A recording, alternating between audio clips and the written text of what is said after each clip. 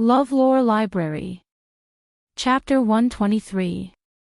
Chapter 123, About to have a breakdown. Once Qin Feng asked, Lu Bingbing found that her body felt strange. Her stomach indeed began to hurt, and the pain kept getting stronger and fiercer. In an instant, Lu Bingbing realized what had happened. A stifling coldness shot out of her body and she glared at Qin Feng. "You've swallowed our cups, didn't you?" "Chief Lu, what do you mean? Why would I swallow the cups?" Qin Feng feigned ignorance. Lu Bingbing gritted her teeth angrily. She already understood what happened. She was played by Qin Feng. Thinking back, Qin Feng probably swallowed the cups when she bent down to pick up the documents. When she thought about how Qin Feng pushed the documents off the desk, Lu Bingbing realized that the brat played her in circles. And to think she even felt guilty earlier. Now, Lu Bingbing thought she was too naive. "Qin Feng, you're very good. You wait, just you wait." Lu Bingbing's stomach hurt more and more. She felt the urge to set everything free. She resisted the urge to beat up Qin Feng that instant, and immediately ran towards the door of the interrogation room. After she finishes releasing everything, then she could come back and clean up Qin Feng. Wait, Lu Bingbing hadn't even touched the handle of the door when Qin Feng leaned on it. "Chief Lu, you have to clarify what you mean. How did I offend you? Why are you making me wait?"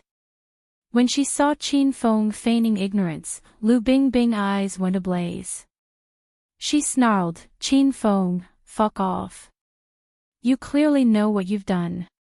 "Chief Lu, I didn't do anything. You're tarnishing my righteous reputation and hurting my noble spirit. If I've done something wrong, just tell me and I'll change. But I can't stand it when people slander me so casually. That's a no-no. So, Chief Lu, you have to explain or I won't let you out."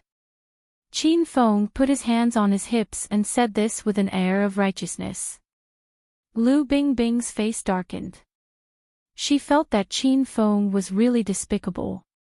He shamelessly talked about fallacies as if they were true. But Lu Bingbing couldn't bring up Qin Feng swallowing the cups because she was the one who put laxatives in it. If she brought it up, she would be the one to get embarrassed. "Move." Lu Bingbing's stomach felt unbearable, and she had no more strength to get mad. "In the name of my virtuous soul and lofty reputation, I'm not moving. Unless you want to step over my dead body today," Qin Feng said with a frown.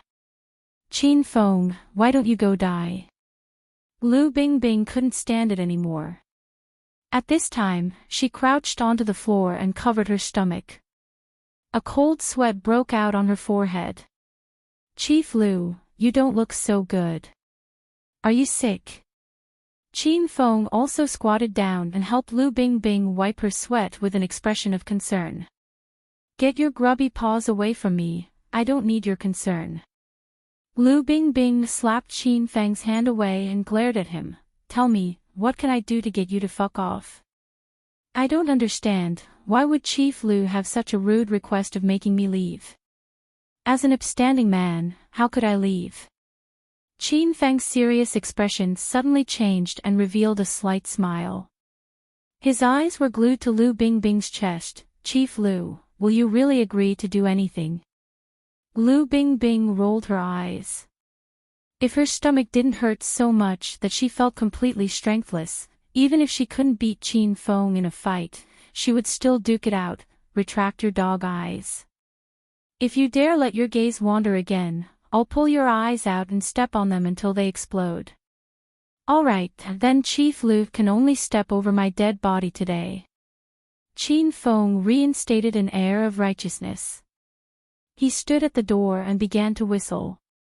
Lu Bingbing desperately had to answer the call of nature, so when she heard Qin Feng's extremely loud whistling, she wanted to go crazy. The color of her face continued to worsen as the laxative came to the stage of peak effectiveness. She felt as though the inside of her body began to boil. She feared that if she didn't get out now, she would embarrass herself. Qin Feng. I can't do it anymore. Hurry up. Not long later, Lu Bingbing put down her front and looked at Qin Feng tenderly. Qin Feng almost stumbled and fell onto the ground. Lu Bingbing's words were too easy to misinterpret. Chief Lu, how do you want me to be faster? Hurry and tell me what you want. Hurry and let me out of here. Lu Bingbing's words were concise and straightforward. She wasn't going to make it soon. Chief Lu, you know that I'm not a petty person that takes advantage of people. If I suggest something improper, will you look down on me and internally laugh at me? Lu Bingbing clenched her teeth and said word by word, I won't. Since Chief Lu already said this, then I'll trouble you and really bring out the improper suggestions. Chief Lu, let's kiss. No way. Even if Lu Bingbing almost couldn't hold it anymore, she flatly rejected this improper request. Qin Feng thought for a bit and said with seriousness, how about this? Hug me and let me feel your sincerity. Then, I'll let you out. Kissing was too much for Lu Bingbing, and even hugging made her feel conflicted. But, due to the circumstances, she was forced to her wits' end. Lu Bingbing clenched her teeth and hugged Qin Feng.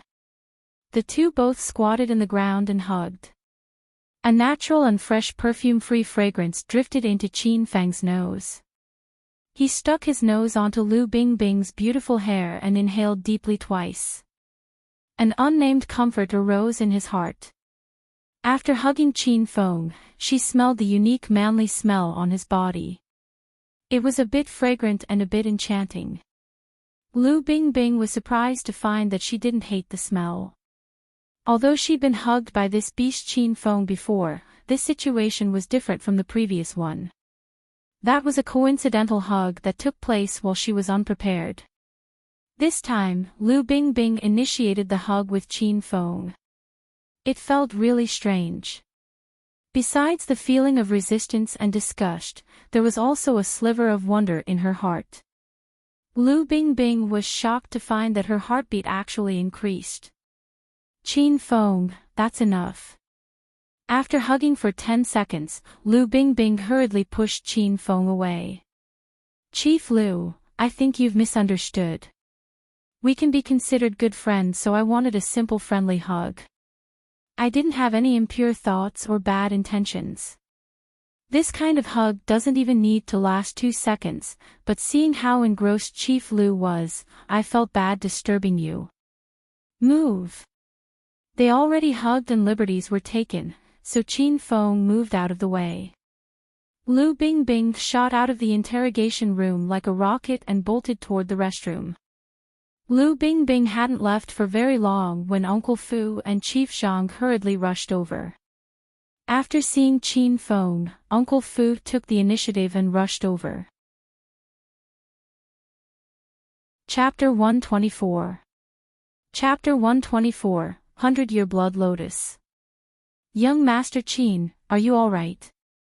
Ro went back to the Qin Manor and said you were arrested. I'm fine. There's no need to worry, Uncle Fu. Qin Feng waved his hand and smiled.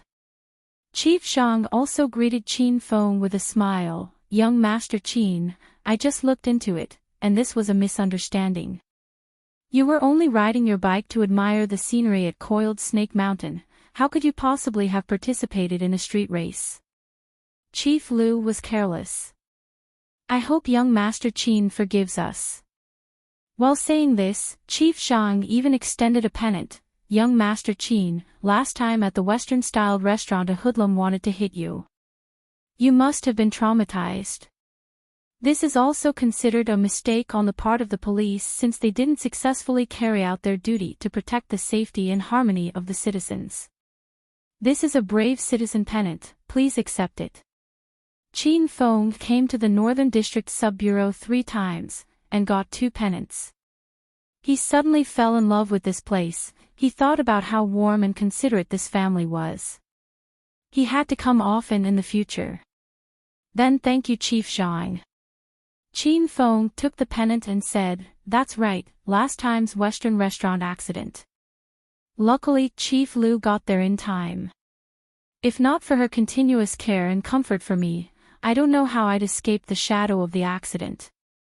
This pennant should belong to the both of us. When you see Chief Lu later, I'll trouble you to tell her about the pennant.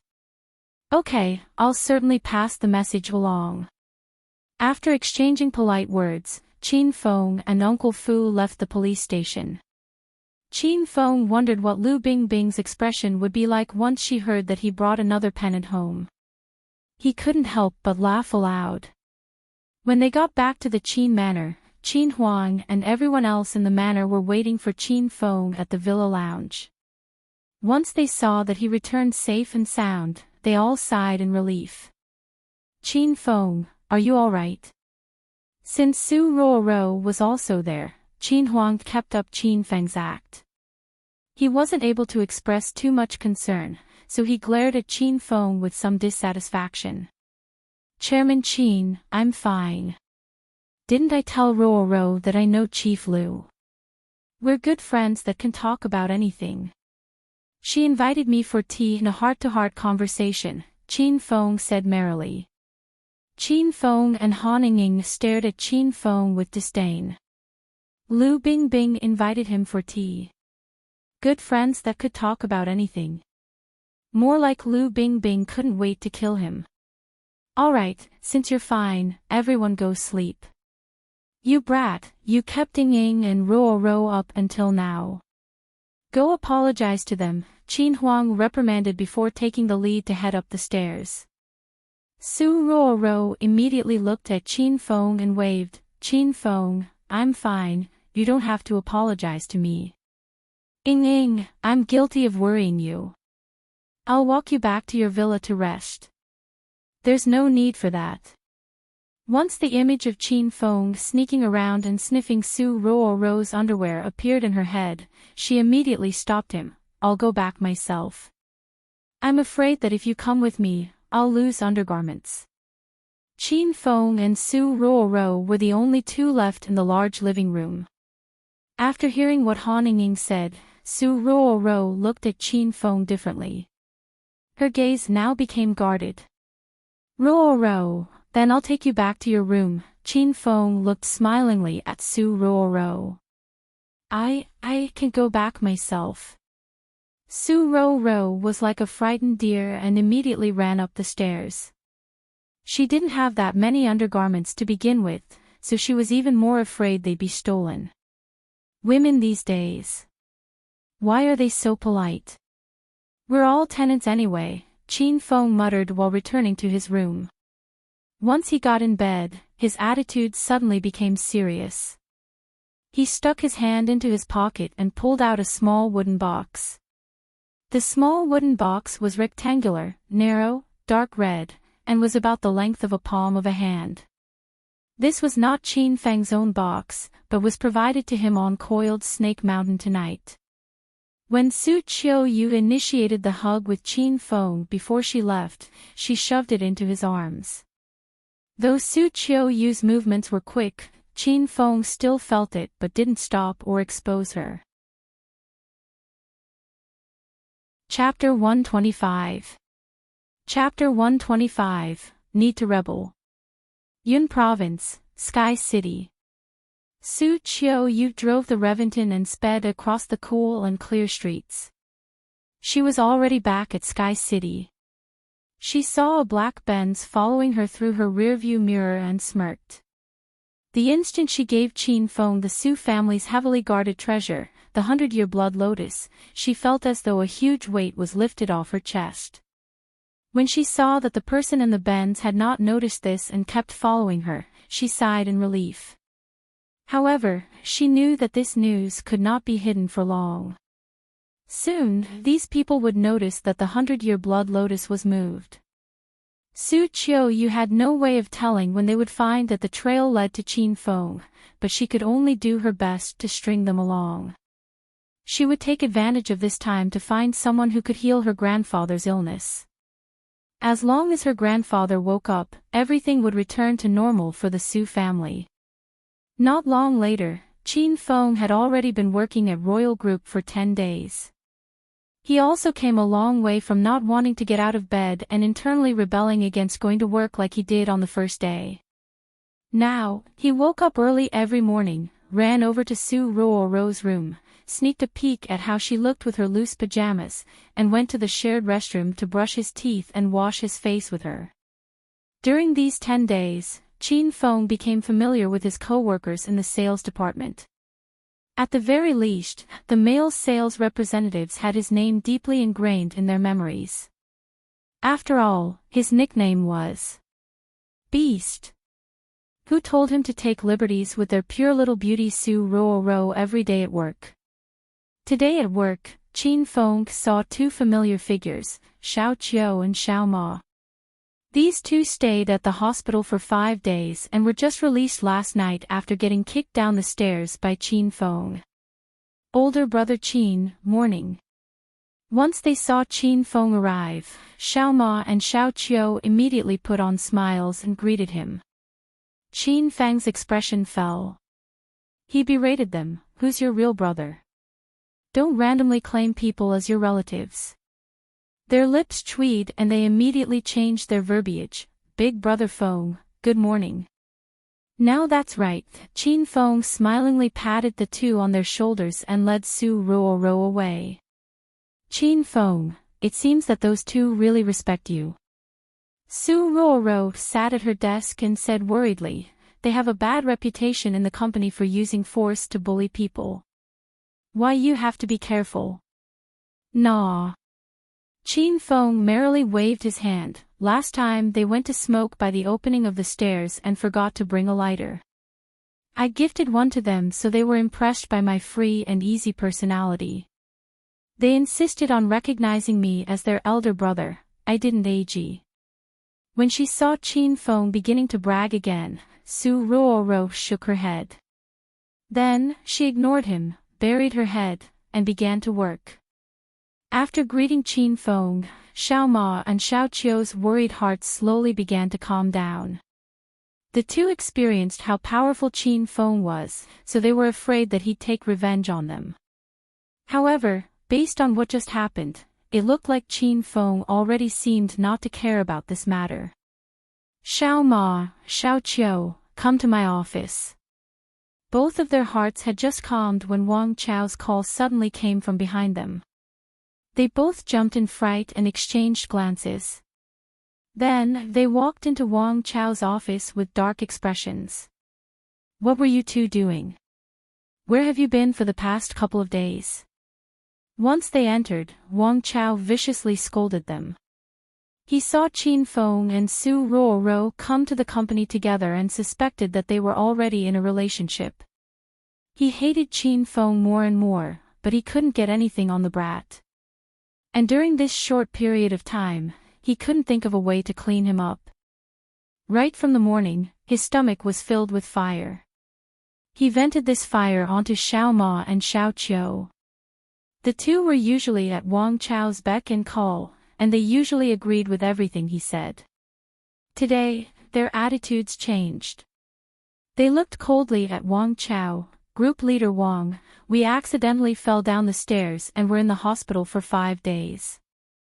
There's no need to be so angry at us, is there?" Wang Chao viciously lifted his head and looked at the two suspiciously. He already discovered an abnormality. Xiao Ma and Xiao Qiu were really strange today. "I want you two to clean up Qin Feng. Why haven't you taken action yet? That brat prances around in my face all day and it annoys me. I'll give you two another day today. If I don't see Qin Feng lying in the hospital, you two can scram." The two were beaten into the hospital because they were trying to help Wang Chao clean up Qin Feng. In the end, they got chewed out instead. Both of their hearts were filled with fire. Aren't you just a little group leader? You seem to treat yourself as someone important. If you want to force us to leave, go ahead. We'll go to General Manager Li and tell her that you commanded us to deal with Qin Feng. If we leave, you'll have to leave as well. What did you say? Wang Chao was stunned, and his pen stopped abruptly. He pushed up his glasses and closely sized up Xiao Ma and Xiao Qiu. He was so surprised that he even thought he recognized the wrong people. Were these still the reverent and respectful, wildly ass-kissing brats from before? They must have fucking eaten bear and leopard gall to be so brave. If you guys dare, say that shit again. I think you two haven't fucking woken up yet. Wang Chao slammed the desk angrily. Qin Feng had not even been cleaned up and these two wanted to rebel. Wang Chao, if you fucking dare make a big fuss towards me again, I'll kill you. Since they had already torn off their masks, they had nothing to hold them back. With one on the left and one on the right, they arrived beside Wang Chao. Each grabbed one of Wang Chao's shoulders and lifted him. What are you two doing? Hurry and let go of me. Okay, you two stinking brats, you want to rebel and you don't even care about your group leader. You clearly don't want to get along in the sales department in the future. In this moment of calamity, Wang Chao directly pulled out his status to suppress them. Xiao Qiu and Xiao Ma hated this the most. Not only did they not let go, their faces immediately became sinister. Wang Chao, you want to make our lives difficult. Consider what you're capable of first. Be careful going home in case you get covered in a sack, knocked out, and thrown into a dumpster. Wang Chao was scared to death. Without his status, his small physique was no ma for Xiao Qiu and Xiao Ma. He was afraid that with a casual smack from them, his skeleton would fall apart. What do you guys want to do? Hurry and let go of me. Your elders don't want to do anything. We just want to clarify to you that starting from today, don't fucking order the two of us about. And don't look for trouble with us or you'll regret it. After saying these harsh words, Xiao Ma and Xiao Qiu let go at the same time. Wang Chao was unprepared and fell roughly on his bottom. His buttocks almost fell apart, and it hurt so much that his face contorted in pain. Xiao Qiu and Xiao Ma pretended that they saw nothing. They strutted out of the office and ruthlessly slammed the door behind them. Wang Chao sat on the ground. After a long time, he still couldn't come out of his stupor. All of this happened too quickly, his little heart couldn't withstand it. What kind of wrong medicine did Xiao Ma and Xiao Qiu take that they became this way?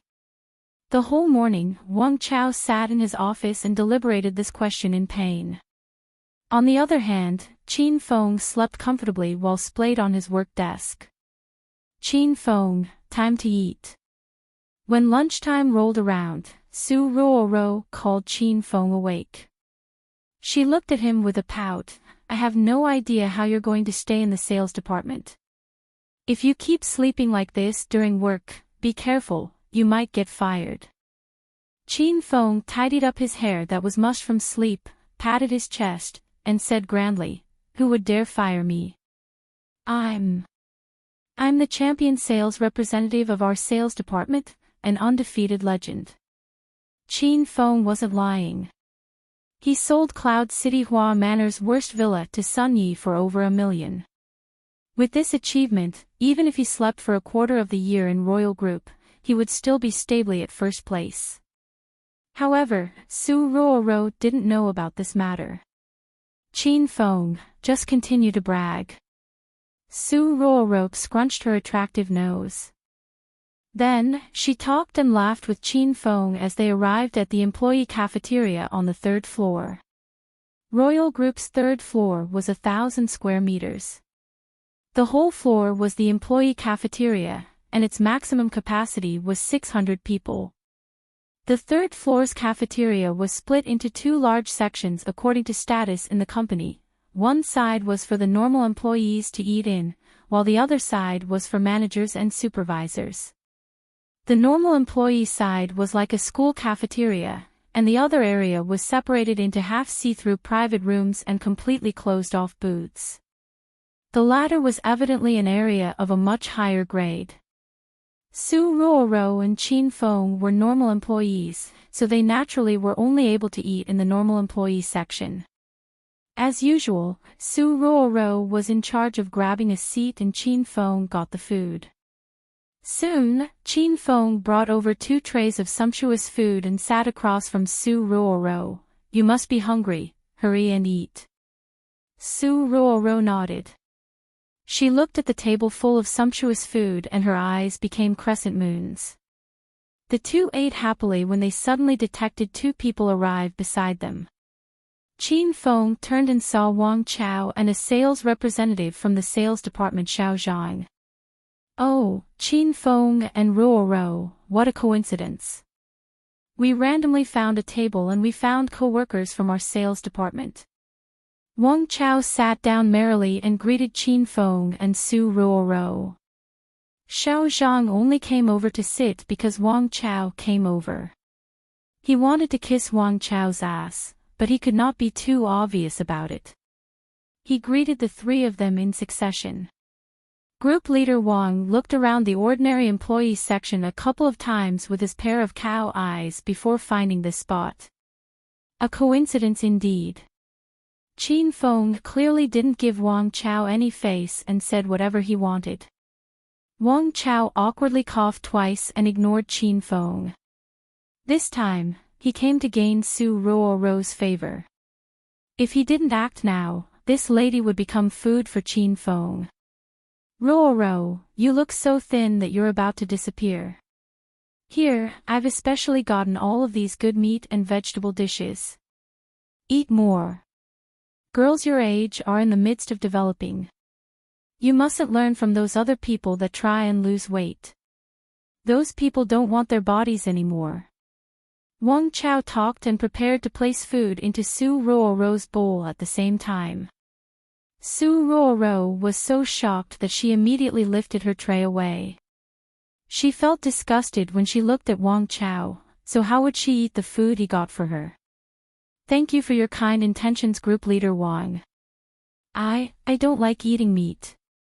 How can you not like to eat meat? Look at this child, are you not going to listen to group leader Wang? Wang Chao put on a serious expression and pretended to be mad as he said, hurry and bring your tray over. As your group leader, I should care about your daily life. What is there to be shy about? Comrade Qin Feng's attitude seems to imply that you have a lot of face in this company. It should be as easy as playing around for you to eat on that side. A group leader like me is truly untalented.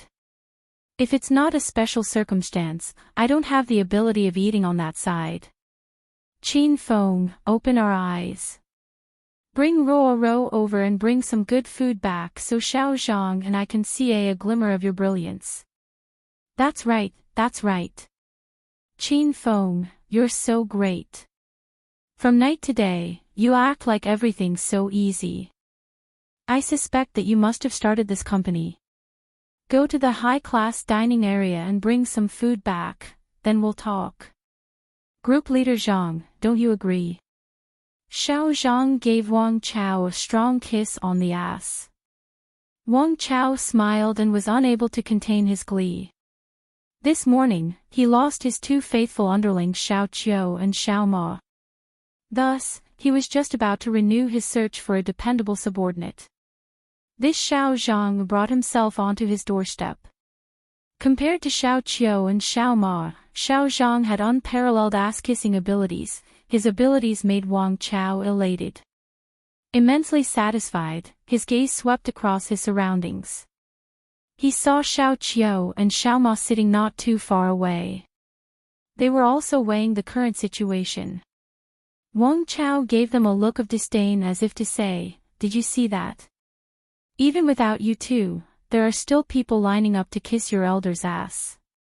On the other hand, Xiao Qiu and Xiao Ma looked at Xiao Zhang with sympathy. They thought to themselves that in a couple of days, he'd also have to check into the hospital. Since group leader Wang and this ass-kissing addict are begging me so sincerely, I'd feel bad refusing.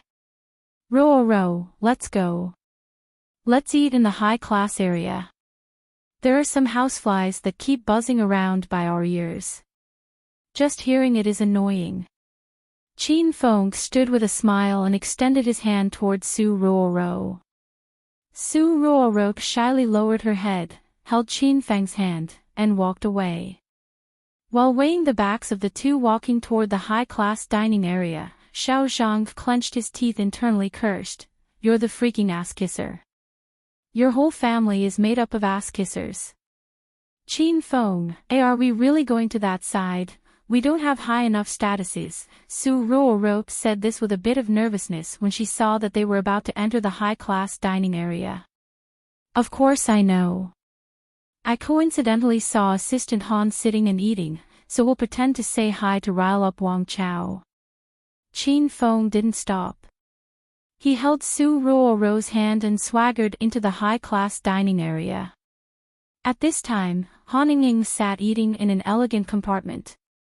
She was enclosed on two sides by wooden carvings. Countless men from all sides had their eyes glued to these partitions. They looked through it and peeked at Han Ying, who was inside. There was the sense of beauty one would feel while admiring flowers through fog. Her hands held the fork and knife lithely as she ate her steak meal.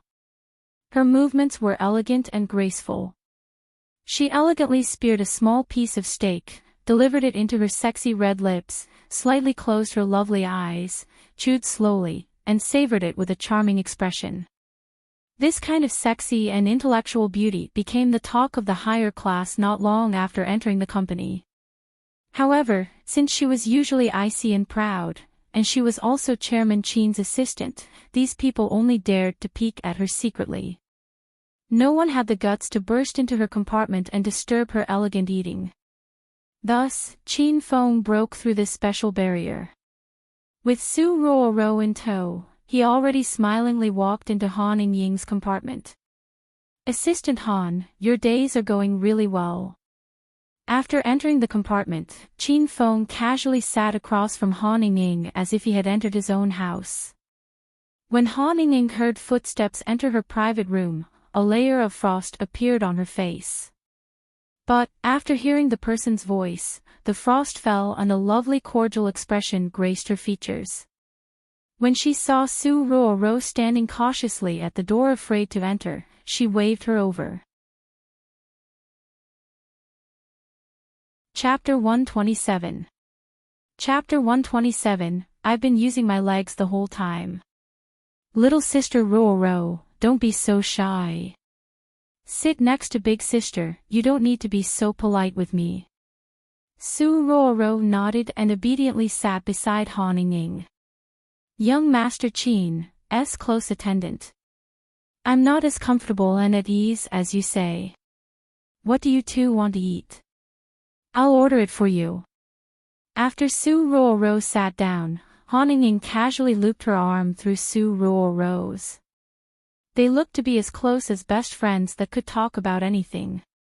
Her charming eyes seemed to have the ability to speak. Her gaze fell on Qin Feng and she looked at him with some coldness. No, Ruoro and I are the little workers at the bottom of the food chain, we can't enjoy Assistant Han's benefits. We just heard that the food on this side was really good, so we wanted to come over and take a look, Qin Feng smiled. Han Ying glared at Qin Feng and suddenly couldn't help but laugh delicately. Qin Feng, you're even being peculiar with me. Be careful, or I might spill everything about you in front of little sister Ruoro. Qin Feng became agitated and grabbed Han Ying's hands.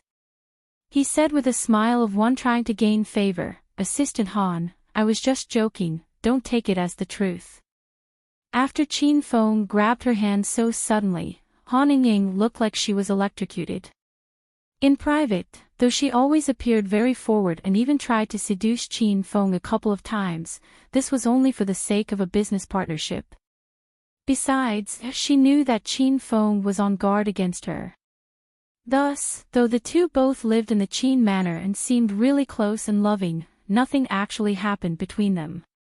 Even when their hands were merely joined like they were currently, Han Ying's heart surged with a peculiar feeling. A slight blush tinted her fair and charming face. She promptly tugged her hands away and continued to look flirtatiously at Qin Feng. All right, I'm not going to chat idly with you anymore. I'll order a steak set meal for each of you. Han stood up to leave. Her elegant figure and movements made it so that wherever she went, the audience's gaze would follow. This scene stunned its audience right from the get-go. Whether it be the managers in the high-class area or the employees in the ordinary employee section, all of them had their mouths wide open as they stared dumbstruck at this scene. One of these girls was the pure jade beauty Su Ruoro of the ordinary employees, and the other was the fiery hot queen Han. One was of water and one was fire. These people would be unable to contain their happiness if they could get even one of these two high-quality, extraordinarily beautiful women. However, they now saw a man from the ordinary employees section sitting and eating with both of these beauties at the same time. They even talked and laughed. The audience felt as though they were shot by 10,000 arrows. They could not comprehend what women looked for in a mate these days.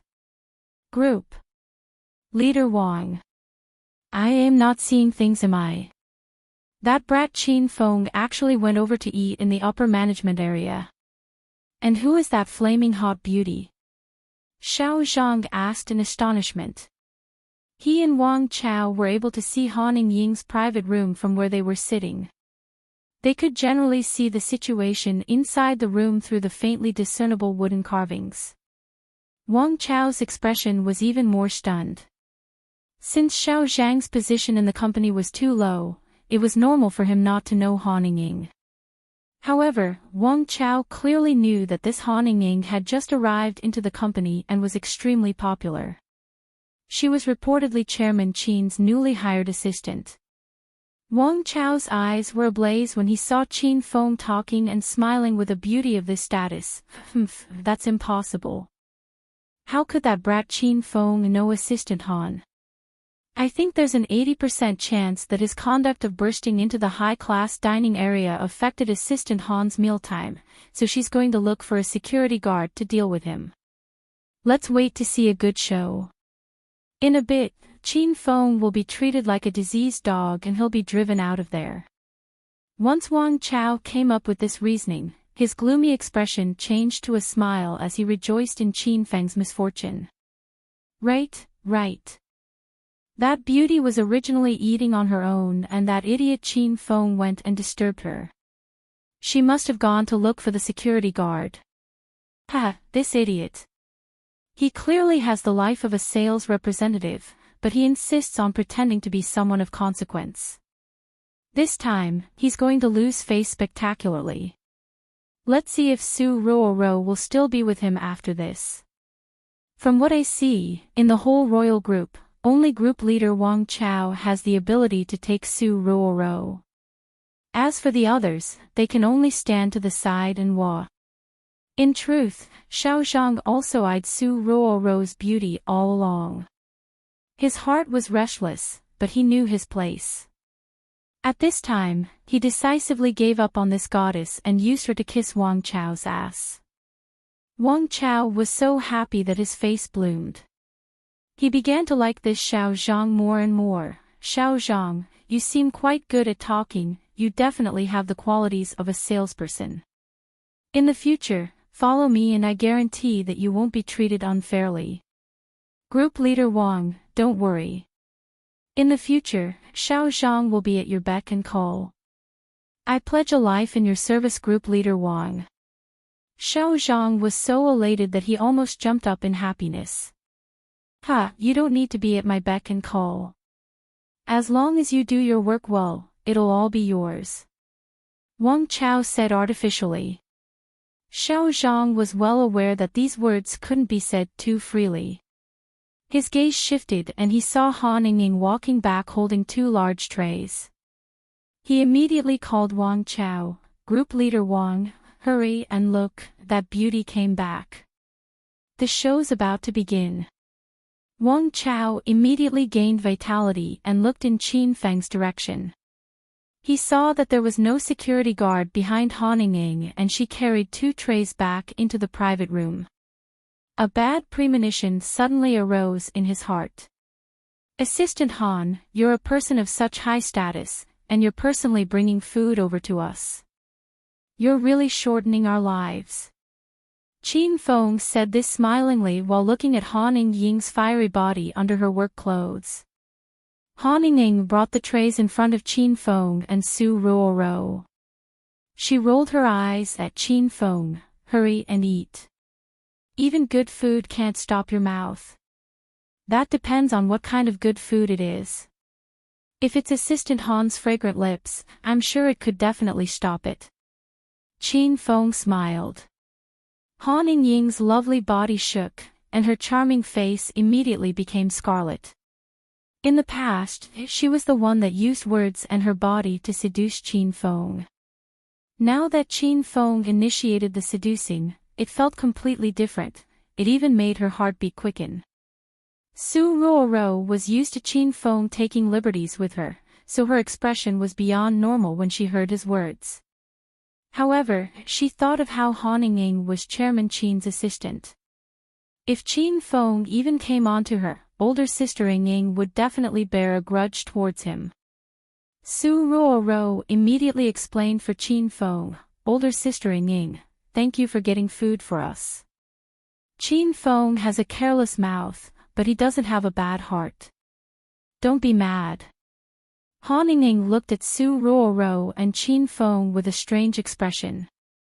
A complicated feeling arose in her heart. However, she smiled outwardly and said, little sister Ruoro, no need to be polite. I didn't realize that you and Qin Feng became so close. You're beginning to seem like a little wife in that you're helping him talk. Su Ruoro's face became completely red. She shyly ate her steak and didn't know what to say. Qin Feng didn't touch the utensils on the dining table. He looked at the steak, juice, and fruit salad before him and thought about the communal food in the ordinary employee section. He suddenly stood. Qin Feng, what are you doing? Han Ying immediately asked this once she saw Qin Feng's expression change. Breaking some traditions. Qin Feng looked back and smiled. He was already standing before a row of French windows. This row of French windows separated the ordinary employee section from the high-class section of the cafeteria. Qin Feng stood before the French windows and could see several hundred employees eating in the ordinary employee section. He could also be seen by the tens of managers and supervisors in the upper management section. His lips quirked into a relaxed smile. He suddenly lifted his leg and kicked through the French windows. Bang! An enormous sound made all of the people in the third-floor cafeteria jump in shock. One after another, they all looked over. A tall and slender man was crazily kicking and shattering the row of French windows. He looked thin and weak, but his explosive strength was very frightening. With each kick, a piece of glass from the French windows fell and shattered onto the ground. From behind, he suddenly appeared larger and taller. The gazes of the several hundred people in the ordinary employee section became heated. They stared attentively at Qin Feng's every move. Not long ago, this wall was the chasm in their hearts that separated them from the upper class. It was coldly erected as a constant reminder that they were all ordinary employees, that they had the lowest wages, that they did the hardest work. Must they eat from a tasteless communal rice pot? They were dissatisfied, deeply dissatisfied. However, they didn't dare suggest criticism because pretty much every large company had this kind of cafeteria that separated the classes. They knew to be satisfied that they were even able to work at Royal Group and that they could support their families. How could they risk losing their jobs to contemplate these kinds of unrealistic ideas? But, now they saw someone who dared to stand out. This was an ordinary employee that did what they had always imagined. He was crazy, tyrannical, and reckless. Their previously suppressed emotions came bubbling forth. One by one, they produced earth-trembling rallying cries from the bottoms of their hearts. Bang bang bang. Qin Feng already kicked over the glass in the row of French windows on one side. Now, he ran over to the left side and commenced another bout of wild kicking. He was like a wild beast that had gone crazy. He was unrestrained and did what he wished. Since he thought this wall couldn't exist, it didn't. Hey, what are you doing? Hurry and stop right now. Suddenly, a voice reprimanded behind Qin Feng. A large, tall, and handsome young man that exuded an air of success walked over. This was a new addition to Royal Group's finance department, Lin Shuai. He was a student that had just returned from studying abroad in Australia. Not long after joining the company, he went from being a little assistant financial analyst to the position of a gold medal financial analyst. Because he was only 25, young, handsome, and rich, he was the resident celebrity that all of the single females in Royal Group chased after and crushed on. Lin Shuai's sudden appearance didn't stop Qin Feng. Qin Feng was still happily sending out flying kicks. This simple unbased disregard immediately froze Lin Shuai's face. He neared Qin Feng and bellowed deeply, "I told you to stop. Are you trying to start a revolt?" Qin Feng continued to kick down the remaining glass wall. He said innocently, "Are you blind? I didn't move my arms, I was using my legs the whole time." Since she managed all of the people in the department and there was now someone from the sales department causing trouble, she held a large portion of the responsibility. While rushing over, Li Yuchen thought of over 100 ways Qin Feng could be causing trouble. Maybe there was a cockroach in his food and he started an argument with the cafeteria staff. Maybe he was picking up girls during lunch and she ignored him so they started up a fuss. Or maybe Qin Feng didn't pay for his food and got into a tussle with the security guard. Once Li Yuchen saw the messy scene and broken glass all over the ground, she realized she underestimated Qin Feng's ability to cause trouble. "Qin Feng, what are you doing?" Li Yuchen ran to Qin Feng's side with an icy expression. She was extremely angry and began to bellow at him. For the sake of her mother's wishes of marrying her into the Qin family, it wasn't easy for her to squeeze into Royal Group, the company of 500 strong. However, she still hadn't formed a relationship with young Master Qin. Now, Qin Feng went around smashing things in the cafeteria. This matter could be big or small. If it got big, she could forget about keeping her position as general manager of the sales department, she could just pack up and leave. If this really had to happen, Li Yuchen would definitely chew Qin Feng's head off. "General Manager Li, perfect timing. I did a great thing for our company. In a bit, upper management should be here. Just stand here and don't leave. I'll split the credit with you." In this precarious scene, Qin Feng's words stunned the entire audience. Wang Chao, Lin Shuai, and Xiao Zhang laughed so hard that tears came out of their eyes. Those several hundred ordinary employees were moved to tears by Qin Feng's indomitable energy. Clack clack clack. The crisp rhythm of high heels drifted over. Each step seemed to trample on its audience's little hearts. The heartbeats of the males increased, and their gazes followed this pair of high heels. What they saw was black stockings, slender, smooth and round calves, perky and impressive buttocks, a full willowy waist, a swelling and full chest, a white and beautiful jade neck, and charming and beautiful features. No matter what position they held, the spectators couldn't take their eyes off her. Everywhere, everyone's blood heated. Han Ying walked unhurriedly into the crowd. She passed Lin Shuai and Wang Chao, walked past Li Yuchen, and lastly stood beside Qin Feng. "Qin Feng, tell everyone why you did this." Han Ying's elegant and slightly cold voice passed through the cafeteria. It didn't seem like she was talking to Qin Feng, it seemed as though she addressed all of the people in the cafeteria. She looked around and smiled charmingly. All of the people were drunk on the sight. They forgot about Qin Feng angrily smashing the French windows. Instead, all of them were daydreaming about whether or not they would defy expectation and be fancied by Han Ying. Assistant Han is right, you have to give everyone an explanation. Lin Shuai was enchanted by Han Ying as well, but he used all of his might to check himself. He immediately catered to Han Ying's words and sternly commanded Qin Feng. He clearly misunderstood Han Ying's words. By talking to Qin Feng so maliciously and arrogantly, he already offended the two beauties at the scene. Han Ying and Su Ruoro both eyed him with dissatisfaction. That cricket, right? Qin Feng looked at Lin Shuai and asked earnestly. It's Lin Shuai. Lin Shuai cut him off furiously. I know, but I like calling you cricket.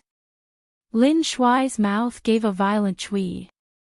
He felt as though his heart was ruthlessly hammered. He asked with a gloomy expression, why were you calling me? Go pour me a cup of water. I'm thirsty from smashing so many glass walls. Qin Feng spoke like he was addressing a subordinate. The audience was stunned. Chapter 129. Chapter 129, Give him the additional wages. As the gold medal financial analyst of the finance department, being commanded to pour water for a little sales rep made Lin Shuai so angry he wanted to kill someone. He said unhappily, why do I have to pour water for you? I think you should explain your vile behavior first. I was just about to explain, so that's why I told you to pour water. I'm thirsty, I have to finish drinking the water before I can speak. Hurry and go. Ha! Why are you still not going? Didn't you say Assistant Han was right and I need to give everyone an explanation? Now that I want to explain, you're not letting me. You clearly mean to oppose Assistant Han. Cricket, do you hate Assistant Han? Are you trying to intentionally go against her? Lin Shuai jumped in shock.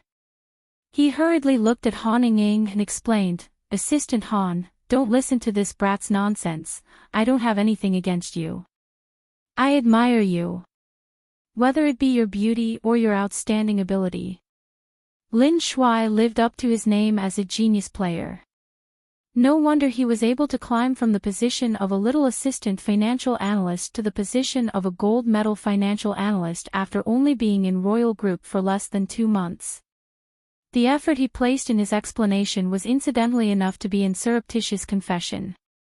Once these words came out, Han Ying sighed deeply and retracted her charming smile. Her expression fell. Manager Lin, hurry and go pour the water. Lin Shuai looked like he was dizzy from being struck in the head. He would have never thought that Han Ying would agree to Qin Feng's shameless and disrespectful request. However, reality was that Han Ying had spoken. She told him to pour water for this sales representative Qin Feng. Though he was reluctant, Lin Shuai ended up gritting his teeth and getting the water for Qin Feng under the countless gazes of the audience. Qin Feng took the water and immediately splashed it onto the ground. Wow, it took half a day of fussing around to pour water. Now I'm no longer thirsty. Qin Feng, you. Qin Feng, give everyone an explanation now. Han Ying requested again. Once she spoke, the noisy cafeteria immediately fell quiet. Of course I'll give everyone a statement. But this is not an explanation, it's a critique. Qin Feng stood in the crowd with seriousness. He stood perfectly straight like a javelin, and his voice was loud and clear. In this restless and robust society, we were all able to become members of Royal Group and co-workers that work hard together. This is something to be elated about. This is a warm and secure family, it's one where we can all develop our own places to shine. Here, we splash down every drop of the sweat of our youth and withstand hard work and criticism. We're all the lowest-leveled ordinary employees that do the hardest work. We must withstand the most abuse and questioning, and we get the lowest wages. But, we haven't given up, we're all doing our best to fight on. However, even when we're eating lunch, the cafeteria has to be split by ranks and grades. Hungry ordinary employees like us who were busy all morning are given unappetizing food from a communal rice pot, while these higher-level people who played games and only took 2 calls in the morning aren't hungry but eat a more nutritious and luxurious meal. My behavior at first was crazy indeed, but my thoughts are simple. I need to tear down this separated relationship, this wall that has divided our trusting and loving family. When we eat and rest, we should throw away status and all be good friends. We should not separate it by status. Instead, we should happily eat and talk together. Now, there are only 3 glass walls left. Those that agree with me can come over and kick them down. When Qin Feng's words fell, these people were all in shock. Otherwise, you'd let these important customers eat with you ordinary employees?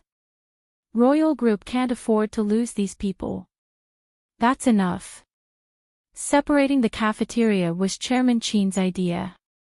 It's too laughable for a mere sales representative to want to be a leader. Ha! Lin Shuai was the first to step up to oppose Qin Feng. He began to laugh without restraint.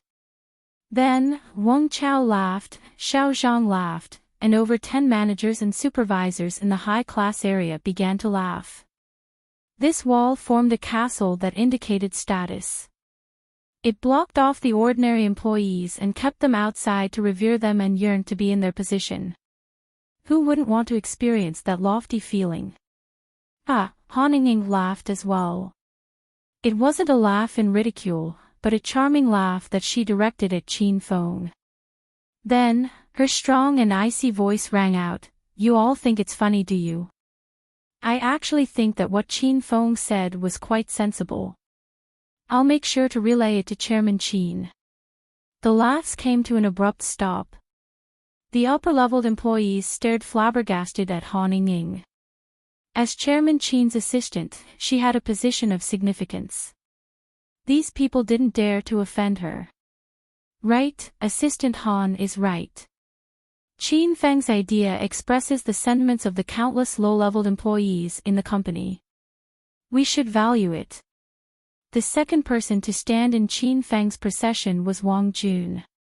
After expressing his sentiments, he looked at Qin Feng in another attempt to curry favor with him. Lin Shuai had originally come here to give Han Ying a good impression of him and to get in her good graces. Now, he was slapped ruthlessly in the face. He was so angry that his neck turned red. He wanted to stand up and protest to salvage some face when a deep and robust sound arose in the cafeteria. All of the gazes instantly flitted over to look. Once they were able to clearly see who it was, their jaws fell to the ground in shock. Clap clap. Qin Huang, accompanied by 2 directors, walked over while clapping his hands.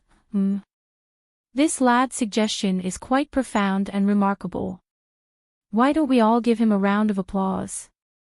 After an extended silence, an earth-shattering applause rumbled through the cafeteria. Now that Chairman Qin stood out and expressed his opinion, whether it be the employees in the ordinary employees section or the high-class section, everyone pasted a smile on their face and cheered and applauded with all their might. Cricket, Wang Chao, ass kisser. You 3 opposed my suggestion earlier, why are you clapping? A man of character should stand by his words, he shouldn't succumb to the pressure of the powerful. Qin Feng smiled while he said this to the 3. The 3 of them had their hearts pierced with arrows. It hurt so much they couldn't speak. Qin Feng, you're too amazing, I'm happy for you. Su Ruoro pranced excitedly to Qin Feng's side. She felt the same way about this issue of dividing the cafeteria, but didn't have the guts to express her sentiments. Just as not all milk is milk deluxe, not all people can become hedonists. Okay, everyone quiet down. Qin Huang waved his hands and indicated for everyone to be quiet. The atmosphere that was as bustling as the Chinese New Year special instantly quieted. Qin Huang's smile swept over every person. He said steadily, I think this young lad's suggestion is very good, and your strong reaction shows that you also agree. Then, beginning from today, the employee cafeteria will no longer be partitioned. Everyone will eat the same food and enjoy the same lunch benefits. After hearing Qin Huang's decision, the normal employees felt as though they were dreaming. This feeling of bliss arrived too quickly. When they thought about the wonderful food in the high-class area such as the steak banquet and French cuisine, they immediately began to drool. Their gazes simultaneously fell on Qin Feng. He brought on all of this. In their eyes, Qin Feng was this lofty. He was like light, wherever he was, brightness and pleasure followed. Then, Qin Huang said a couple more sentences and let everyone eat. He went beside Qin Feng and glared at him while no one was paying attention. Stinking brat, was there a need to cause such a ruckus when all we had to do was get rid of the divider separating the sections in the cafeteria? You could have just called me and we'd be done with it. Chairman Qin, as a little sales representative in the company, how would I know your phone number? Even if I called, you would ignore me, Qin Feng said casually. Qin Huang's expression darkened. He was about to get angry. But, after thinking for a bit, what Qin Feng said made a lot of sense. You did pretty well this time. Keep up the good work. In the end, Qin Huang said a couple of sentences in praise. When he heard Qin Feng's passionate speech earlier, a large wave also swelled through his heart.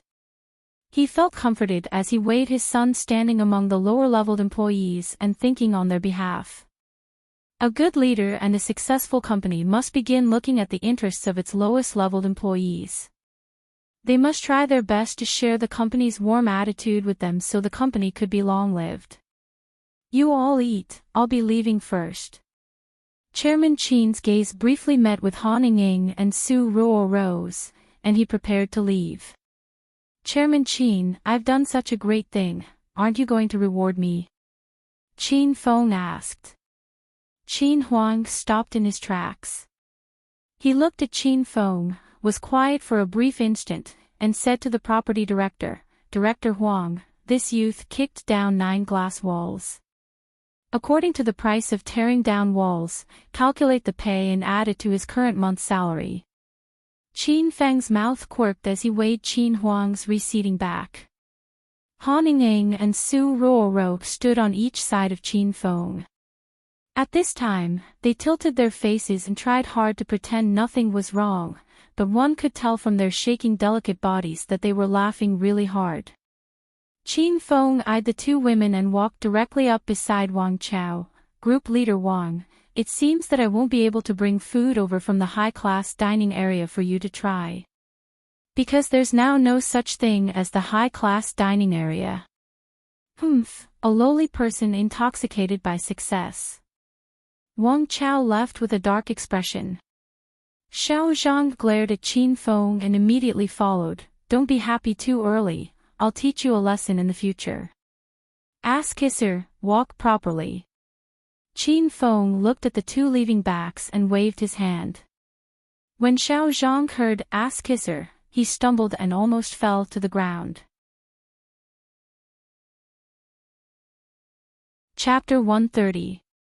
Chapter 130, you shower first, I'll be there right away.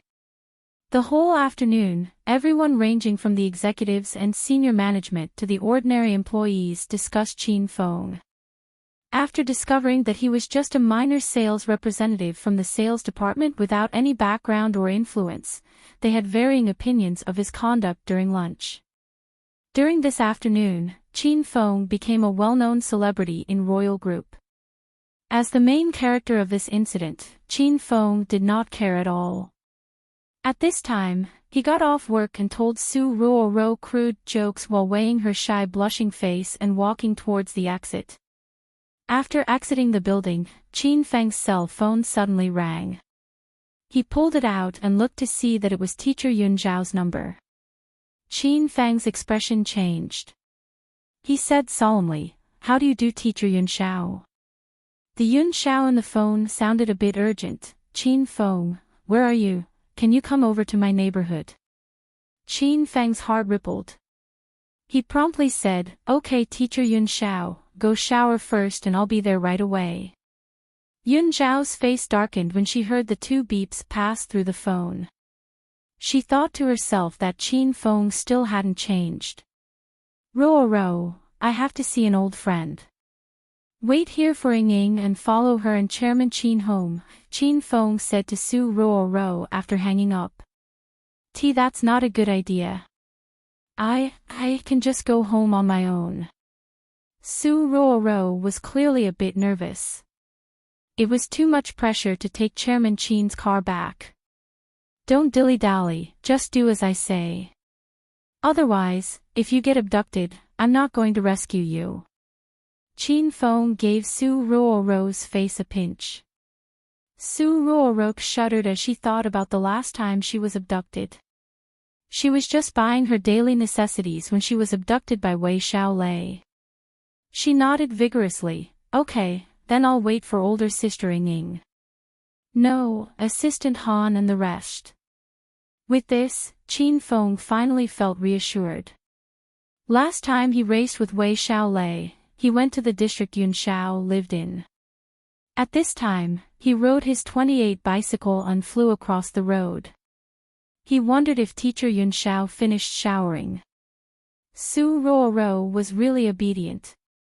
She waited at the entrance to the company and weighed Qin Feng slowly receding back. Not long later, Han Ying and Qin Huang came out together. Su Ruo walked up to them and explained the plan. Han Ying linked her arm with Su Ruo's and they stepped into the Benz together.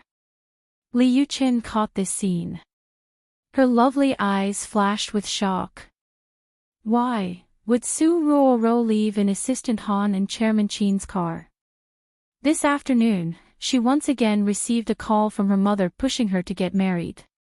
She wasn't young anymore, so she decided that from today onwards, she would wander around the Qin manor every day after work. She didn't believe she wouldn't be able to bump into young Master Qin.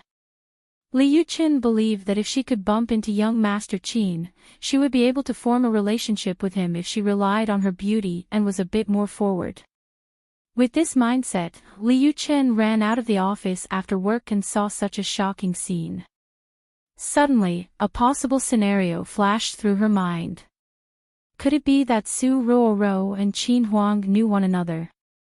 Then she'd definitely know young Master Qin. If this was the case, it would be better if she tested the waters when Su Ruo came to work tomorrow. Li Yuqin couldn't help but sigh.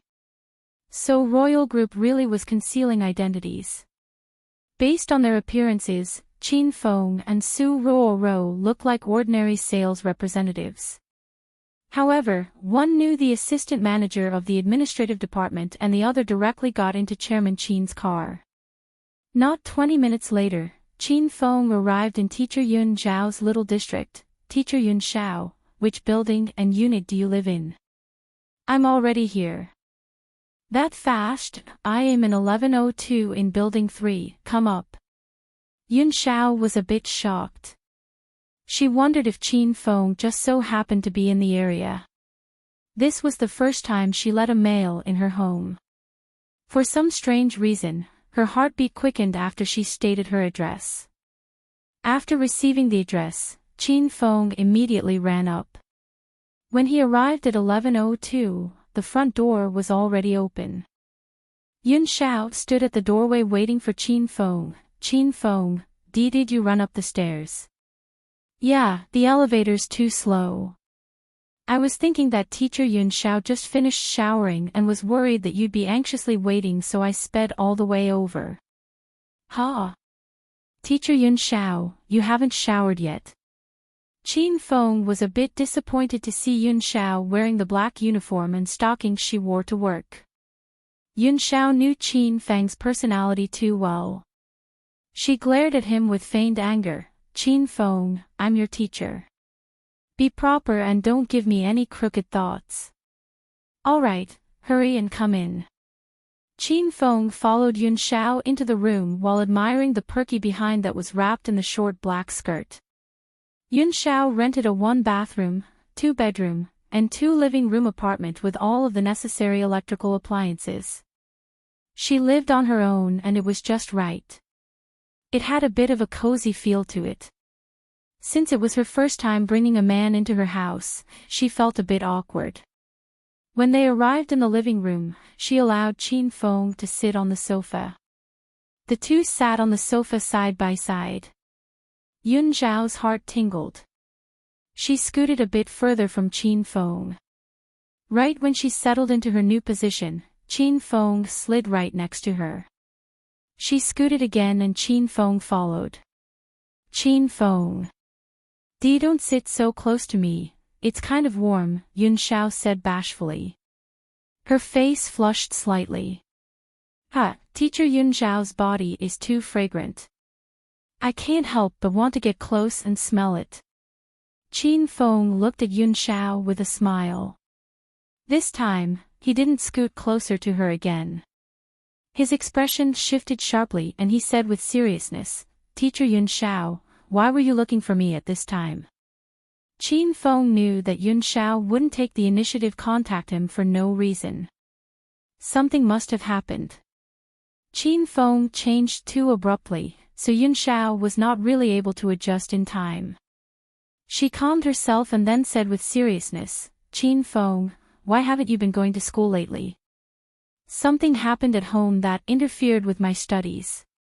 I should have found some time to tell Teacher Yun Zhao this personally, but I was busy all the way until now. I'm really sorry, Qin Feng said. Yun Zhao shook her head and smiled, since something happened at home, then I can't blame you. I trust that your father should have notified the school. But at your age, your primary job is still to study. If your family matter wraps up, it would still be best to go to school. Yun Zhao resumed her role Qin Feng's teacher and taught him closely.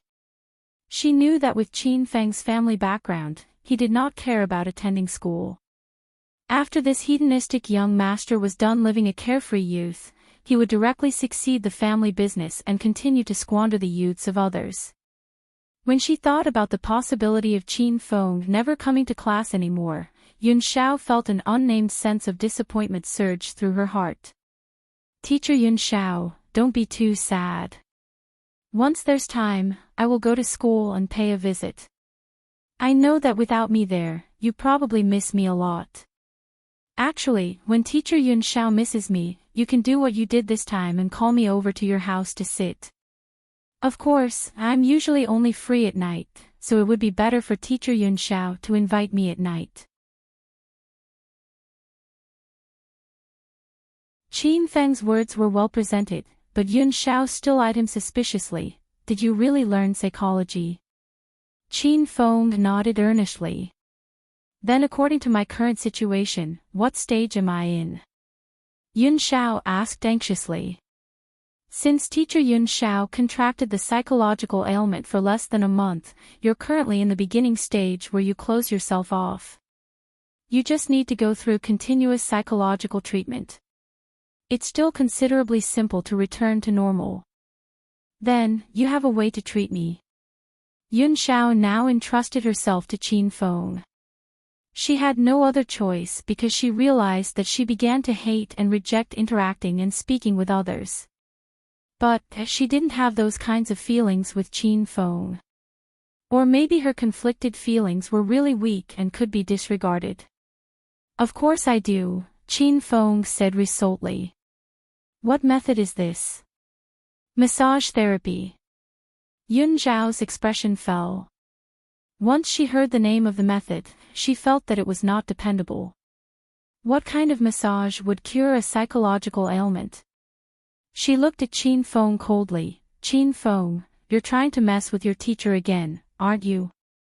Qin Feng's expression was serious the whole time. He shook his head and said, Teacher Yun Zhao, you've misunderstood me. This massage therapy was carefully studied. First of all, once you undergo qi flow massage, it'll scatter the knotted depressed energy and allow your internal qi to flow properly. Secondly, when massaging, I'll come into close contact with you. I'll agitate you and let you slowly acclimate to interacting with others. Lastly, you'll achieve a stage where you won't reject interaction or contact with anyone. When she heard that close contact was required, Yun Zhao's heartbeat immediately increased. Once again, she felt suspicious of Qin Fang's intentions. But, when she saw how serious and dignified he looked, it didn't seem like he was lying.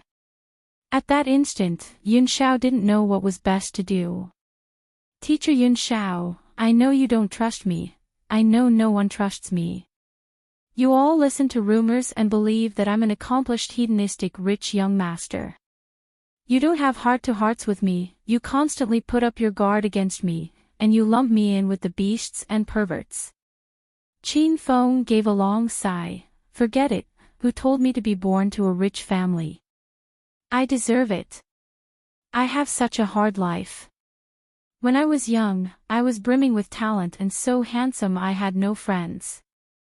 Those that interacted with me either took a fancy to my family's business or our reputation. I was treated as an object and was used time and time again. As a result, I even acquired these bad names. I originally thought that Teacher Yun Zhao was different from those base people and would know and understand me. I thought you could treat me earnestly and wouldn't put up your guard against me like you'd guard yourself from a thief. Alright, since this is the case, then I'll leave first. No matter what, I sincerely wish that you get well soon, Teacher Yun Zhao. Qin Fang's head drooped and he showed Yun Zhao the view of his extremely sad and dejected back. His steps were small and it seemed like it took a lifetime to walk a distance less than 10 meters. He wanted to give Yun Zhao time to urge him to stay. Qin Feng. When Qin Feng already got to the door, Yun Zhao's soft voice suddenly drifted over. Can you stay and help treat me? Qin Feng's back faced Yun Zhao so she didn't see the evil smile of someone who got away with his plan that graced Qin Feng's face. Qin Feng turned and resumed an expression of loneliness. He looked at Yun Zhao. Teacher Yun Zhao, you don't have to force yourself because you pity me. I think it'd be better if I went home. Qin Feng, don't leave. Yun Zhao suddenly rushed forward and hugged Qin Feng from behind. Teacher was wrong at first. You were kind enough to offer me therapy and I put up my guard against you. It's nothing more than close contact, nothing more than a massage. We even hugged already, so what's there to be afraid of? I'll stop talking, you're the doctor and I'm the patient. In the doctor's eyes there's no such thing as gender. I hope that we could also toss away these worldly concepts and our identities. What do you say? Qin Feng suddenly turned and pulled Yun Zhao tightly into his embrace. Chapter 132. Chapter 132, Who the hell has those kind of guts? Qin Feng grabbed onto Yun Zhao's arms and persevered. He was prepared to pass this rut with perseverance. Maybe it might help rid Yun Zhao of her social trauma once and for all. Qin Feng anchored her arms and legs. Yun Zhao struggled with all her might but couldn't escape. At this time, she began to scream. She suddenly lost all the strength in her body and extended her neck to slam her head into the corner of her bedside cabinet. I can't do this anymore, I'm going to die. Qin Feng had sharp eyes and lithe hands. He immediately grasped Yun Zhao's willowy waist and pulled her back. When he saw Yun Zhao fall into hysterics, Qin Feng did not dare to continue. If this went on, he was afraid he'd forced her into insanity before curing her of her social anxiety. Teacher Yun Zhao, don't be afraid, I'm Qin Feng. I'm getting down. I'm not touching you anymore. Teacher Yun Zhao, wake up. Qin Feng crawled off Yun Zhao's body, cupped her face, and shook it. Yun Zhao slowly calmed down and stopped yelling. After another couple of minutes, the red veins in her eyes slowly receded, and the coldness that shot out of her body retracted. Then, she fell limply onto the bed and stared at the ceiling in a daze. Qin Feng. What happened to me at first? Yun Zhao suddenly asked after a while. Nothing much, Teacher Yun Zhao was extremely cooperative for the therapy. Now the therapy is over, so rest well, Teacher Yun Zhao. Qin Feng said with a smile. Yun Xiao nodded. She knew for certain that she lost her senses earlier, but good thing an incident didn't occur. She weighed Qin Feng's receding back and suddenly thought of something. Qin Feng, do you know where Lin Beibei went? Qin Feng halted in his steps. He turned and asked while standing at the door, what happened to Lin Beibei? She hasn't come to school for the past 2 days. Do you know where she is? Qin Feng's eyebrows immediately furrowed. Teacher Yun Xiao, when did she stop going to school? Qin Feng and Yun Xiao both knew that Lin Beibei was a good, studious student. She never cut class for no reason, much less miss class for a couple of days. Yun Xiao thought about it then said, 3 days ago. Qin Feng did an internal calculation and realized that Lin Beibei didn't go to school starting from the day after he went shopping with her. Qin Feng, there's something that I don't know whether or not I should tell you about. Yun Xiao's long, shapely eyebrows furrowed slightly. She thought about the time she saved Lin Beibei by the sports field. She hesitated and didn't know whether or not she wanted to mention it. Teacher Yun Xiao, if there's something to say, then say it. Qin Feng became serious and felt a bad premonition. 4 days ago, I saw Lin Beibei get pulled into the little forest while I was on the sports field. She was almost molested by that person. Yun Xiao ended up mentioning it. Good thing I got there in time and saved her. Who was it? Who the hell had those kinds of guts?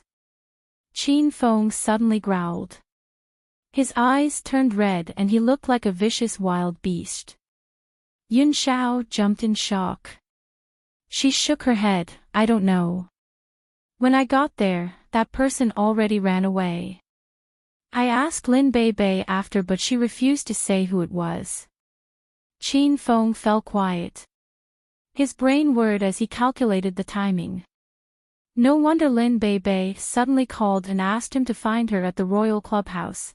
No wonder she was a bit different than before and was extremely dependent on him. No wonder her face was a bit red and swollen. She even found an excuse and said she was allergic to a makeup product. She didn't even need to put on makeup. That must have been because she was hit when she resisted. Qin Feng cracked his knuckles, turned around sharply, and disappeared through the room door. Before Yun Xiao came to, Qin Feng was gone.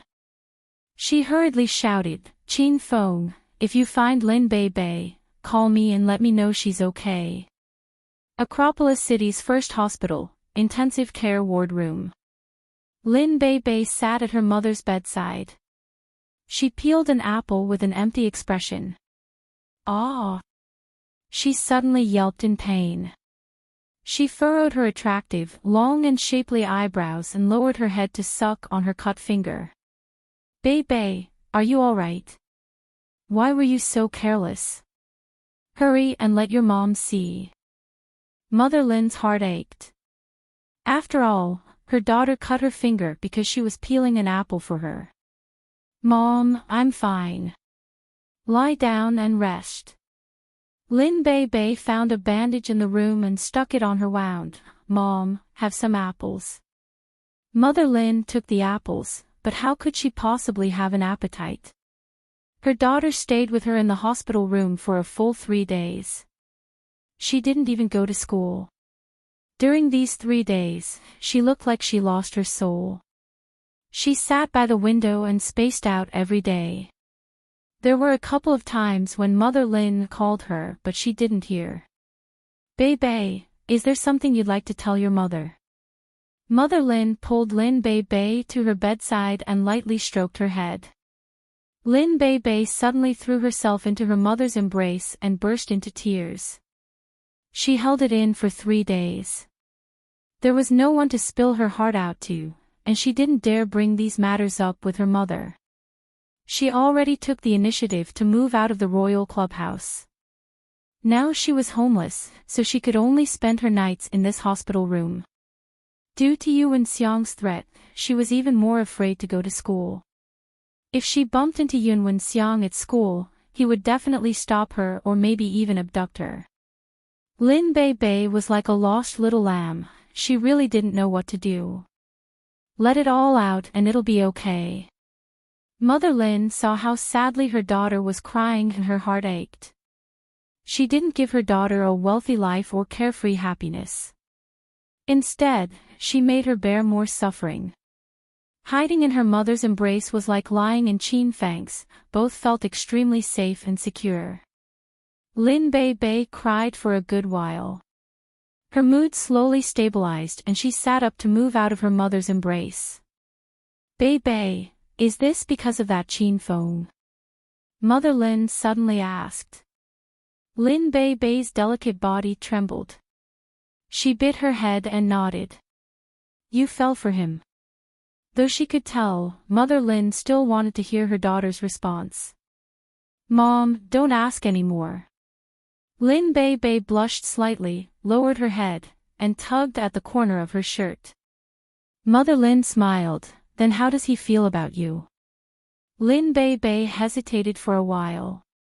She couldn't quite tell how Qin Feng felt about her, and that was why she was in so much pain. He cared a lot about her and protected her, but he didn't clearly break through that layer of gauze. And 3 days ago, he even rejected her. Bei Bei, you're now an adult. There are some things your mother can no longer protect you from, but I still worry about you. It's very normal for you to like someone, but you have to clearly understand their character and other aspects of them so you know whether or not they're worth liking.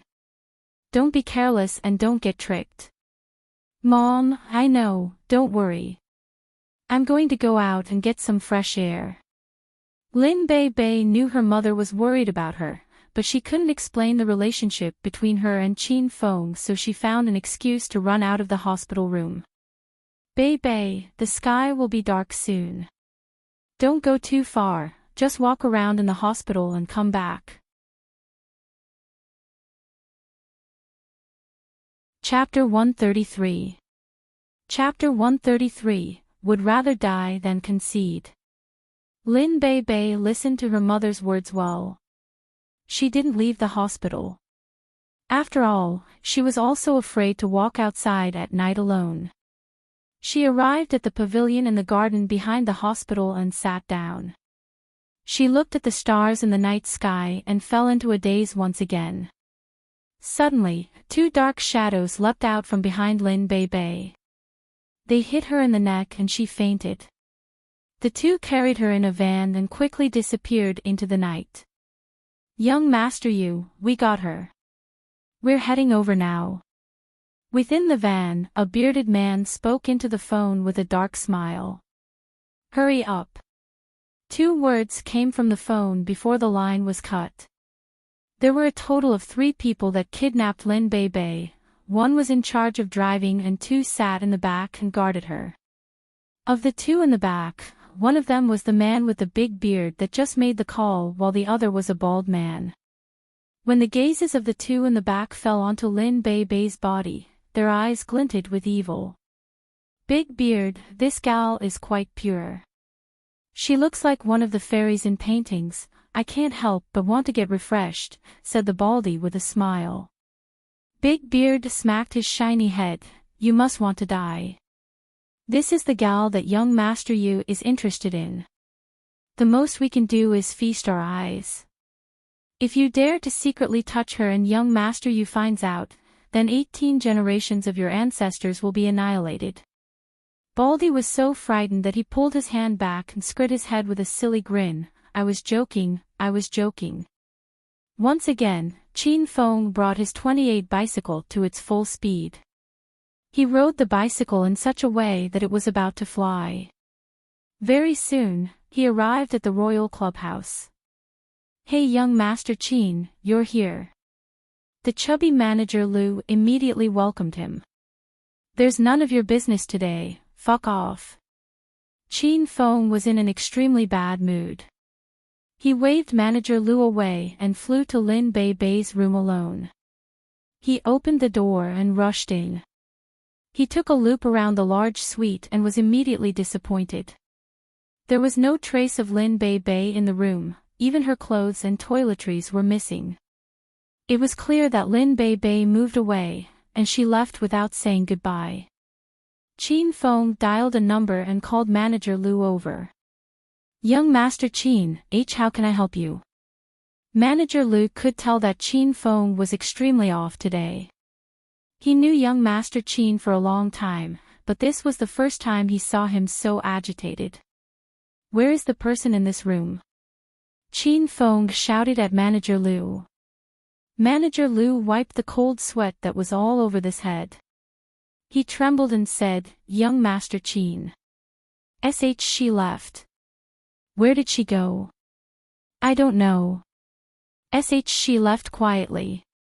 I thought she was moving to the Qin Manor to live with you, young Master Qin, so I didn't pay much attention to the matter. He couldn't be blamed. After all, Qin Feng had just taken Lin Bei out all day. And the next day, she moved out. Given Qin Feng's prior track record, Manager Lu naturally concluded that she was taken into young Master Qin's grasp and moved to the Qin Manor to play the bamboo flute with Qin Feng every night. I'll deal with you when I get back. Qin Feng shoved Manager Lu away and ran out of the royal clubhouse. After a series of guesses, he realized that since Lin Bei was currently homeless, if she didn't stay at the royal clubhouse, then she could only have gone to her mother's hospital room. 10 minutes later, Qin Feng arrived at Acropolis City's first hospital. He went over to Mother Lin's hospital room, pushed open the door, and saw Mother Lin lying quietly on the hospital bed. However, he did not see Lin Bei. Auntie Lin, has Lin Bei been at the hospital these past couple of days? Qin Feng's heart was filled with worry for Lin Bei. Once he walked in, he got straight to the point. Mother Lin sat up. She closely considered Qin Feng. You must be Qin Feng. That's me. Auntie, Bei hasn't gone to school for the past couple of days, so I purposely rushed here to gauge the situation. Qin Feng, Bei has stayed here with me these past 3 days. I could tell she was in a bad mood. Did you guys fight? When Mother Lin saw that Qin Feng worriedly ran over in the middle of the night, the worry in her heart lessened. She could tell that Qin Feng cared about her darling daughter. Auntie, then where is Bei? Bei? She was just here. She said she wanted to go out for fresh air. Wait, this girl went out for a good while. I told her not to run around, so all things considered, she should be back by now. Mother Lin suddenly became worried. Qin Feng's expression turned cold. He already had a bad premonition, but in order to prevent Mother Lin from worrying, he stood and said, Auntie, don't worry. I'll go out and find Bei. You rest and don't think about anything. Okay, then I'll trouble you to find her, Mother Lin said. After leaving the intensive care hospital room, Qin Feng called Uncle Fu to pinpoint the location of Yuan Xiang's cell phone. He already came to the detailed deduction that the only person in Acropolis University that had the guts to violate Lin Bei was Yuan Xiang. Very quickly, a text message arrived containing Yuan Xiang's current location, the Wanfeng Hotel. Since Yuan Xiang was at a hotel at this time, this reaffirmed to Qin Feng that he had abducted Lin Bei. Anger erupted within Qin Feng. His eyes turned completely red and his entire body was ablaze. He rushed out of the hospital and sped towards Wanfeng Hotel on his 28 bicycle. Wanfeng Hotel, top floor presidential suite. At this time, Yuan Xiang leaned comfortably on the sofa. A cigar dangled from his mouth and a glass of red wine was in his hand. He daydreamed about the wonderful and passionate time yet to come. The doorbell suddenly rang. With a look from Yuan Xiang, the 2 people wearing black standing by the door ran to open it. Young Master Yu, we've brought her. Big Beard and Baldy had smiles of flattery as they brought Lin Bei in. Yuan Xiang bolted upright. He looked at the unconscious Lin Bei with a green glint in his eyes. Very good, you all can leave to receive your compensation. Thank you, young master Yu. The two smilingly left the room. At this time, Yuan Xiang's expression fell serious. He gave the two wearing black by the door a look. They nodded in acknowledgement and followed the other two out the door. Not a minute later, the two wearing black returned to the presidential suite with blood stains on their hands that had not yet dried. They said respectfully, "Young Master Yu, the nuisances were eliminated." Yuan Xiang suddenly laughed maniacally. This time, he was completely at ease.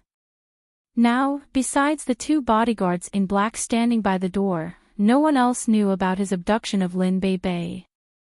He could now peacefully enjoy this lovely meal. You both are dismissed. With this command, the two wearing black retreated and shut the door. Yuan Xiang gleefully arrived before Lin Bei. He splashed the red wine he was holding onto her charming face. In an instant, Lin Bei woke up. What do you two want to do? Let go of me, hurry and let me go.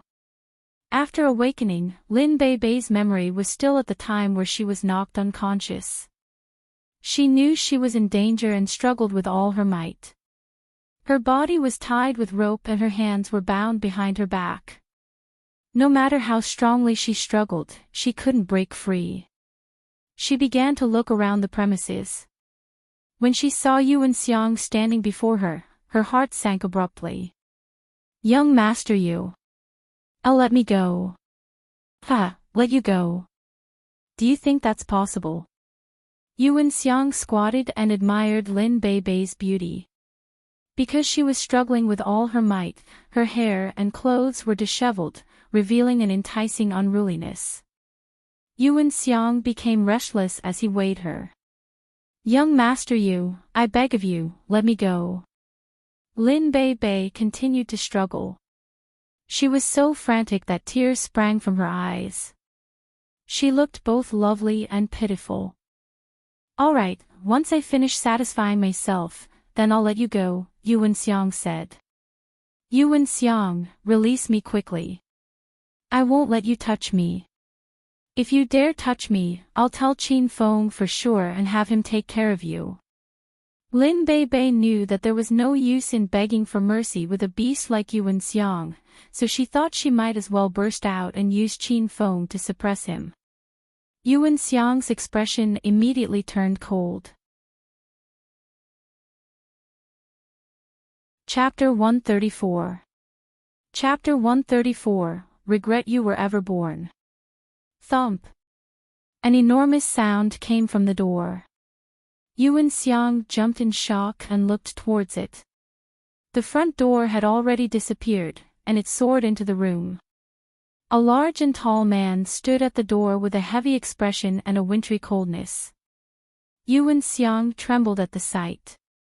Qin Feng bent his body slightly and stood at the doorway. His swift and fierce gaze swept through the room.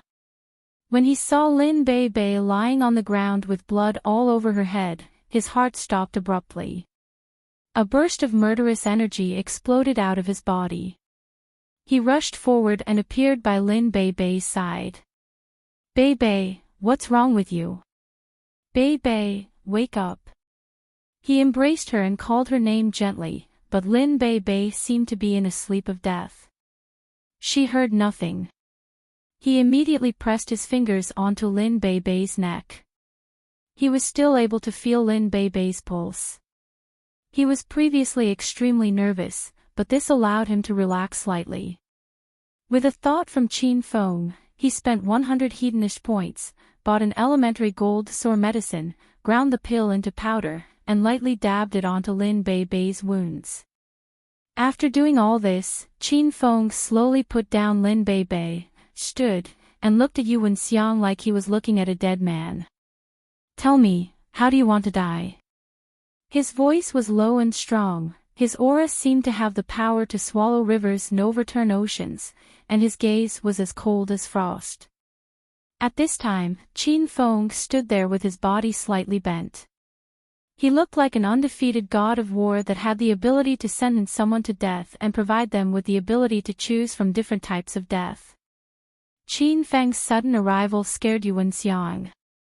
But, after calming down, he threw his head back and laughed loudly.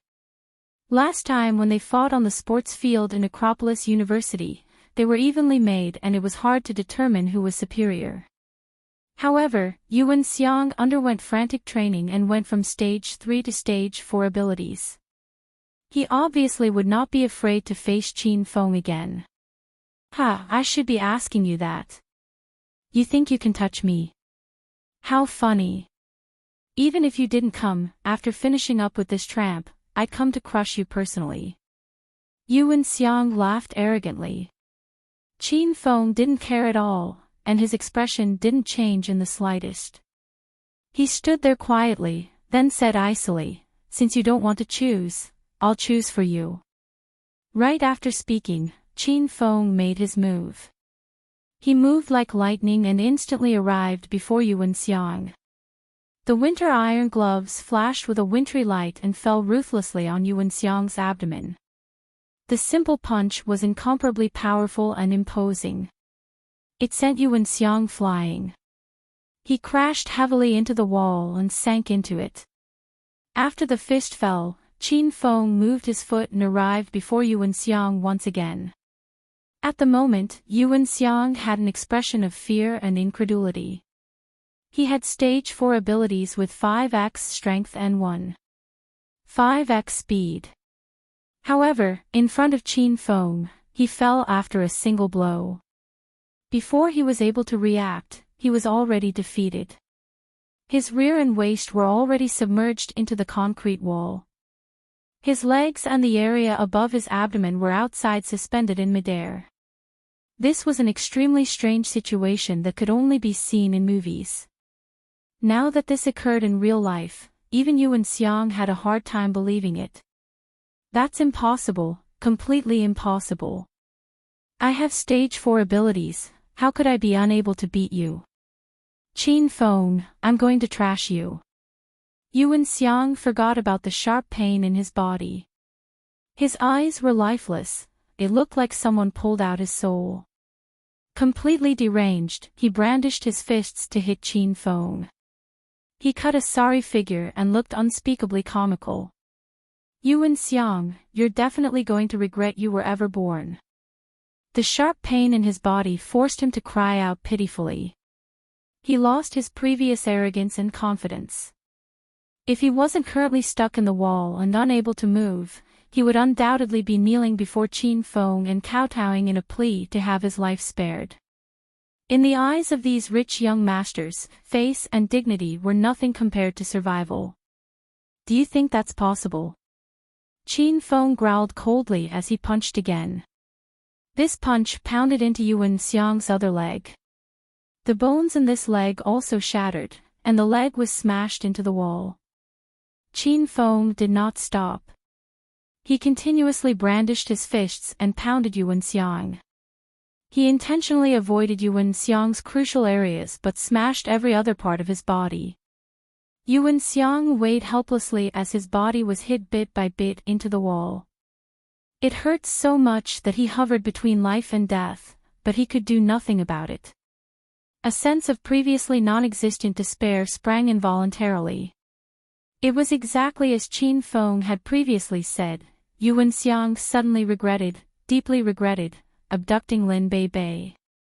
He regretted provoking the powerful Qin Feng, and regretted coming into this world. This kind of living was worse than death. He wanted to die but he couldn't, he lived but hurt in every way possible. Yuan Xiang didn't want to experience this again for the rest of his life. Thump. Yuan Xiang's arm was smashed into the wall. Thump. His other arm was also smashed in. Thump. This fist slammed into his abdomen and sent his entire body into the wall. Only his head dangled outside of it. Yuan Xiang suddenly began to laugh maniacally. Finally, in this final moment before his death, he was able to break free. He was not afraid, he was actually incomparably expectant. He wanted Qin Feng to quickly smash his brains. He couldn't continue to withstand this torture. Wham! A fist smashed into Yuan Xiang's skull and the world fell quiet. However, in Qin Feng's mind, this hadn't ended, it was just the beginning. Because Lin Bei was injured, Qin Feng was utterly infuriated.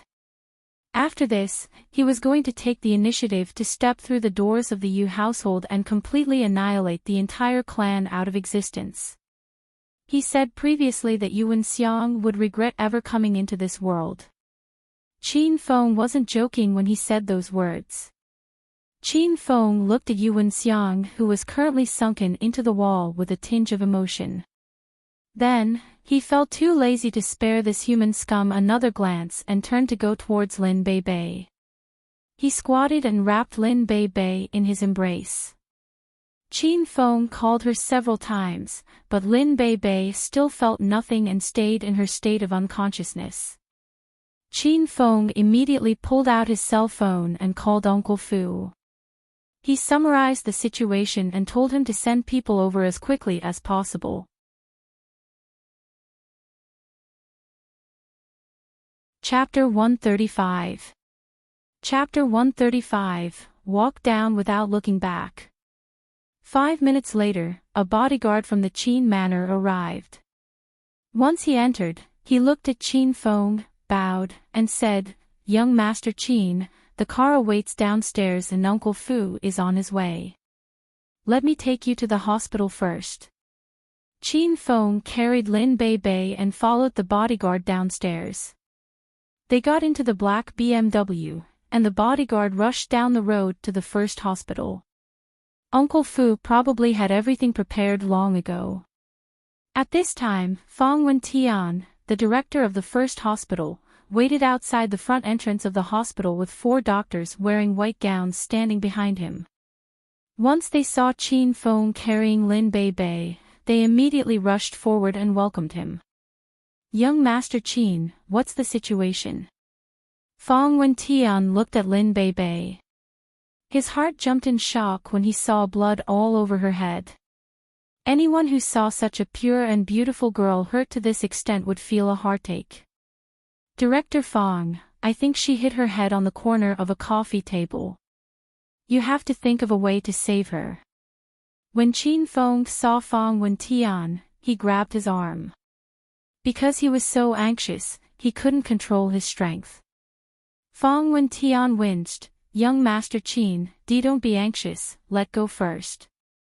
Qin Feng realized he was impolite and immediately let go. "Director Fang, you have to save her." "Don't worry, young Master Qin, we will definitely try our best. Hurry and follow me to the operation room." After Fang Wentian finished speaking, he quickly led the way. Qin Feng carried Lin Bei and followed behind him. They arrived before the doors of the emergency room. Qin Feng bent over and kissed Lin Bei's bloody forehead. "Bei, you have to hang in there.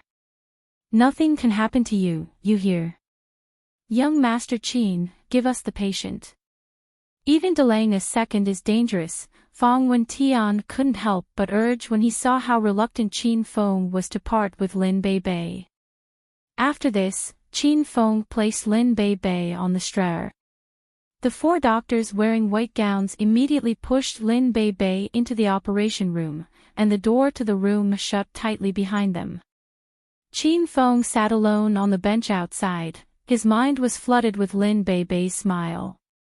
He thought of how Lin Bei courageously stood out to cheer for him the first time he trained his body on the sports field. He thought of when he brought Lin Bei to eat at the Royal Hotel and fooled that idiot Tai Meng. He thought of how she angrily pouted her lips when they sat at the same desk at school and he couldn't help but pinch her cheeks and touch her thigh. He thought of that time she wore the qipao and looked like a beautiful fairy that walked out of a painting. He thought of that pitiful girl that went to the royal clubhouse to sell her body to make money to cure her mother. And also, Qin Feng suddenly realized that he had too many memories with Lin Bei, so many that he wasn't able to recall them all. In his mind, Lin Bei was a pure girl that loved to laugh. Her destiny was turbulent, but she never lowered her head. She was unyielding, independent and hardworking. Qin Feng couldn't understand how Yuan Xiang could make a move on such a cute and kind girl. If he could start over, Qin Feng still wouldn't hesitate. He would still punch Yuan Xiang into the wall fist by fist and make him dangle between life and death. Young Master Qin, after who knows how long, a familiar voice passed into his ear. Qin Feng turned his head to find that Uncle Fu was already beside him. Uncle Fu, you're here, Qin Feng said listlessly. Uncle Fu gave a long sigh. He already clearly understood the situation. When he looked at Qin Feng, there was a strange glow in his eyes. This kind of young Master Qin was a bit unfamiliar, but also likable. Because of a girl, he beat the prince of Jincheng City's Yu Syndicate to death. This kind of courage wasn't something normal people could possess. Young Master Qin, the situation is pretty much under control. Qin Feng looked for someone to bribe the boss of Wan Feng Hotel to destroy the security tapes. I also got someone to clean the site, so there won't be any of young Master Qin's fingerprints, Uncle Fu said calmly. Qin Feng nodded. He was always reassured by the way Uncle Fu did things. Young Master Qin. How is Miss Lin? After hesitating for a bit, Uncle Fu opened his mouth to ask. Qin Feng didn't know how to respond to Uncle Fu. He also wanted to know how Lin Bei was doing right now. At this time, the doors to the emergency room opened.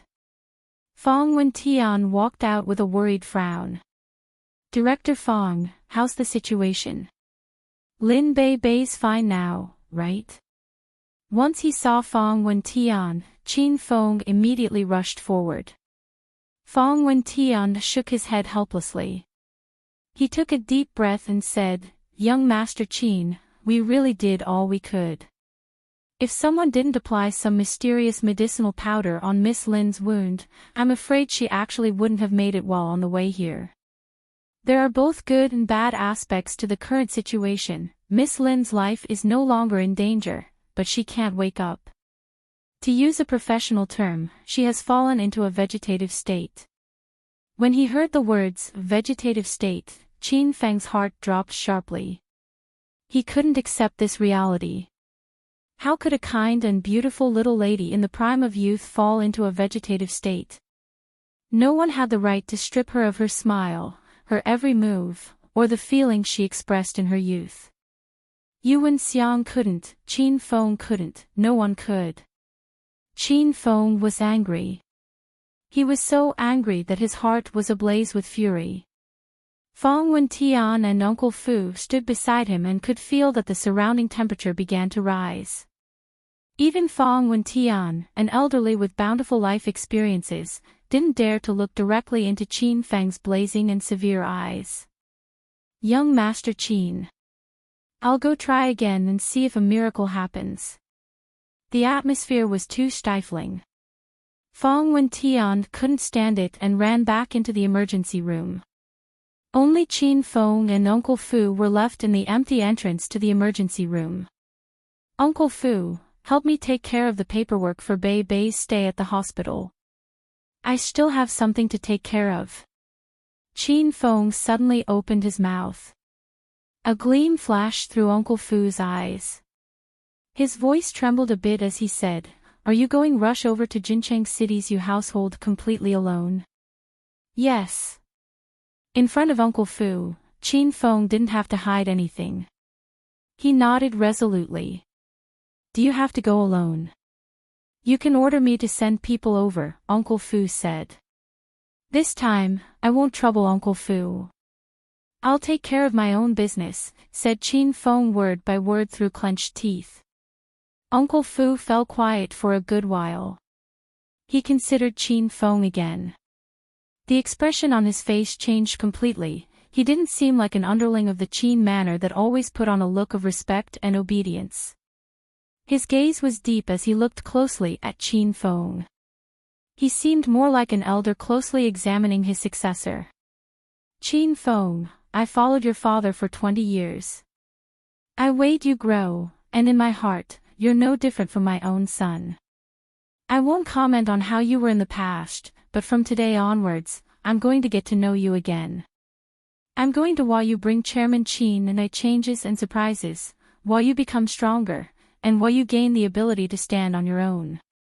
At that time, you won't need Chairman Chin and I to constantly wipe your behind.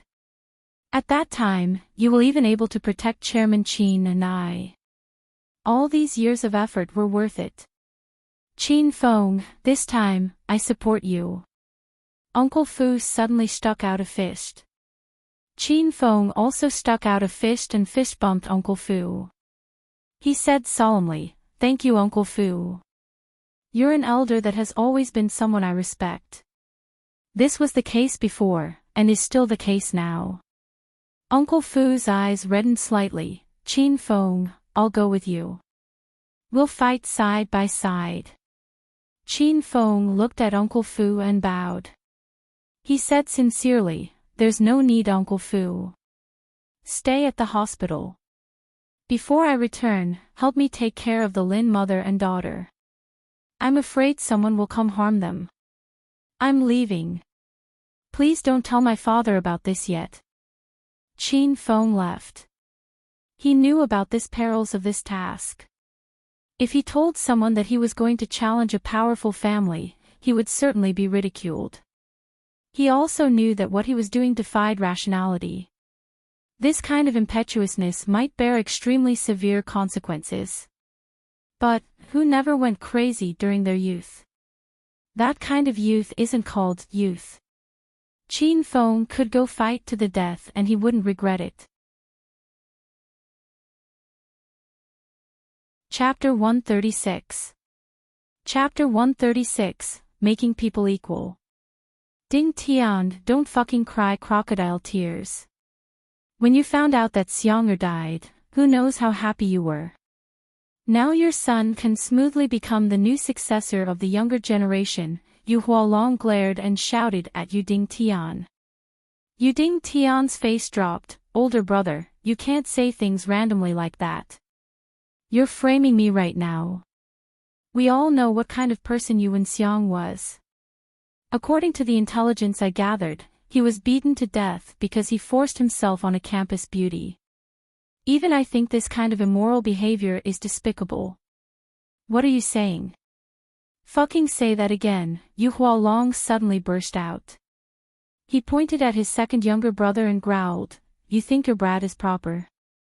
Doesn't he also force himself on the maidens of Jincheng City all day? Who knows how many families he's wrecked?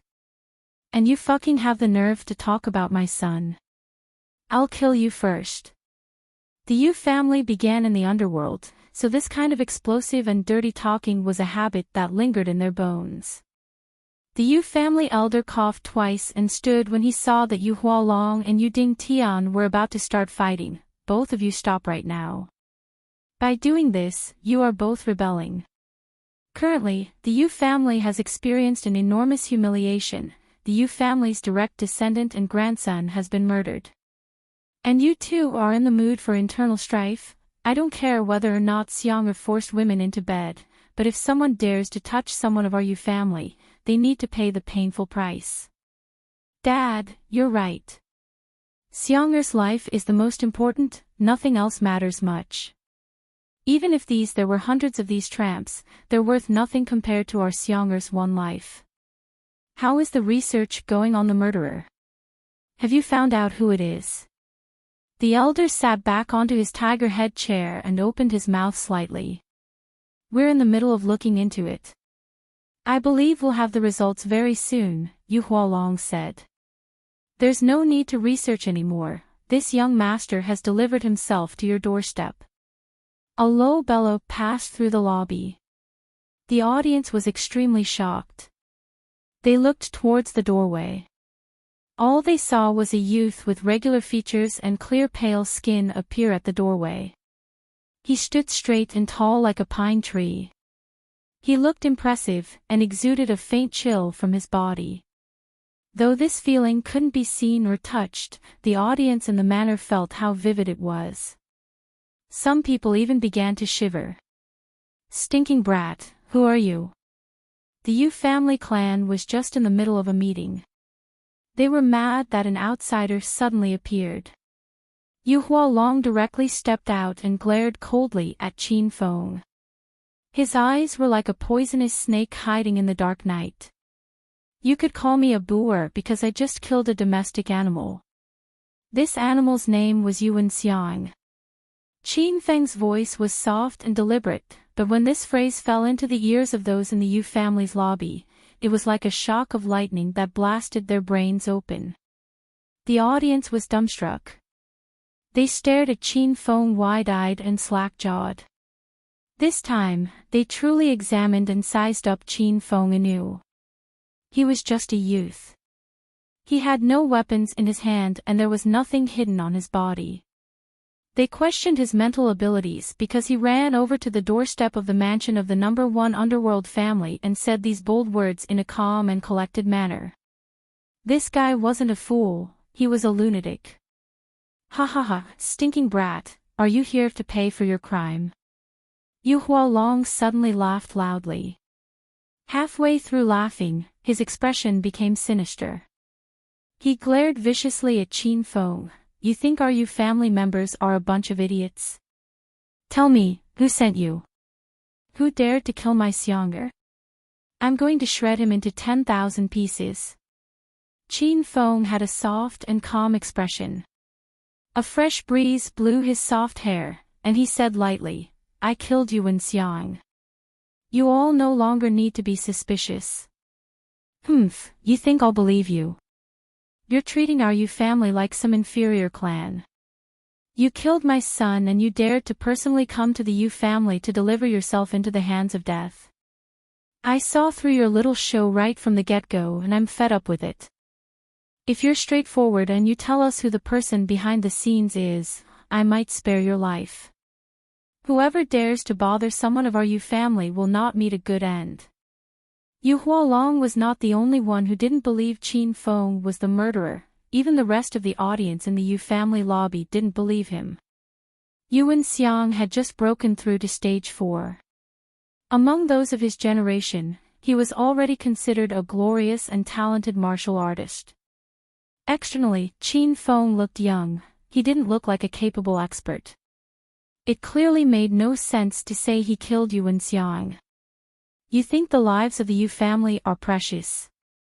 Qin Feng refuted coldly. He did not care about these people's deliberations. Of course they're precious.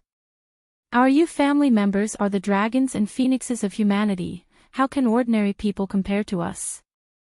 You killed Xianger just because he forced himself on a woman. Even if she had 10,000 lives, her value still wouldn't be comparable to one of our Xianger's fingers.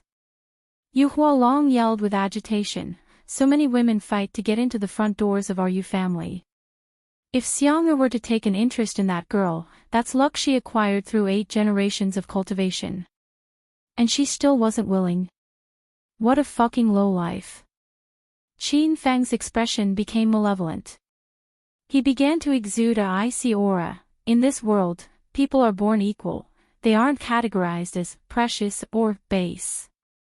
Yuan Xiang deserved to die, and so do you.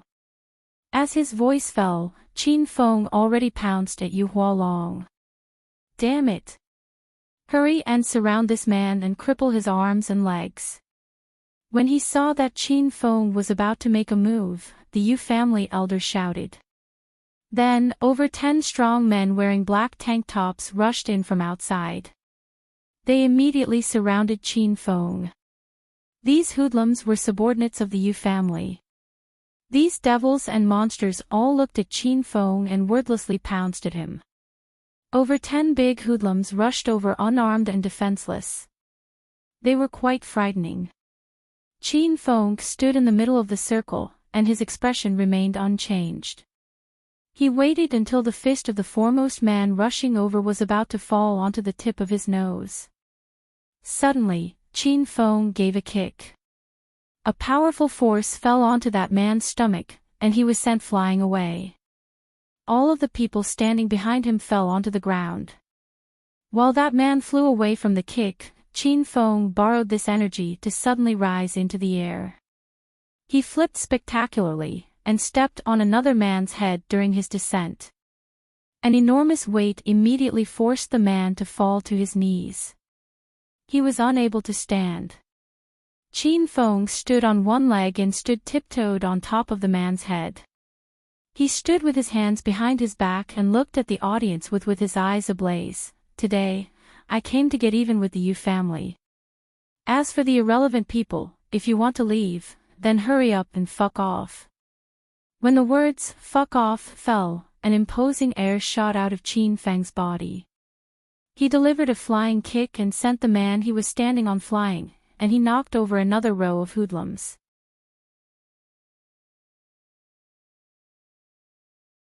Chapter 137. Chapter 137, Escaping for One's Life. At this time, Qin Feng was like a fish in the water. His figure was strong and his movements were flowing and natural. He speedily scuttled amongst the crowd and continuously punched tyrannically. Every time a fist fell, there were slight sounds of explosions. Those 10 hoodlums in black were no more for Qin Feng. With a couple of moves from him, they all fell to the ground. Brat, you must be looking to die if you dare to run and cause trouble with our Yu family. Yu Hualong suddenly exploded. He wielded a large blade and slashed at Qin Feng. He could tell that Qin Feng wasn't an ordinary person since he displayed a flawless external fists technique. And from the strength revealed earlier, he was at least a stage 2 expert. This kind of expert would be largely unaffected by the punches and kicks of ordinary people. This blade was like a crashing wave. It was imposing and majestic, and hid an enormous power. This made Qin Feng instantly more alert. He didn't have the courage to block Yu Hualong's blade head-on. He put more strength into his legs and retreated violently all the way out of the Yu house and into the empty courtyard. Stinking brat, you want to leave? Since you're here, stay here forever. Yu Hualong brandished his blade and gave chase. Compared to Yu Wenxiang, his old man was clearly more ferocious. Half of the Yu territory was beaten and won over by Yu Hualong. Every slash of this large blade in his hands was meant to kill. It was completely different from those fake flowery and showy techniques. In the pie-black night, several glints of a blade and flashes of winter light shone occasionally. The gloves and large blade clashed time and time again, releasing ear-piercing and wind-tearing noises. The opponents were able to gauge one another's ability through this exchange.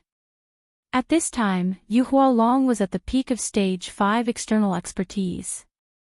He brandished his large steel blade with 7x strength. He was incomparably fierce and impossible to block. At this time, Qin Feng was at stage 2. In addition to the strength potion he drank previously and the intermediate Thunder Tiger fists, he could only use 6x strength. But, he had 6x speed, so he was faster than Yu Hualong, and this made up for his inferior strength. For a moment, the two fought with no clear victor. This fight was extremely intense. In the lobby of the Yu house, Elder Yu's face darkened dramatically. His deep and handsome eyes flashed. He looked at Yu Ding Tian and commanded, Ding Tian, go out and help your older brother deal with that brat. How dare he come cause a ruckus at our house? Kill him. Yes, Elder. An almost imperceptible cold smile skirted through Yu Ding Tian's face. He casually walked behind the elder. Suddenly, a dagger with winter light appeared in his hands. He forcefully stabbed it into the elder's lower back. Slam! The blade fell, but Yu Ding Tian did not feel reassured yet. He pulled out the dagger and stabbed it into the elder's back. This time, he pierced the heart from behind. A surprised and angry expression hung on the elder's face. He died with unresolved grievances. Elder, you're already so old. It'd be good to die. You'll be able to sleep and live in ease and comfort all day. After stabbing the elder to death, Yu Ding Tian's expression turned cold. Don't blame me. Who told you to give all the good things to older brother and that lowly animal Yuan Xiang but ignore my son and I? Now, the heavens can't take it anymore, they got someone to kill Yuan Xiang. How could I turn my back on Providence? I'll kill you first. Then, I'll let that stinking brat who came to cause trouble and older brother fight one another. I'll just sit here and accept the benefits without lifting a pinky. Then, the whole Yu family will be mine. I'm truly a genius. Yu Ding Tian sat on the tiger head throne in the lobby.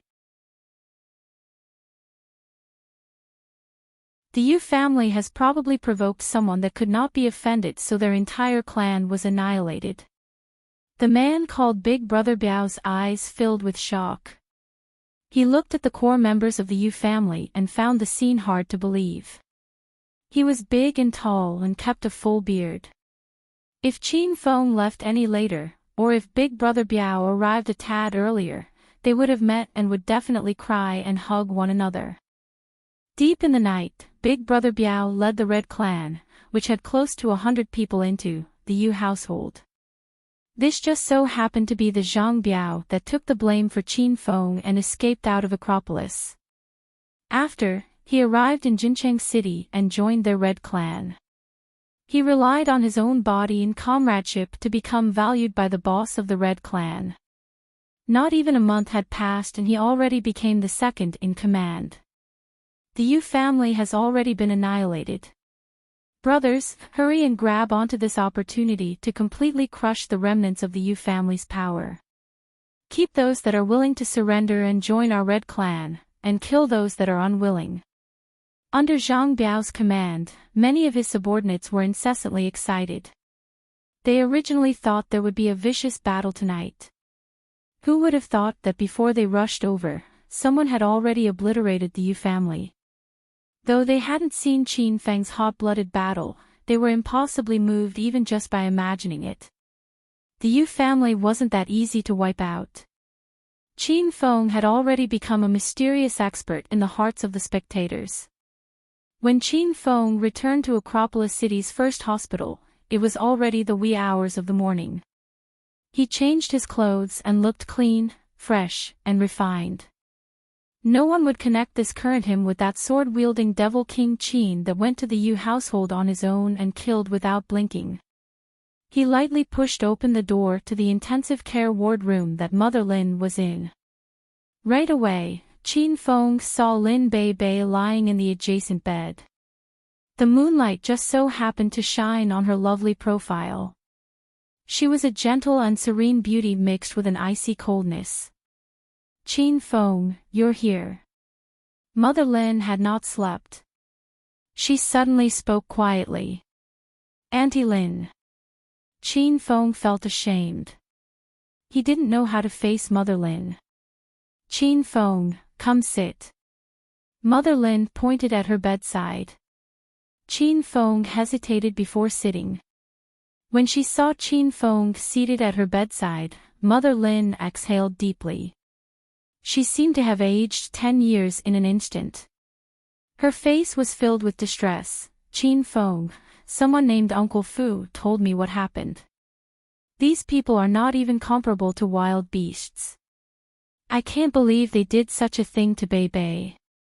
It's my fault for spoiling Bei Bei so much. I shouldn't have let her go outside on her own in the middle of the night. I just have one daughter, and she's at the age of overflowing youth. If she never awakens and leaves her youth in the hospital room on the sickbed, what will I do? Mother Lin was just an ordinary citizen, and she suddenly suffered such a great blow. She wept noiselessly. Qin Feng patted Mother Lin's back and said staunchly, Auntie Lin, don't worry. I'll find the best doctors in the country. We'll definitely be able to cure Bei Bei and wake her up. And you don't have to worry about the money. Our Qin family is influential and our company is large, so this money is nothing much to us. When Qin Feng rushed back to the hospital, Uncle Fu was still guarding the door to the hospital room. The results regarding Lin Bei Bei's condition had come out. The impact to her brain led to internal bleeding. Her life was preserved, but there was no knowing when she could awaken, and maybe she would lie in bed for the rest of her life in a vegetative state.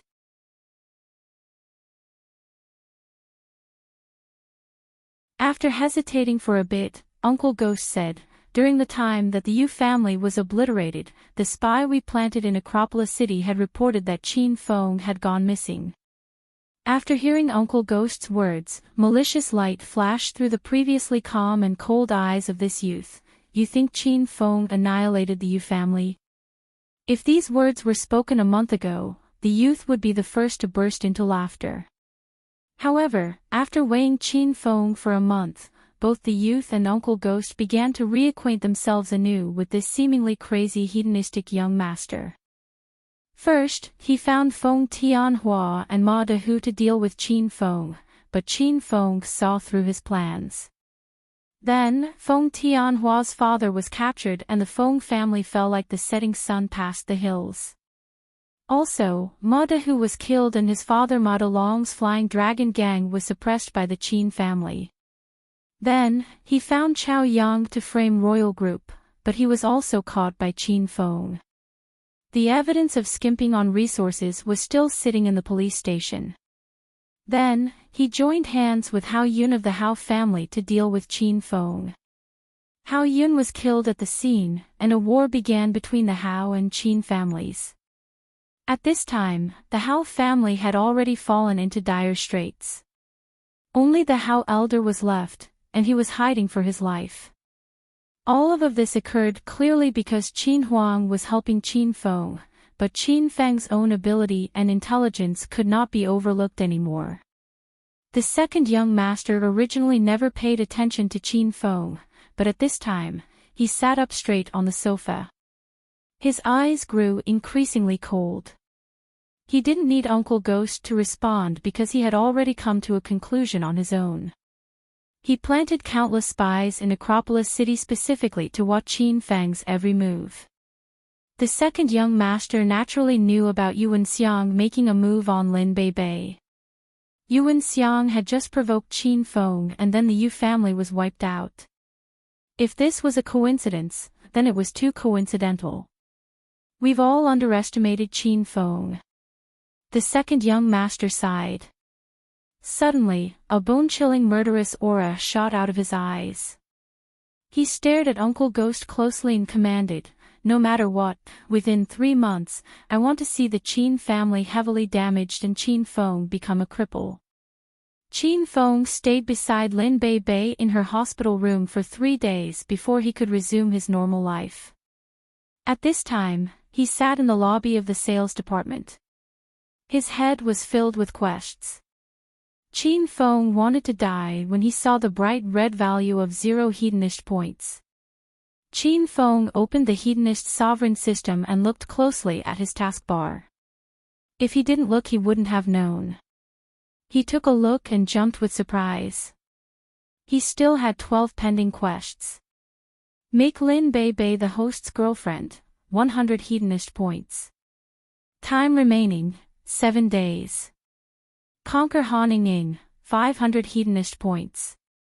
Time remaining, 2 months and 9 days. Investigate and discover the criminal behind Ma Dehu, 500 hedonist points.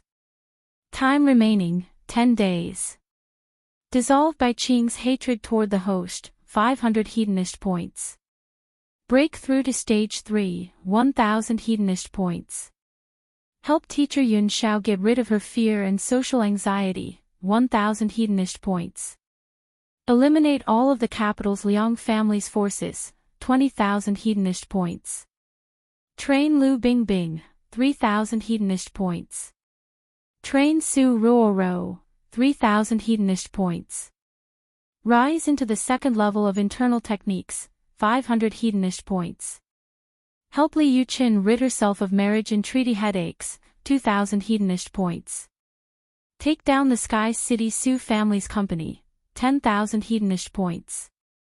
After looking at these 12 quests in succession, Qin Feng chose 5 of them based on the time he had left to complete them and the ease of their completion.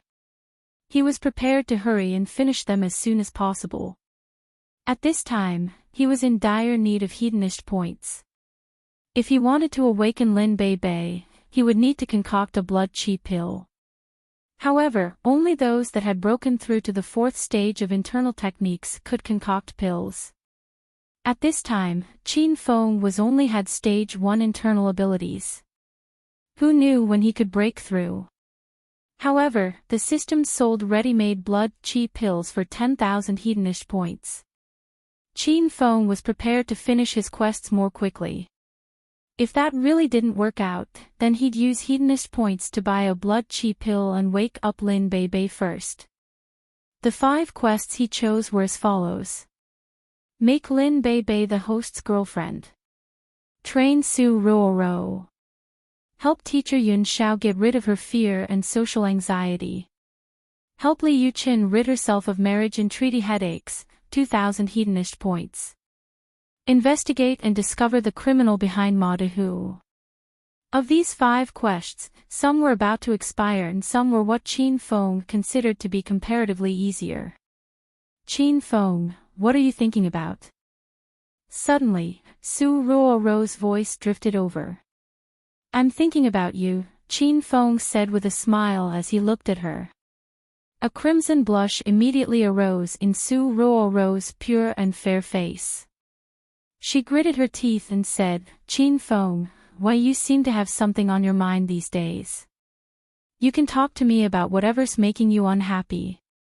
Though I'm not really one for comforting others, I've heard people say that if you tell someone the things on your mind when you're upset, you'll feel much better. Don't worry, no matter what you say to me, I'll make sure to keep it a secret. I'll never let anyone else know about it. Su Ruoro smiled at Qin Feng and looked at him with her large and expressive eyes wide. Su Ruoro, come to my office for a bit. Qin Feng had not yet spoken when Li Yuchen's voice suddenly drifted from her office. Su Ruoro was so shocked that she stuck out her tongue. She looked nervously at Qin Feng. Oh no, oh no. General Manager Li discovered that you were secretly talking during work. I'm sure she's telling me to go over right now to scold me. Qin Feng pinched Su Ruoro's face when she saw how apprehensive she looked. Don't worry, if General Manager Li makes things difficult for you, say that my friend. I gave General Manager Li a pair of stockings before and she did give me some face. Su Ruoro walked into Li Yuchen's office half believing and half doubting Qin Feng's words. General Manager Li, why you were looking for me? She entered and shut the door. Ruoro, don't stand, come sit.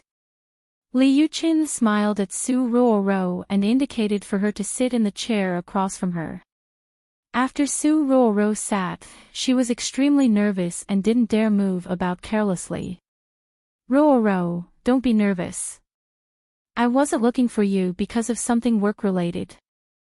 I just wanted to casually chat with you about your family. Li Yuqin laughed when she saw that Su Ruoro still looked afraid. In fact, Li Yuqin had a request for Su Ruoro. Ever since she saw Su Ruoro sit in Chairman Qin's car and leave with him, Li Yuqin took the time to observe her every day after work. She realized that for the past 3 days, Su Ruoro left in the same car as Assistant Han and Chairman Qin. This time, Li Yuqin was certain about Su Ruoro's identity. She was most certainly a part of the Qin household, but she just kept a low profile. The whole time, she was forced by her mother to marry into the Qin family. This time, she was prepared to use Su Ruoro as her entry ticket. Ruoro, is there anything you're not used to in the company? If there's anything you don't understand or find difficult, don't be shy. Just tell me. Li Yuqin first said these courteous words before presenting her request.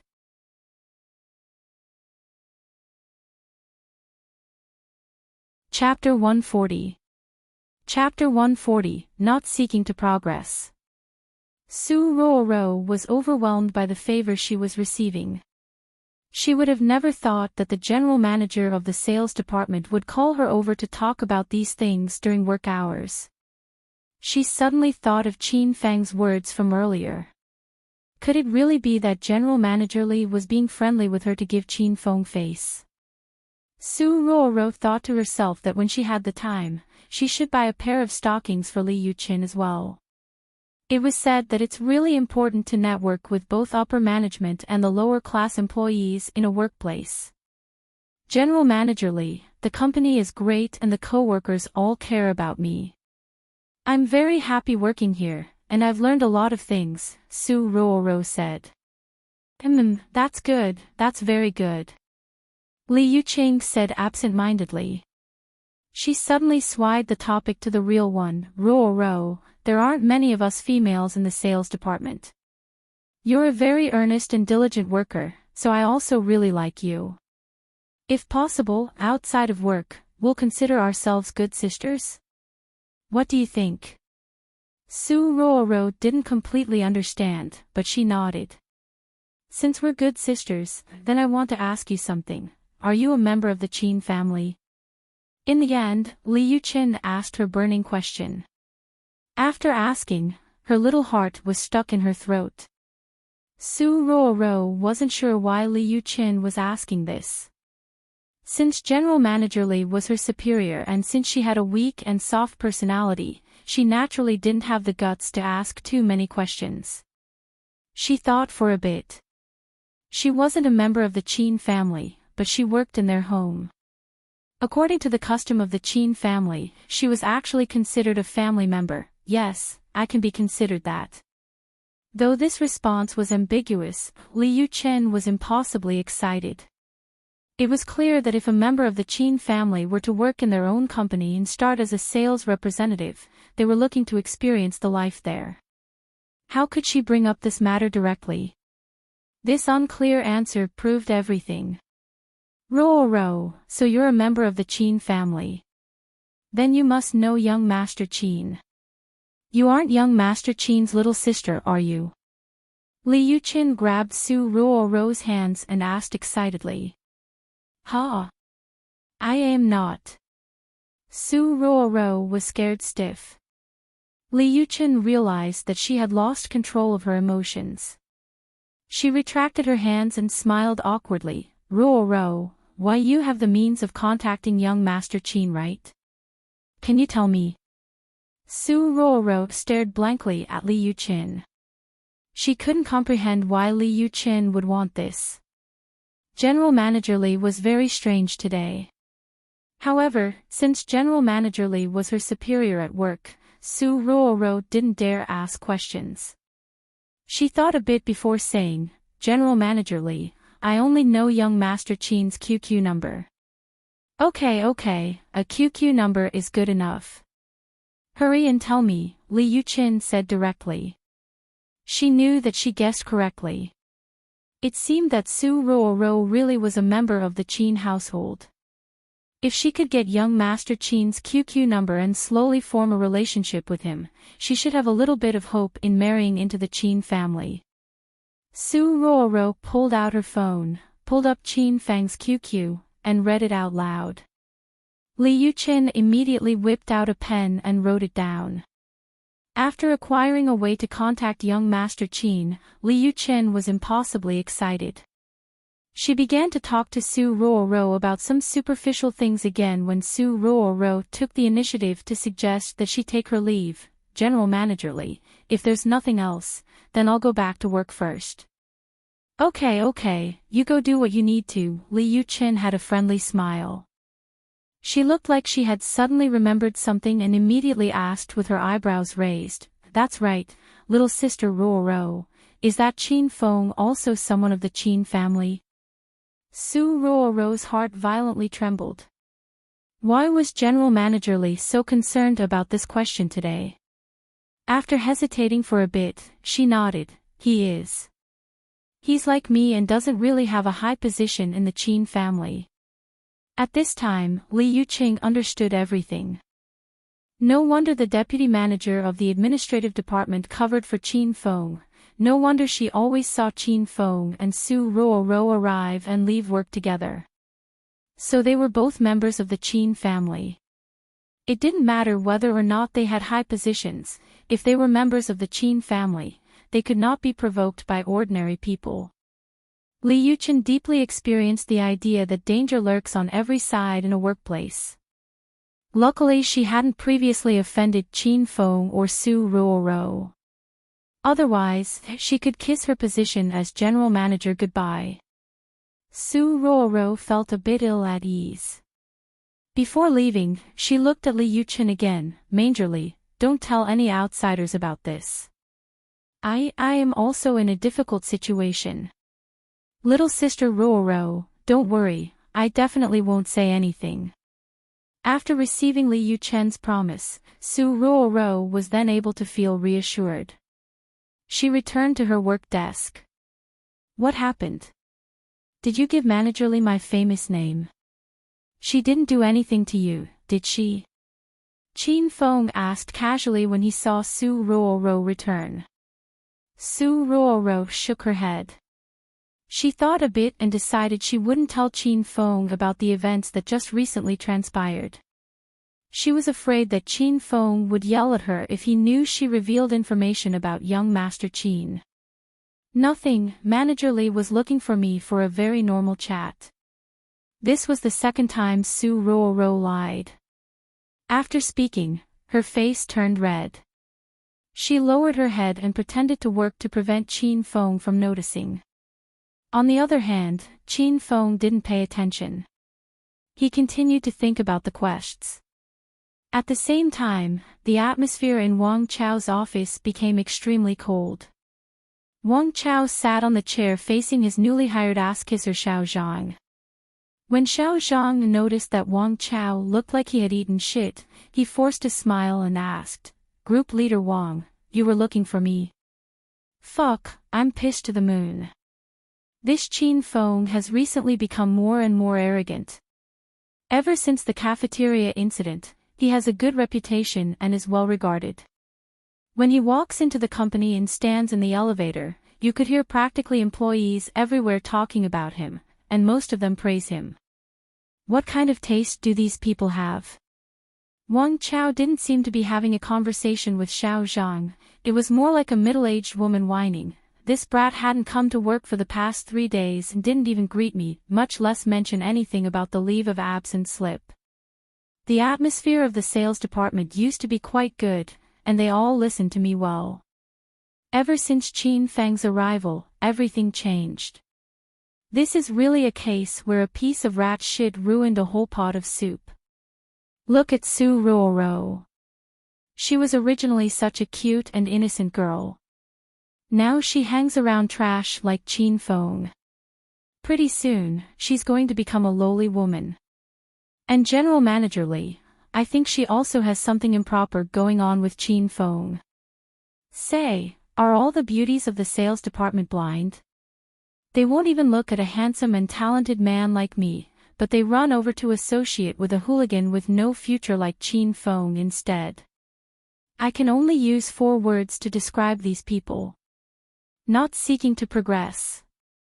Wang Chao's incessant nagging was like Tang Xing chanting Buddhist scriptures. Xiao Zhang's head felt as though it was about to explode. He wanted to rush up and so Wang Chao's mouth closed. But in reality, he could only retain a smile and look really earnest and interested while he listened to Wang Chao's unceasing complaints.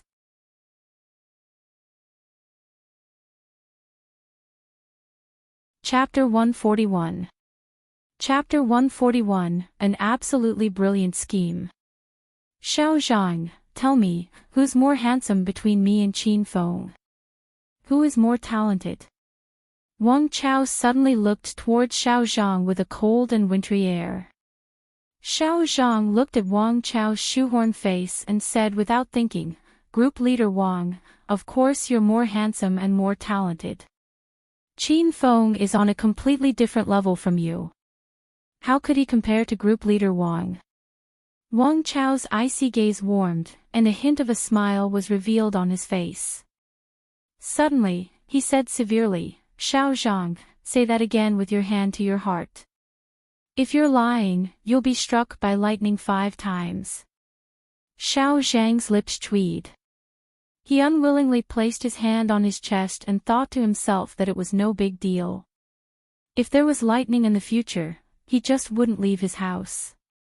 He gritted his teeth and said, "Group leader Wang, of course you're more handsome and more talented."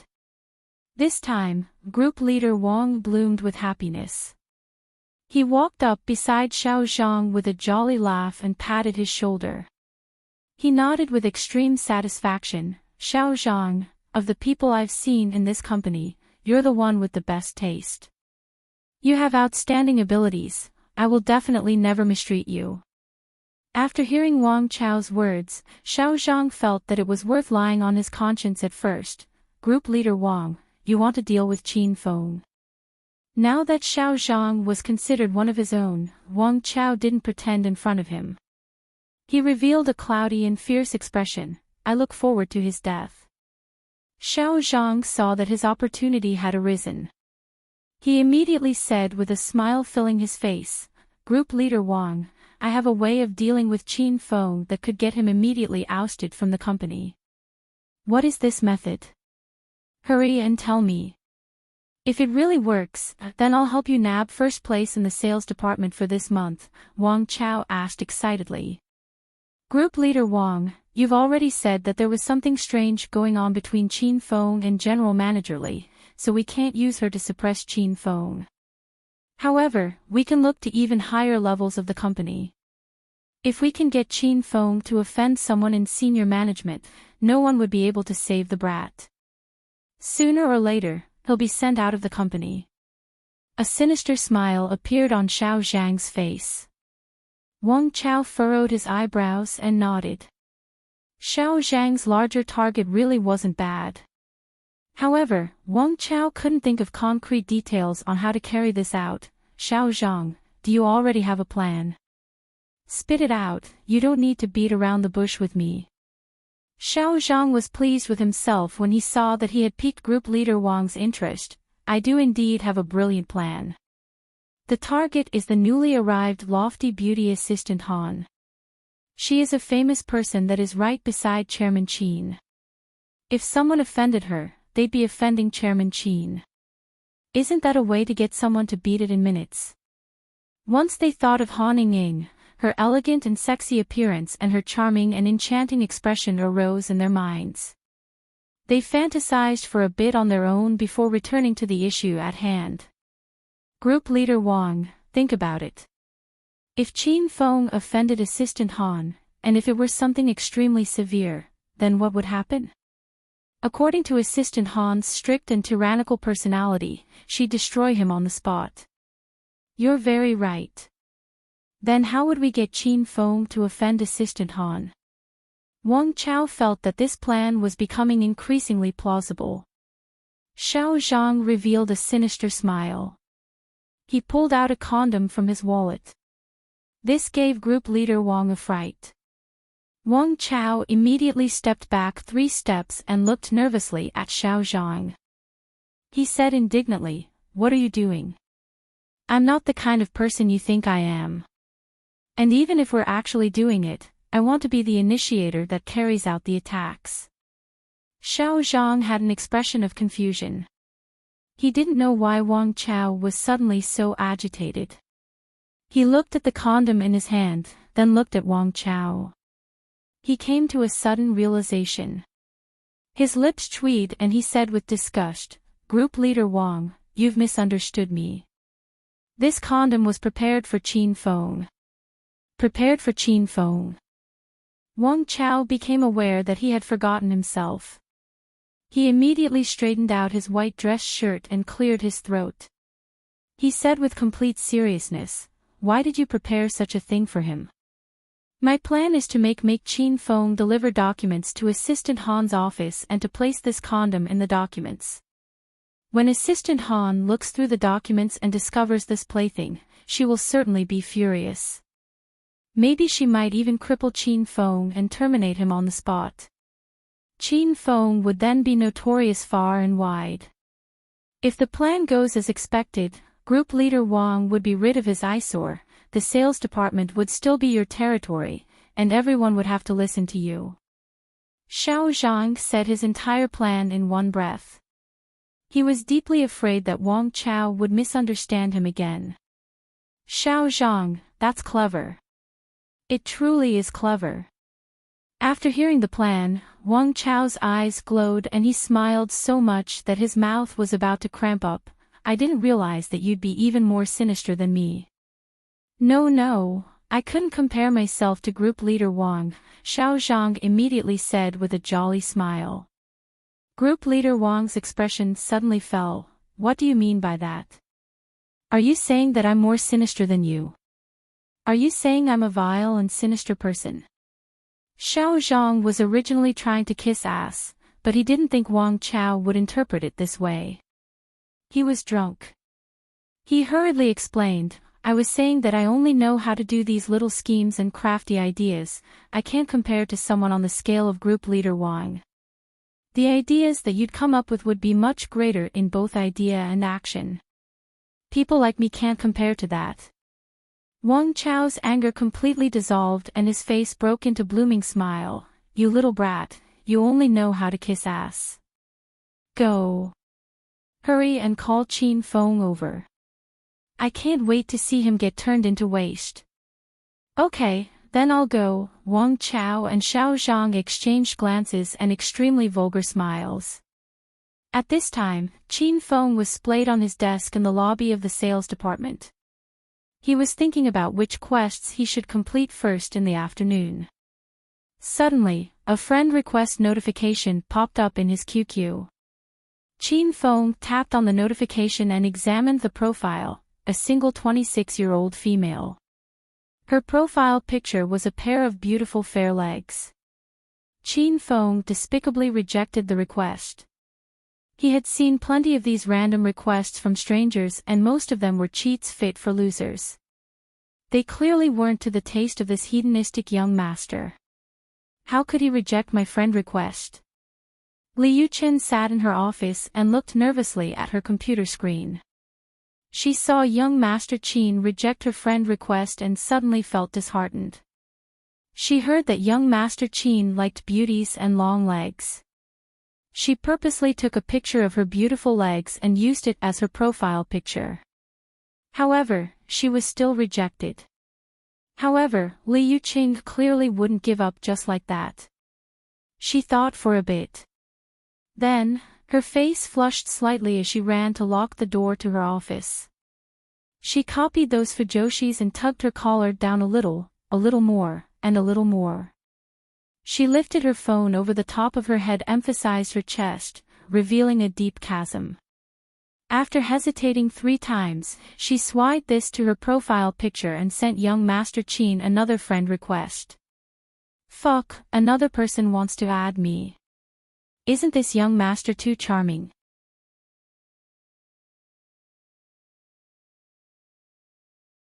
Chapter 142. Chapter 142. Meeting with a beautiful woman. Qin Feng opened the notification manager again. It turned out to be the person from before. The profile hadn't changed, but the profile picture had changed again. Based on Qin Feng's expertise from inspecting countless chests, he had to say that this weapon had the strength of over 50,000. It had the ability to kill a field of single men in seconds. However, since this chest was too stunning, Qin Feng wondered if this person had just downloaded a picture from the internet. They were like the lovely legs from before, so beautiful they looked kind of fake. He also became increasingly certain that this person had to be one of those women that used their bodies to cheat people of their money. Qin Feng viewed those kinds of people with disdain, so he rejected her request once again. What? This cleavage is still not good enough. Do you want me to strip myself bare? In the office, Li Yuchen was so angry that her lungs were about to explode. Originally, she wasn't the kind of person who used sex appeal to curry favor with people, but she forced herself to do these things she was unwilling to do in order to fulfill her mother's wish. In the end, young Master Qin didn't even care to add her. She knew that if she sent another friend request like this he would definitely be annoyed. He might even blacklist her forever. After some consideration, Li Yuqing could only give up and stop. She decided to try and add him again in a couple of days. Without the distraction of the friend request, Qin Feng's cell phone suddenly rang again. He looked at the notification for an incoming call. It was an unfamiliar number. Hello, thank you for calling the sales department of Royal Group. I'm the gold medal sales representative Qin Feng. If you wish to buy a house, I can speak with you about it in detail. I am this company's elite salesperson. All business is limited to negotiations and signing contracts in the company. I will decline all dinners and appointments that use the excuse of buying a house or negotiating a contract. Of course, if you're a beauty, that's another story. As a sales representative, Qin Feng said all this with complete seriousness. When Su Ruoro, who was sitting across from him, saw how Qin Feng said all this with seriousness, she couldn't help but burst into laughter. Bai Qing, who was on the other side of the phone, had an expression of shock. She thought she called the wrong number. Oh. I was wondering why young Master Qin hadn't been coming to Royal Hotel, so he has switched jobs and became a sales representative. If all of the beauties of Acropolis City found out, wouldn't they all jump into the river or hang themselves? Oh, it's Miss Qing Qing. I was just thinking of you and was about to call you. I even had your number pulled up and was about to press on it when you called first. Qin Feng recognized Bai Qing's voice right away. He thought about how he still had a quest relating to Bai Qing, so he could use this opportunity to take care of it. Young Master Qin, if I remember correctly, you never asked me for my phone number. How would you call me? Bai Qing's voice was extremely flirtatious. Whoever heard it would feel limp and numb. However, her current expression was exceptionally icy. She bit her lip tightly and a bit of a murderous air flickered in her eyes. The last time she and Qin Feng met was half a month ago when Qin Feng brought her to the royal jewelers and bought a 890,000 yuan 5-carat diamond necklace. However, after the necklace was purchased, Bai Qing hadn't worn it at all. Why would she wear the necklace Qin Feng gifted to her? She hated Qin Feng to no end. If this necklace was gifted to her 4 years ago, Bai Qing would have been moved to tears, and she'd marry Qin Feng. But, he gave it now and gifted it to her with the intention of courting her. This made Bai Qing hate Qin Feng even more. Ahem, is something the matter that you're calling me Miss Qing Qing? Qin Feng's lie was caught, so he coughed twice and changed the subject. Young Master Qin, we have a high school reunion and everyone's bringing their significant others. I want to bring you to this reunion as my boyfriend. Would you happen to have the time to attend? Bai Qing said coquettishly. As a fake boyfriend. Qin Feng raised his eyebrows. He felt that this wasn't really a good idea. It could be considered that. Bai Qing said, this reunion will be at the mountain resort. We'll leave in an hour and stay for a night. If you attend this reunion as my boyfriend, we'll certainly be living together tonight. Qin Feng's expression changed. He said with extreme sincerity, a high school reunion is a really important reunion. How could you not bring a boyfriend if you want to preserve face? Wait for me, I'll be there in 10 minutes. Don't you dare leave without me. After hanging up, Qin Feng suddenly stood. He looked at Su Ruoro with seriousness. Ruoro, don't wait for me after work, go back in older sister Ying and Chairman Qin's car. And tell them that a master of sales who will share his many years of sales experience is coming to Acropolis City for a lecture. I must listen to this lecture and learn some sales techniques from this senior. Don't wait for me tonight for dinner. And after eating, don't wait for me either. Rest early. After saying this, Qin Feng ran out like the wind. After running halfway, the voice of an ass-kisser called out from behind him, Qin Feng, it's work time, where are you running to? Hey, did you hear me? Hurry and get back here, Group Leader Wang is looking for you. The more Xiao Zhang shouted, the louder his shouts became. In the end, he hurt his throat, but from start to finish, Qin Feng didn't spare him a glance. At this time, he disappeared from sight. 10 minutes later, a low-key 28 bicycle stopped lavishly in the VIP parking area of the Royal Hotel. Right when Qin Feng got off his bike, he saw an angry security guard run over. "Hey, stinking brat, this is Royal Hotel's VIP parking lot. You're riding a..." The security guard stopped mid-shout because he recognized Qin Feng. This was the Prince of Royal Hotel, young Master Qin. The security guard's expression changed like he was putting on a show. In an instant, he went from being furious to putting on a favor-currying smile. "Young Master Qin, you're really too domineering for riding this 28 bicycle. In the current flighty society, as long as they have some money, those dog-fart-rich young masters love competing and flaunting their wealth with their luxury cars. They want to eat their family property on their heads for others to see. There are too few people like young Master Qin who are so wealthy and powerful yet so low-key and eco-friendly. This is the sad state of society." While talking, the security guard's eyes moistened.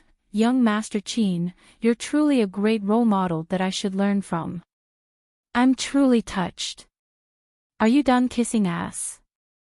If you say any more, I won't give you a tip." Qin Feng said lowly, "Go. And while this young master's seed of compassion, if it's scraped, rubbed, or stolen, I'll come looking for you.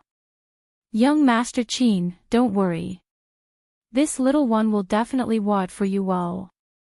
The security guard promised while trying to gain Qin Feng's favor. He weighed Qin Feng slowly receding back before he dared to reveal a despicable expression. He muttered quietly to himself, "What kind of young Master Qin are you? I praised you for so long but you didn't even give me enough to buy a bottle of water. What a miser." Qin Feng sneezed all the way from the parking lot to the Royal Hotel. He knew that there must be someone talking smack about him behind his back. "Young Master Qin, you're here." Once Qin Feng walked into the hotel, all of the managers and various employees that welcomed guests ran over. He had not come to the Royal Hotel in a long time. With his sudden appearance, the employees of the hotel did not dare to neglect anything. Qin Feng ignored these people's sweet-talking. After entering the hotel lobby, he stood there blankly. His vision went straight ahead and fell on the body of a seductive beauty. In Qin Feng's memory, Bai Qing always wore her work uniform, a black suit with black pantyhose. This was the first time he saw her dressed casually. She wore a long, blue silk dress, and there were some simple designs weaved into the dress. Her smooth and exquisite legs were unrestricted, and she wore a pair of black crystal high heels. She gave off a high-class and sexy aesthetic appeal. This was a long dress with a low neckline. It revealed the lovely fairness of Bai Qing's chest. Her beautiful and refined collarbones and her long jade neck were both details worthy of admiration. Also, the addition of a diamond necklace that shone with an air of extravagance on her impossibly fair jade neck upped her dress style a couple of levels. Bai Qing could already see Qin Feng. She wore a charming smile on her face and walked towards Qin Feng with small quick steps. With every step she took, there was a crisp clack of her high heels hitting the marble floor. The sound echoed in Qin Feng's heart. It was rhythmic and extremely sexy. The edge of her dress covered her knees and fluttered slightly with the wind. The sight attracted Qin Feng's gaze. She hadn't yet arrived, but he could already smell the fragrance that was exuded out of the bottom of her skirt. With a sincere heart, Qin Feng prayed that Bai Qing would fall so he could take a peek and see if she was wearing safety shorts under her dress. "Young Master Qin, what are you looking at that you're so entranced?" Bai Qing walked up beside Qin Feng and naturally placed a tender and fair jade hand onto his shoulder. She intentionally stuck her body close to Qin Feng's and stuck out the soft white of her chest for Qin Feng to see. Qin Feng suddenly used his strength to pull Bai Qing tightly into his embrace. He blew into her ear, Miss Ching Ching, how about we skip the vacation village? Let's get a room. I have lots of questions regarding academic research that I would like to discuss with you about. Bai Qing was caught off guard. Qin Feng's sudden actions made her squeak in surprise. At this time, her chin was pressed into Qin Feng's shoulder and her face was stuck to Qin Feng's ear. She could clearly feel Qin Feng's hands fall restlessly onto her behind, causing a faint iciness to pass through her charming eyes. Young Master Qin, so many people are looking. How could you be so rough? Everyone feels embarrassed. Bai Qing smiled tenderly and struggled out of Qin Feng's embrace. I've already agreed to the reunion and I took today and tomorrow off for it. Wait until we get to the vacation village. We're going to live together at night, young Master Qin, so don't be in such a hurry. Once again, Bai Qing took the initiative to lean into Qin Feng's embrace and lightly punched his chest. Qin Feng took Bai Qing's jade hand with a jolly smile. Okay.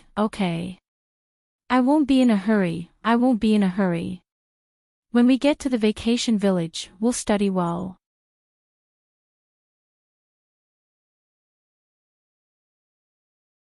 Chapter 143. Chapter 143, It's Great to Be Young. A total of 20 people were invited to this class reunion. Though there were originally 48 people in their high school class, after 5 years they had lost contact with a lot of classmates and some classmates moved to other cities, so it was inconvenient for them to attend the reunion at this time. The starting point of the reunion was set at Royal Hotel because this hotel was a landmark in Acropolis City. It was somewhere that everyone could find. At this time, Qin Feng and Bai Qing sat waiting and chatting on the sofa in the lobby. After around 10 minutes, over 10 people arrived in succession. Bai Qing was clearly a bit moved to see these people. After all, they were high school classmates that she hadn't seen in 5 years. They were all comrades in arms that struggled together in preparation for the fight against the college entrance exam. When she saw them, Bai Qing's emotional state returned to that of her school life from 5 years ago. At the time, she was the genius goddess of the school, she was an influential figure, she was a dazzling celebrity.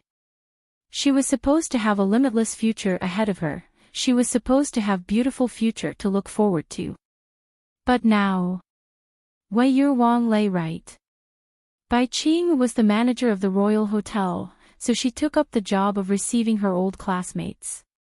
She stood in the middle of the crowd and greeted everyone. How did you become so fat? I almost couldn't recognize you. I sit in the office all day and I don't work out. Let's not bring it up. Zhao Bin, not bad, how did you get these muscles? You must attract a good amount of beautiful women. Goddess Qing Qing, don't tease me. I'm a fitness instructor now, I encounter plenty of beautiful women every day but no one has invited me to dinner. Then you have to take the initiative to ask them out. Women are sensitive. Bai Qing stood in the crowd and chatted happily with the people there. Qin Feng was slightly enchanted by the genuine and bright smile she had on her face. She lost the polite smile that she put on for work as well as the false charm and flattery she used on him. She was an eternal goddess standing amongst the crowd, a crane amongst a group of chicken. She regained her true self. She seemed to have returned to her high school days, and looked like a youthful and bright young lady that was enjoying happy times without worries. Without the pressures of life and the restrictions of society, there was only the happiness and laughter of the school days. There was only sincere friendship and pure love. Those beautiful memories will remain in her heart for her whole life. She'll reminisce about it repeatedly and yearn for. Slowly, Qin Feng also began to reminisce about his high school days. Besides the beautiful women, with names Qin Feng couldn't really remember, that he played with, besides him already forgetting when he lost his virginity, besides how he ruined his family by showing off and spending recklessly, if Qin Feng disregarded all of these things, he found that he didn't really have memories of anything else about his school days. But these were all manifestations of his ignorant youth. He thought his best memories would be when he courted over 3 digits of beauties during his school days, and spent over 8 figures of yuan. But looking back, these events became muddled long ago. However, the image of a cute, pretty, and cold noble girl gradually became clear. That image was Zhao Lingxian. A series of memories surged up like the tide right after this. In elementary school, he snuck caterpillars into Zhao Lingxian's pencil case. She would be so scared that she burst into tears in class. In middle school, boys blocked Zhao Lingxian after school to touch her body. After Qin Feng saw this, he beat them up and they had to transfer to another school the next day. In high school, after the self-study session, Zhao Lingxian was surrounded by some hooligans on her way home. These people looked to rob and rape. At the time, Qin Feng was just a hedonistic young master without enough strength to truss a chicken, but he picked up a brick and fought with 4 hooligans holding daggers. He didn't hurt the hooligans, but he was stabbed 4 times, and the way he looked while he was injured with blood pouring out of him made the hooligans run in fright. There were too many memories. Precious memories drift away with the passing of time, and become increasingly fewer. But the things still remembered become the most precious and important memories. Everyone has an unforgettable and public impression of their youth. How great it was to be young. Xiao Qian. Ah. It really is you. You're really getting prettier and prettier the older you get. At this time, one of Bai Qing's high school dorm mates arrived. Bai Qing was extremely moved. She hugged the trendy and elegantly dressed woman and shouted in surprise. Bai Qing, you're one to talk. Look at you, you look like a famous celebrity. I instantly look like an ugly duckling when I stand next to you. Zhao Qian laughed and scolded Bai Qing, immediately arousing the agreement of the others. The gazes of the males that arrived never shifted away from Bai Qing. Among them, some were still single. They immediately began to praise Bai Qing. They didn't know if they had an opportunity to take this goddess. Goddess Bai Qing, you keep getting more and more beautiful as time passes. In high school, Bai Qing was the goddess of the whole school. Now, 5 years have gone by in the blink of an eye. If I suddenly saw Goddess Bai Qing on the streets, I would definitely think she was a famous celebrity. Goddess Bai Qing is not only as beautiful as a fairy, but also outstandingly talented. Back in the day, you were the top scorer in the humanities for the whole city. A beauty that is both talented and attractive is truly admirable. Look at that. Men are outwardly calm but internally passionate. Once they see our goddess Bai Qing, they can't handle themselves. Zhao Qian feigned anger and glared at everyone. Then, she looped her arm in Bai Qing's and said with a smile, Goddess Bai Qing, hurry and tell everyone.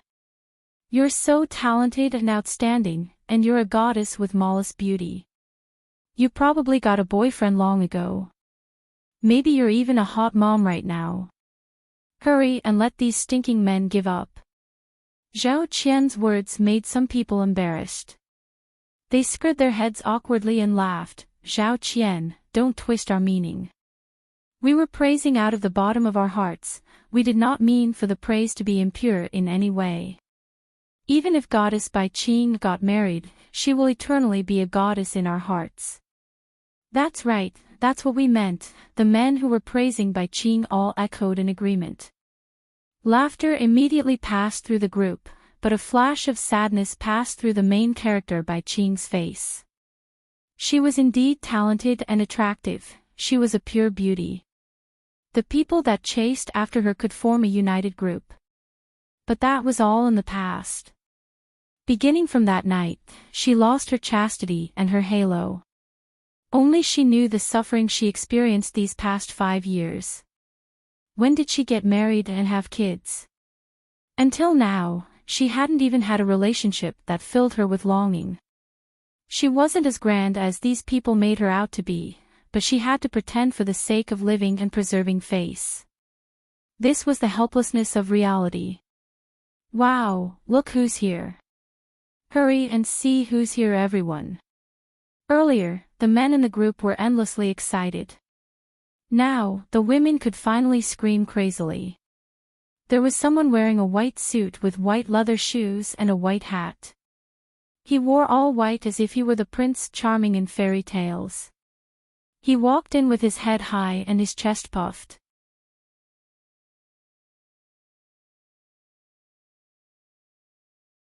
Chapter 144. Chapter 144, a tall, rich, and handsome man has arrived. The man had attractive features, a chiseled face, an impressive appearance, and a dominating aura like that of a king.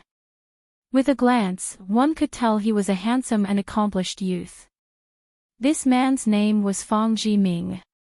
He was an influential figure in high school and the most handsome boy on campus in Cloud City. Not only was he handsome with a good family background, he was also a Prince Charming that a lot of girls pined after. Their classmates considered him and Bai Qing an ideal couple, a match made in heaven. This reunion was held due to Fang Jiming's suggestion, and he paid for all of the expenses.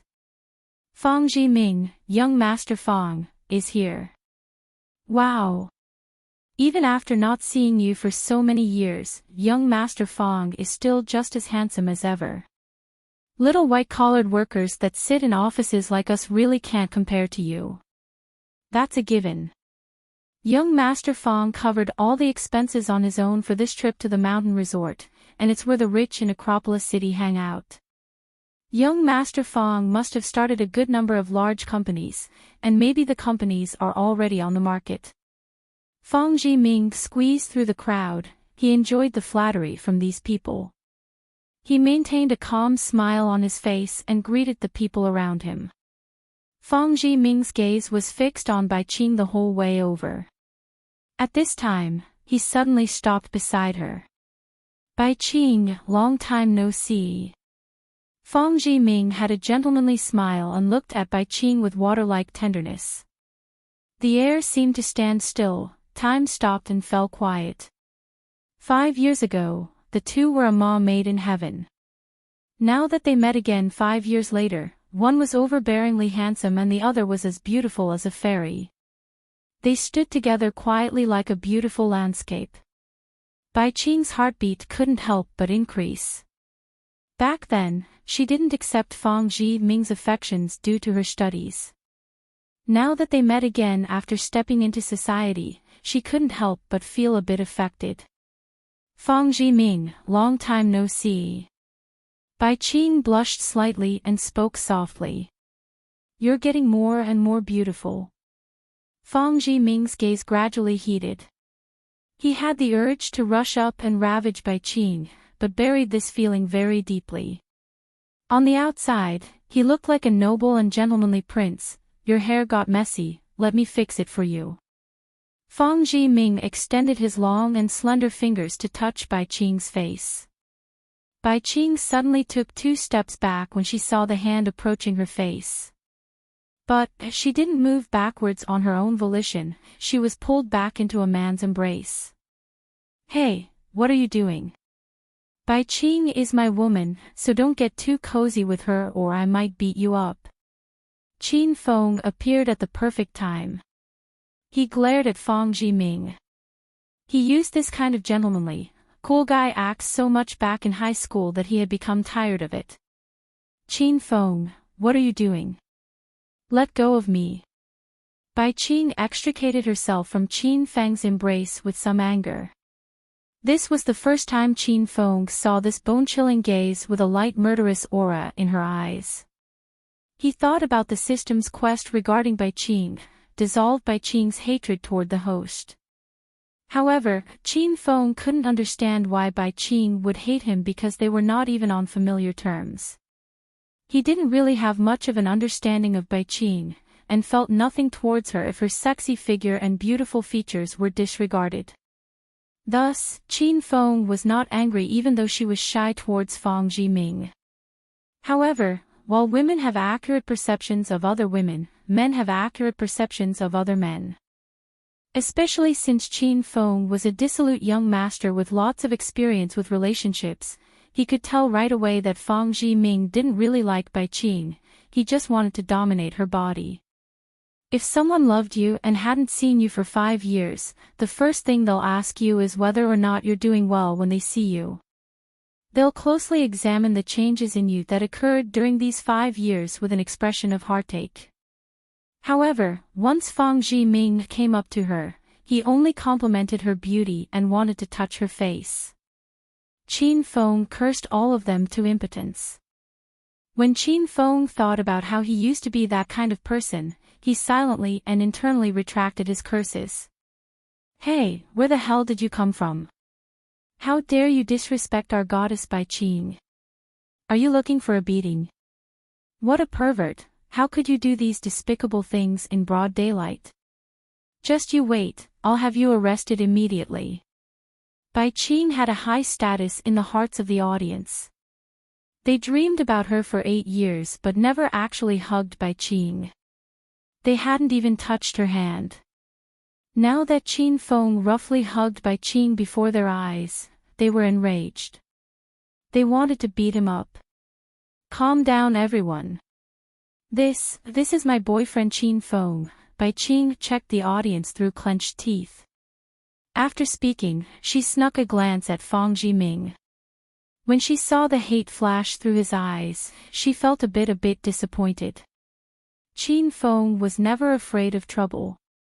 At this time, he hugged Bai Qing and even roughly touched her waist. He looked at the audience with self-satisfaction. What, you want to cause trouble because there are a lot of you? This is my woman.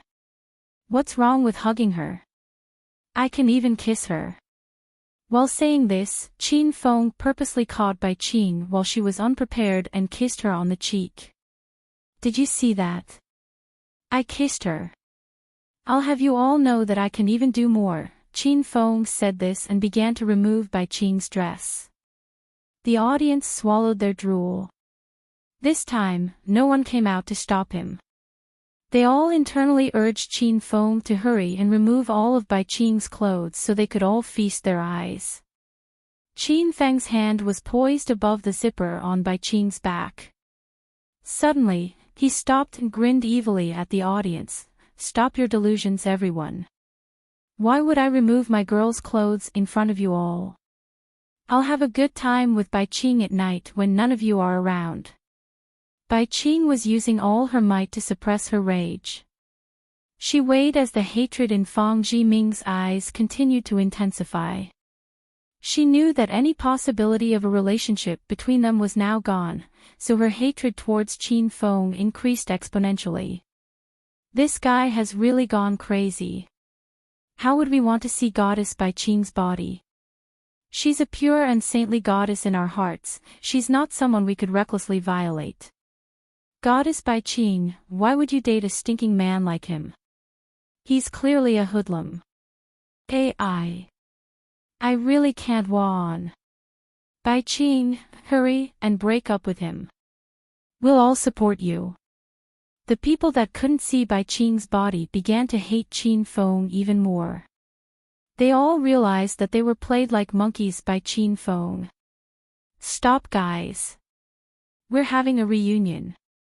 We haven't seen each other in so long, but we were able to gather today. Let's be happier. Bai Qing scrambled out of Qin Feng's embrace. She walked up to Zhao Qian's side and linked arms with her as she said this. Bai Qing is right, we came here today for a reunion. Seems that most of us are here, so let's get going. Fang Zhiming glared at Qin Feng. Then, he put on the airs of a leader and led everyone towards the exit of the hotel. Right after walking out of the hotel, a gorgeously dressed beauty ran over. Qin Feng even knew her. Last time, they bumped into her at the Royal Jewelers. She was Chao Yang's little lover and Bai Qing's other dorm mate Zhu Dinyo. Oh. That's not right, she's called Angel, like the beings in the sky. Back in the day, Zhu Denyo was also one of the school beauties. Now that she put on makeup, she was even more movingly charming. When the audience discovered that Bai Qing had a boyfriend, they shifted their attentions to Zhu Denyo. When they saw her walking over, they went to greet her fawningly. Zhu Denyo held a polite smile as she greeted everyone. There was a bit of anxiousness in her eyes. She looked around while greeting everyone. When her gaze fell on Qin Feng, she was so excited that she almost shouted aloud. Zhu Denyo was originally too lazy to go to the reunion, but ever since Chao Yang was arrested and she discovered Qin Feng's true identity, she wanted to hook in this rich young master. Zhu Denyo lingered outside the door of the Royal Hotel and the Royal Jewelers for half a month, but she didn't see Qin Feng. Thus, she wanted to use this class reunion to see Qin Feng. She knew about the relationship between Qin Feng and Bai Qing, so she guessed that Qin Feng would come for sure. Now that she saw Qin Feng, she was even more certain that she guessed correctly. Bai Qing, long time no see. I've missed you to death. Zhu Denyo immediately dashed up beside Bai Qing, but glanced occasionally at Qin Feng and gave him flirty glances. Bai Qing gave Zhu Denyo a weird look. The two of them got into a tussle just half a month ago, and Zhu Denyo even got slapped by Chao Yang. This person hated her to no end, so why would she take the initiative to run over and greet her? Zhu De. Angel, how do you do? Bai Qing kept her distance and asked simply. Oh Bai Qing, don't call me Angel, that's such an unsophisticated name. I'm Zhu Denyo, I want to be myself, Zhu Denyo said with a sugar-coated voice as she gave Qin Feng another flirtatious glance. However, from beginning to end, Qin Feng didn't even glance at her. He clearly didn't see this vomit-inducing flirtatious glance. Are the two beauties still chatting? Let's leave, it's time for us to head out. At this time, Fang Zhiming walked over and called the two to leave. He intentionally ignored Qin Feng who was standing to the side. He clearly did not want to take Qin Feng along. Qin Feng, let's go. Fang Zhiming didn't call Qin Feng, but Bai Qing took the initiative to walk over to Qin Feng and hook her arm around his. Bai Qing had her own thoughts and plans. If Qin Feng wasn't there, there'd be no need to go to the mountain resort. When he saw this scene, Fang Zhiming's face darkened slightly. He challenged Qin Feng, Mr. Qin, who would have thought that our pure jade beauty would be taken by you? I wonder how you did it. I didn't really do anything, I'm just a sales rep in the company. Qin Feng hugged Bai Qing more tightly in front of Fang Zhiming. He even intentionally touched her body. What Qing and I have between us is true love, we don't consider money or influence. When Fang Zhiming heard the words, true love, he almost threw up. I really feel sorry for Bai Qing. Nowadays, if you don't have money or power, you can't survive in society. When the time comes, you won't even have the money to buy milk powder for your baby.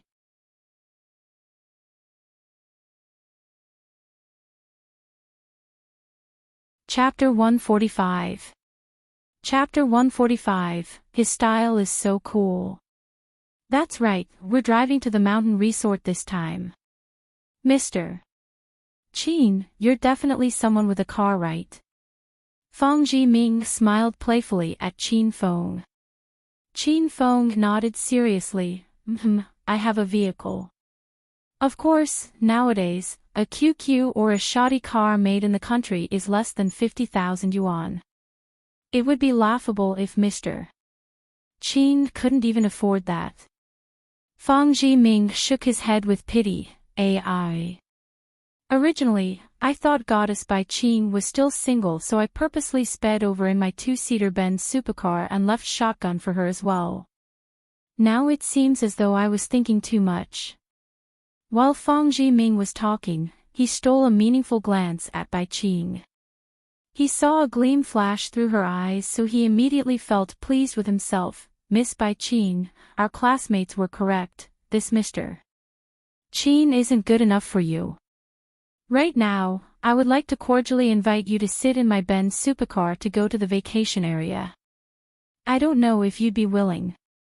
Fang Jiming was confident and arrogant. His expression was one of someone who had the wind in his grasp. Who knew how many beauties he took using money and influence? Thus, when facing a loser without money or influence like Qin Feng, he planned in advance and was sure that Bai Qing would stand out and take the initiative to take his arm, dump Qin Feng, and become his lover from here on out. He waited for this moment for a long time. A gust of pride and excitement swept through his heart. There's no need for that, my boyfriend has a car so I'll take that there, Bai Qing said through clenched teeth.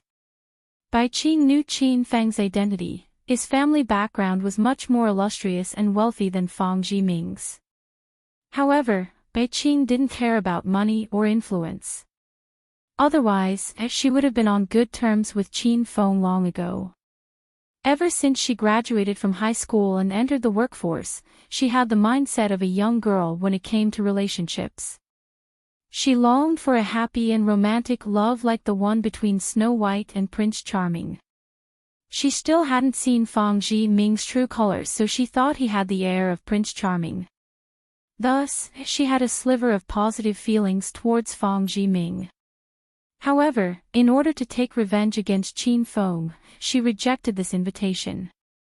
She felt a bit down and helpless inside.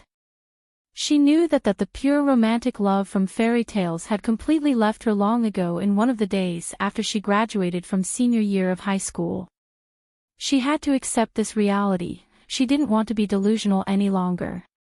Bai Qing's rejection struck Fang Jiming like a burst of violent lightning. His arrogant and tyrannical aura fell apart. This undisguised slap in the face made Fang Jiming feel extremely awkward. He paused a bit before laughing a jolly laugh. He looked at Zhu Denyo. Miss Zhu, you'd certainly be a rational person. Would you be willing to sit in my luxury supercar to the vacation area? If this were the Zhu Denyo from before, she would immediately and eagerly follow the tall, handsome, and rich young master Fang Jiming if he invited her. But this time, she rejected him, and rejected him resolutely. She came this time to court Qin Feng. She clearly knew that compared to young Master Qin, Fang Jiming's background was nothing. Mr. Fang, I'm really sorry. I haven't seen Bai Qing in a while, so I would like to chat with her some more. I'll sit in Mr. Qin's car. Humph, how stupid. Fang Jiming was slapped a third time. Enraged, he turned and left immediately. At this time, the classmates attending the reunion already drove up to the door of the hotel. They waited there in a long line. The cars were of different styles, and there was at least one beauty in every car. The number of beauties was determined by the grade of the car. However, all of these cars were all parked in the ordinary parking area, so they got their cars quickly. Fang Jiming and Qin Feng's vehicles were parked in the VIP section. At this time, the two of them re-encountered one another there.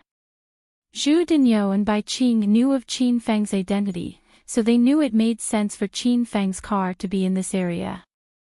On the other hand, Fang Jiming's eyes flashed with surprise when he saw Qin Feng getting his car from the VIP area.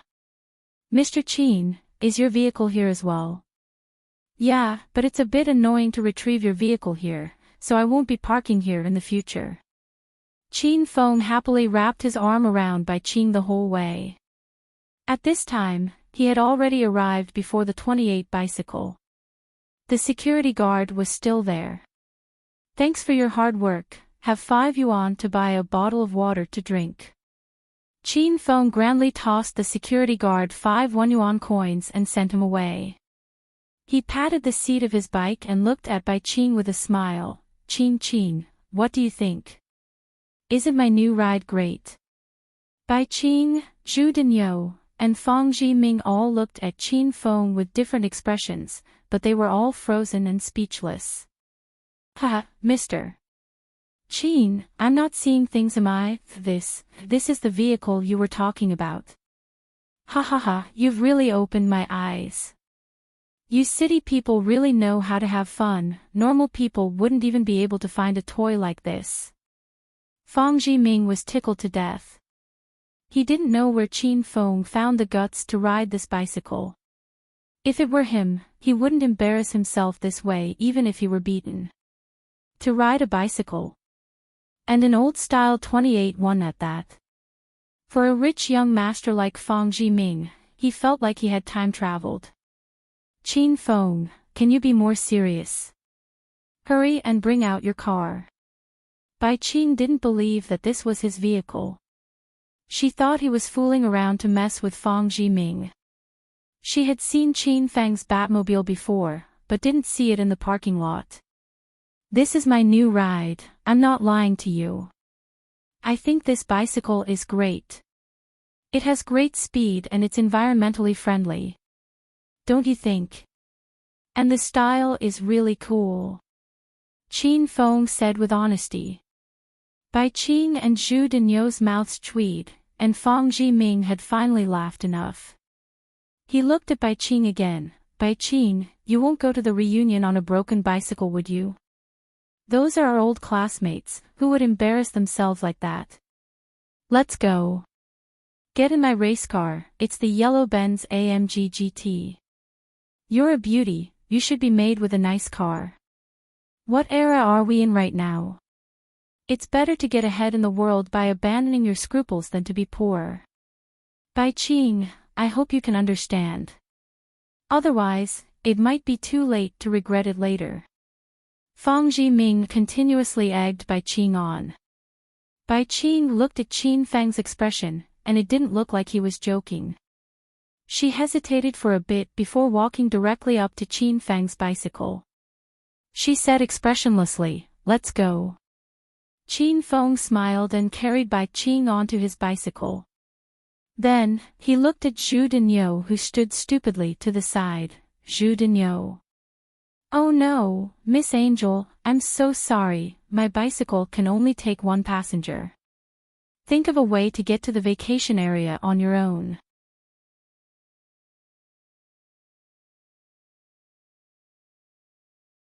Chapter 146. Chapter 146, It's my first time here. Mr. Fang, Qing and I will leave first. We'll meet you at the vacation area. Qin Feng really did ride his bike with Bai Qing in tow.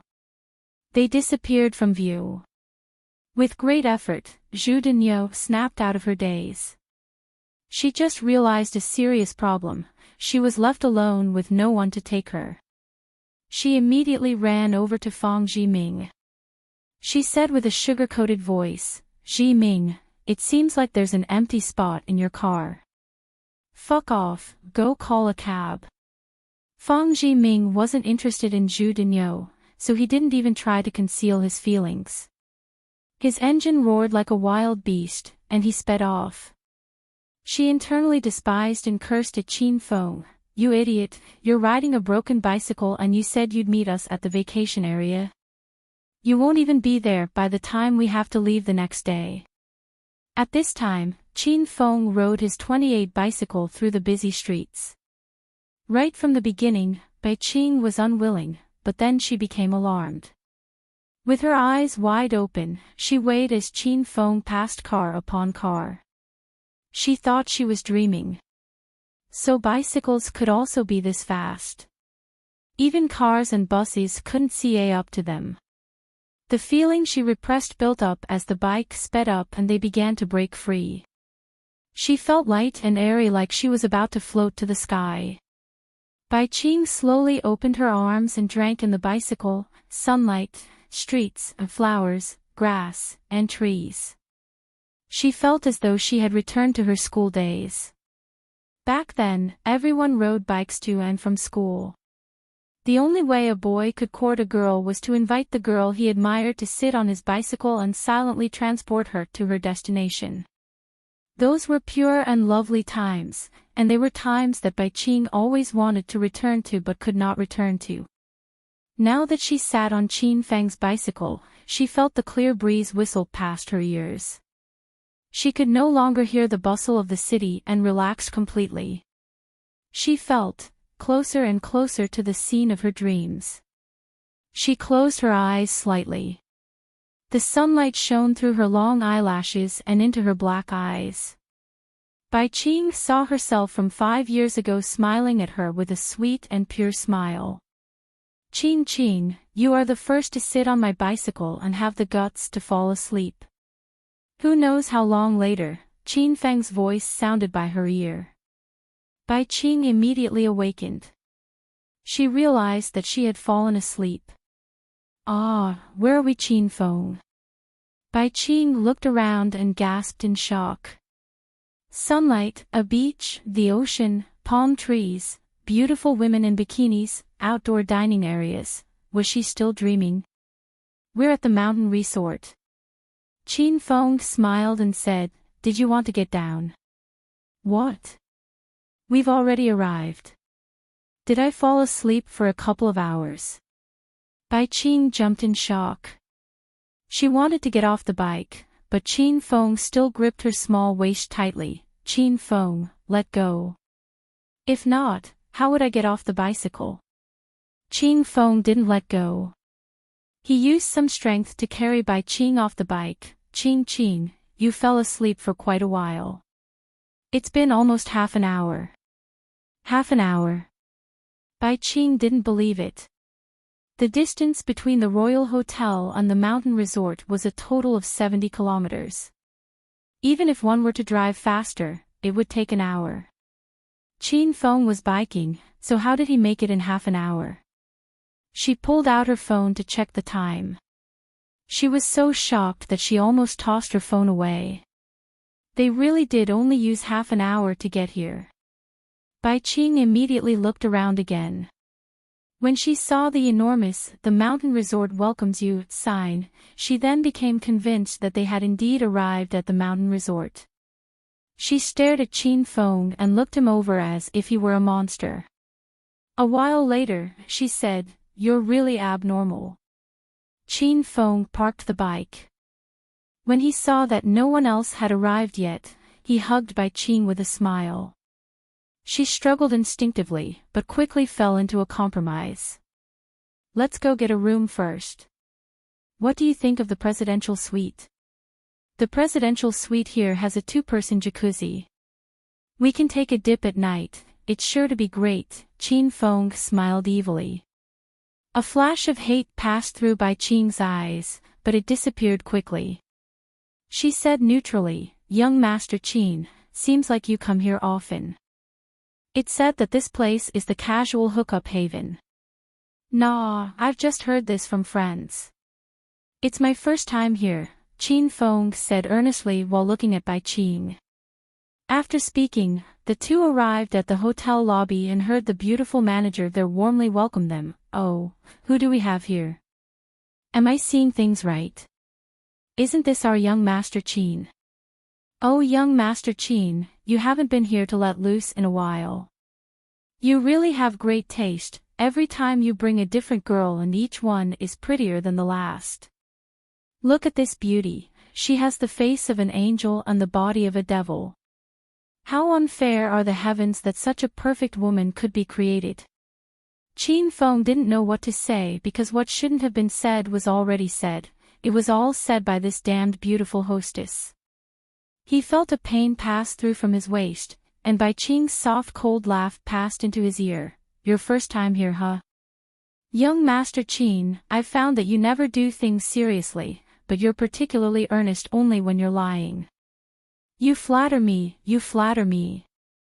Qin Feng looked awkwardly at Bai Qing, smiled, then glared coldly at the beautiful hostess. "Hurry and take us to the presidential suite." "All right." The beautiful hostess responded excitedly. She even asked conscientiously, "Young Master Qin, do you also want me to call in 2 female students like before?" Qin Feng's mouth tweed. He was prepared to fire this hospitality manager after this trip was over. This mountain resort was also one of Royal Group's vacation estates, and it made a lot of money for Royal Group these past couple of years. However, Qin Huang was not the one who chose this land or made this mountain resort. Back then, Qin Feng had too many women around him and there was nowhere fun to take them. Qin Feng casually sighed, "Wouldn't it be great if there was a mountain resort with a beach and ocean where I could sit under the shade of a parasol and watch a bunch of bikini-clad girls playing volleyball in the day and play with the 2 balls on their bodies at night?" Thus, this battlefield haven, this campground where the rich took their mistresses, was established. Especially in the summer, this place was packed every day. The rooms had to be booked a week in advance. However, the presidential suite on the top floor of the hotel was never open to the public because it was for Qin Feng's private use. They took the elevator to the top floor. Qin Feng swiped the card key and brought Bai Qing into the presidential suite. This room was large, it took up the entire top floor and was a total of over 500 square meters.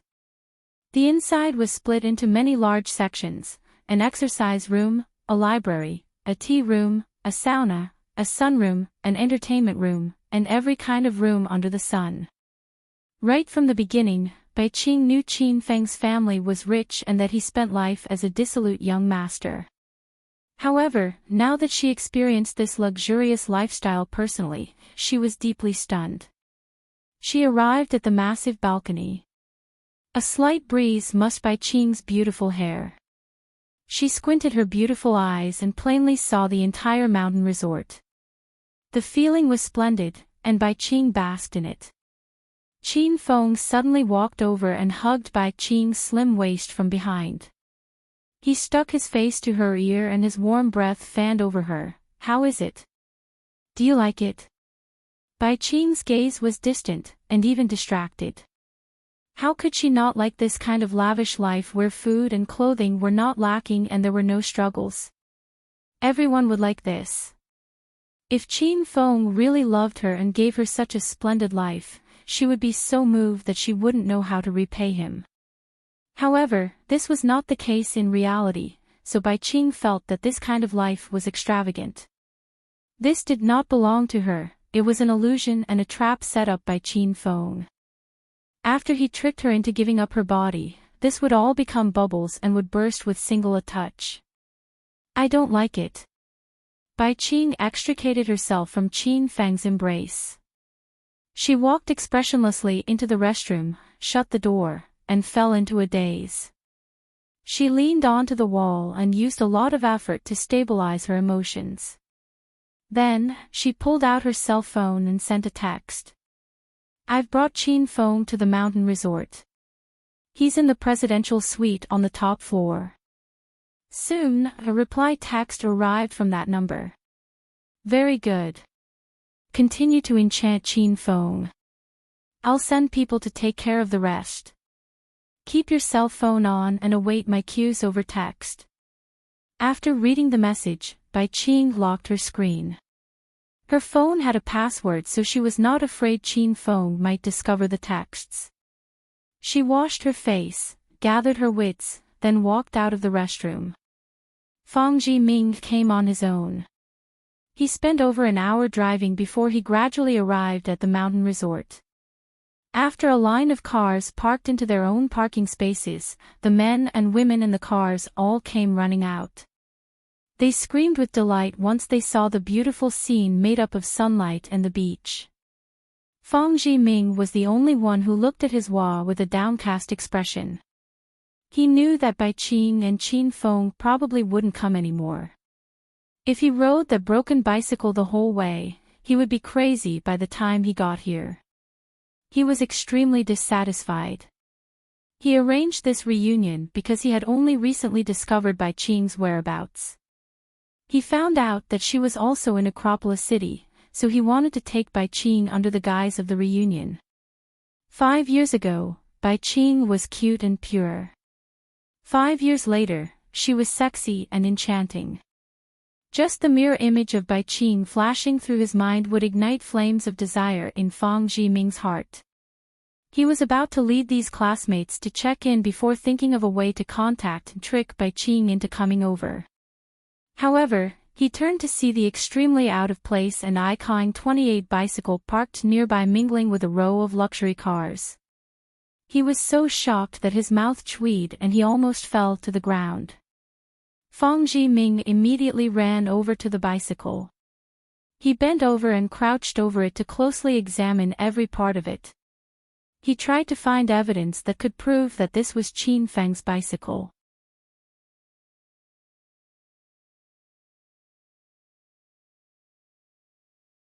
Chapter 147. Chapter 147, Need to Pretend to be a Muscular Man. With his eyes alone, Fang Jiming was unable to confirm whether or not this was Qin Feng's bike. He extended his hand to caress the bike's handlebars, seat, body, and even its tires. He looked to be lovingly caressing a beloved treasure. In truth, he already had the answer. In the current day and age, the chance of seeing a 28 bicycle was lower than seeing a car crash. If Qin Feng said he was riding his bike over, and a 28 bicycle that was exactly the same as his was parked at the mountain resort, the answer was clear. However, Fang Jiming was still unable to accept reality. How could he ride a broken bicycle with Bai Qing and make it to the mountain resort before him? Fang Jiming suspected that Qin Feng swayed to a car midway with his bicycle in tow. "Young Master Fang, what are you doing?" The remaining people encircled him. They saw Fang Jiming caressing and inspecting a broken bicycle lovingly with a strange expression on his face. "Ha! I am not doing anything. I just thought this bike was really cool, don't you think?" Fang Jiming was nervous, so he was unable to find any other excuse. He just blurted out and repeated what Qin Feng said before without thinking. However, Fang Jiming received an answer from the faces of these people that clearly wanted to laugh but didn't dare to do so. He suddenly felt that he was a bit idiotic. "Haha, there's nothing to it. It's just that this old-styled bicycle aroused a lot of memories from my high school days, so I couldn't help but look at it. Let's go. It's really hard to reserve rooms here, so I reserved 20 rooms half a month in advance. Let's get everyone to their rooms so we can rest and put down our luggage. We'll meet at the banquet hall on the 8th floor at 8 o'clock." Fang Jiming's emotions stabilized quickly, and he led these people into the hotel. They were all assigned rooms in the reception hall of the hotel. In addition to Qin Feng and Bai Qing, there were a total of 23 people at the reunion, so 20 rooms seemed inadequate. However, the reality was that after the room assignments were made, there were 6 extra rooms. After all, these old classmates hadn't seen each other in such a long time.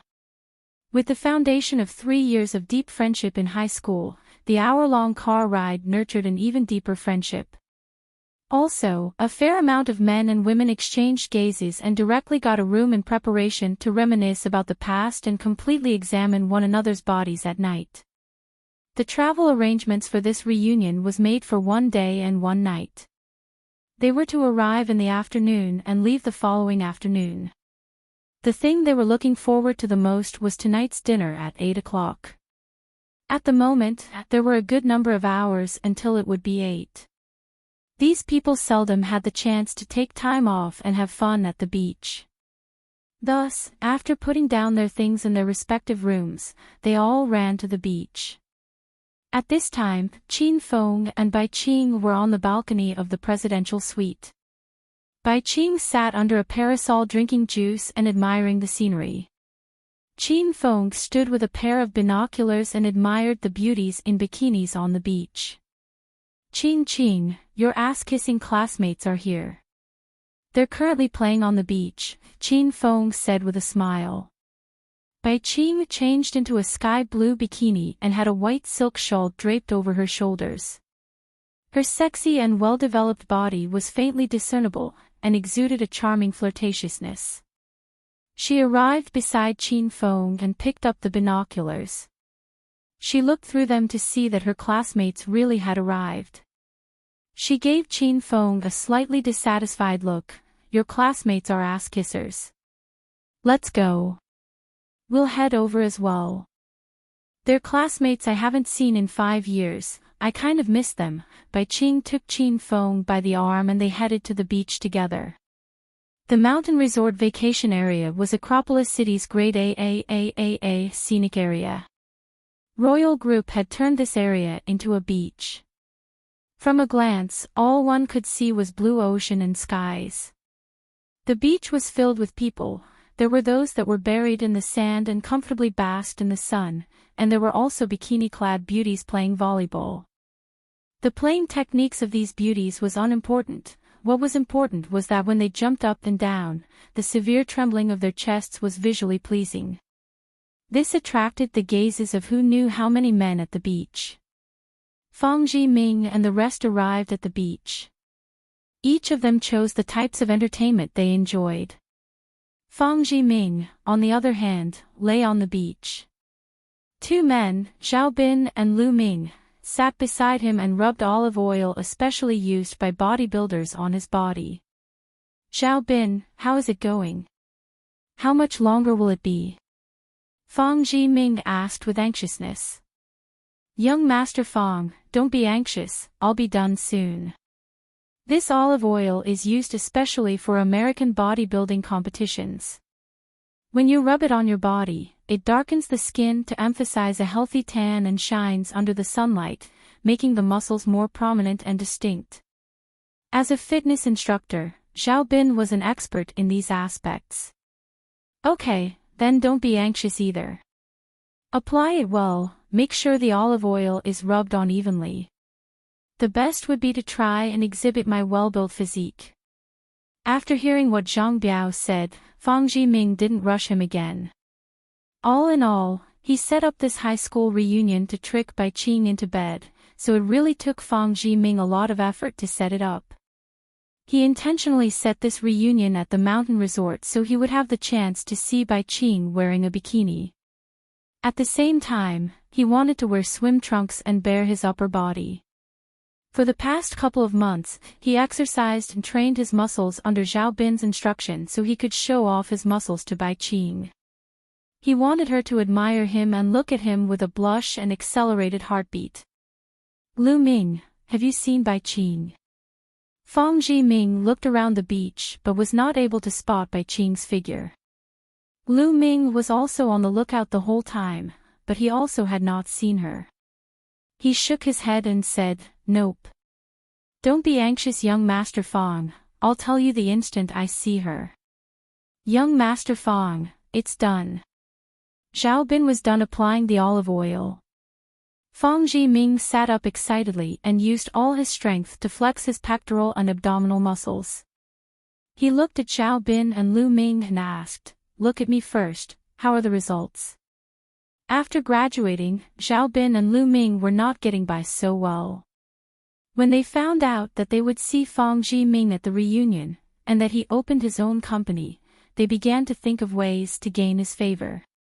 They thought to themselves that no matter the result, they would shower him with a barrage of praise. However, when their gazes fell on Fang Jiming's body, they were clearly stunned. Fang Jiming trained himself these past couple of months so the muscles on his body were budding. Now, with the polishing provided by the olive oil, the muscles were clear and defined. The defined lines of his muscles, his full, large pectoral muscles, and his already extremely prominent six-pack could compare to some of the bodybuilders on magazine covers.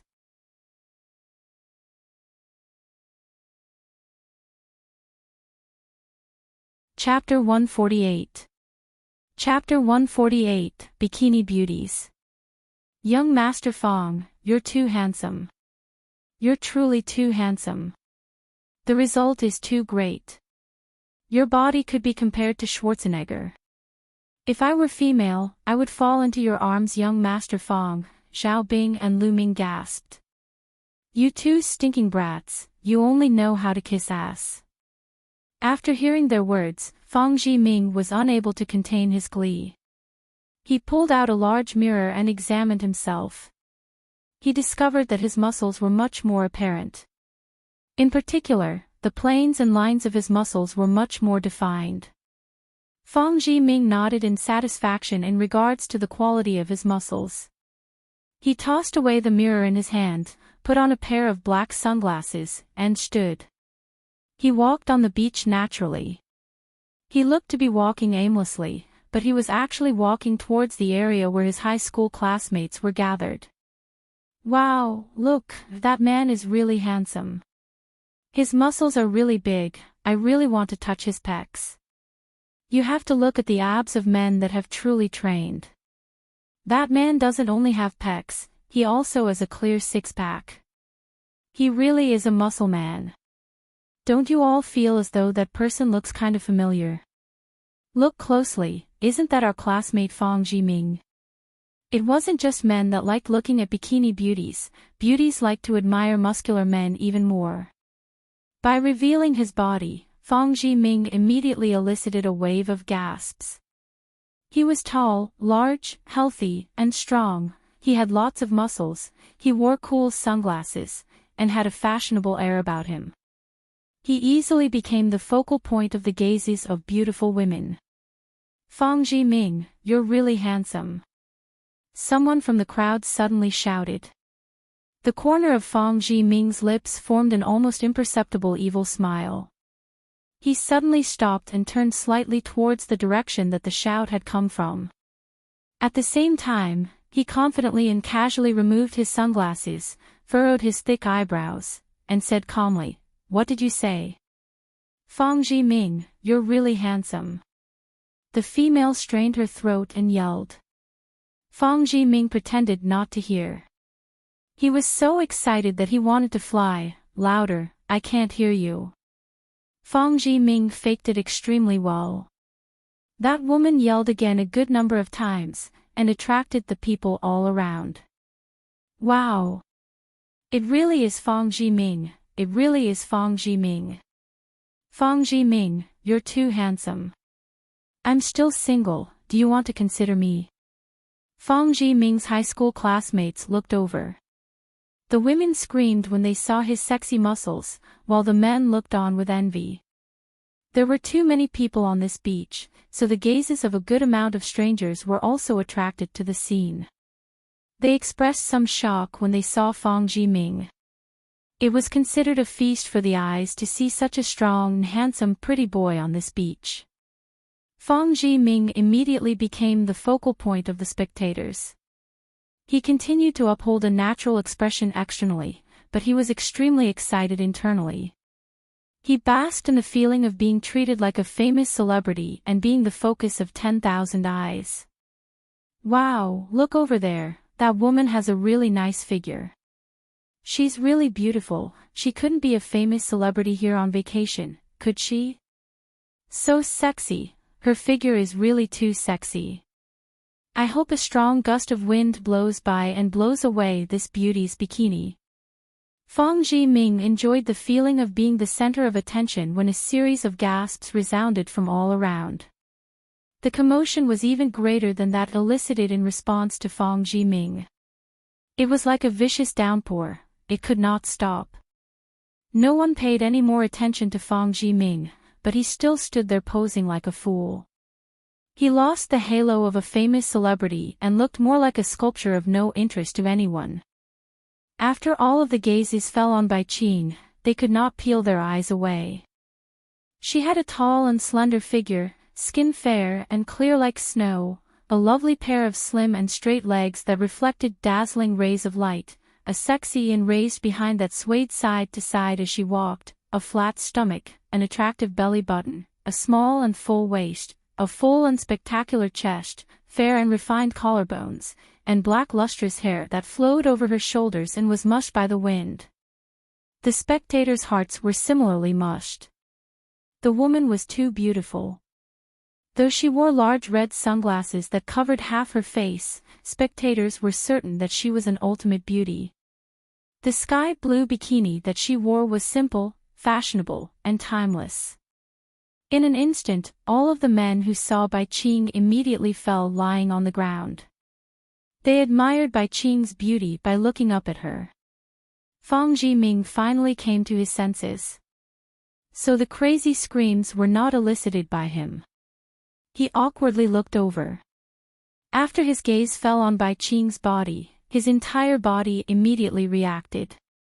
However, when he saw that the person Bai Qing was currently holding onto was Qin Feng, this reaction immediately dissolved, and a cold expression appeared on his face. Bai Qing, here. After straightening out his emotional state, Fang Jiming waved Bai Qing over. Bai Qing acknowledged him with a nod. She held Qin Feng's arm and walked calmly and steadily towards Fang Jiming. Bai Qing, you're really too beautiful in a bikini. When Bai Qing arrived by his side, Fang Jiming found that Bai Qing was clearly even more enchanting and seductive. If Qing wasn't wearing clothes, you'd find her even more attractive, huh? Qin Feng said this casually as he played with Bai Qing's long hair that cascaded down her shoulders. Fang Jiming immediately held the expression of someone who had just eaten shit, and he was so choked up that he couldn't speak for a good while. Bai Qing, all of our old classmates are playing in the water. Fang Jiming changed the topic. He decided to ignore Qin Feng. He extended his arm and pointed at the ocean. He looked to be indicating a direction to Bai Qing, but he was secretly flexing and using the opportunity to display his muscles. Bai Qing looked in the direction Fang Jiming pointed. A good amount of classmates were waving at her. Bai Qing smiled and waved in return. She didn't notice Fang Jiming's well-built muscles. When he saw that Bai Qing hadn't noticed his well-built physique, Fang Jiming suddenly put his arms behind his head and used it as a pillow. He puffed up his chest in a strong position and flexed his abdomen to condense his six-pack. He said casually, the weather today is great. We chose the right place by planning our class reunion here. Bai Qing, what do you think? Fang Jiming had asked, so Bai Qing looked at him politely. This time, she noticed Fang Jiming's conspicuous muscles, but she continued to have a calm and normal expression. She said lightly, I heard that you organized this class reunion, I must thank you. Oh, why are you being polite with me? I'm also extremely happy that I could organize this class reunion and help our high school classmates find their memories and pasts. Bai Qing, in the future, we have to work hard together. Fang Jiming revealed a bright and sunny smile. He realized that Bai Qing didn't have much of a reaction towards his pectoral muscles, so he intentionally pumped his fist and naturally flexed his biceps.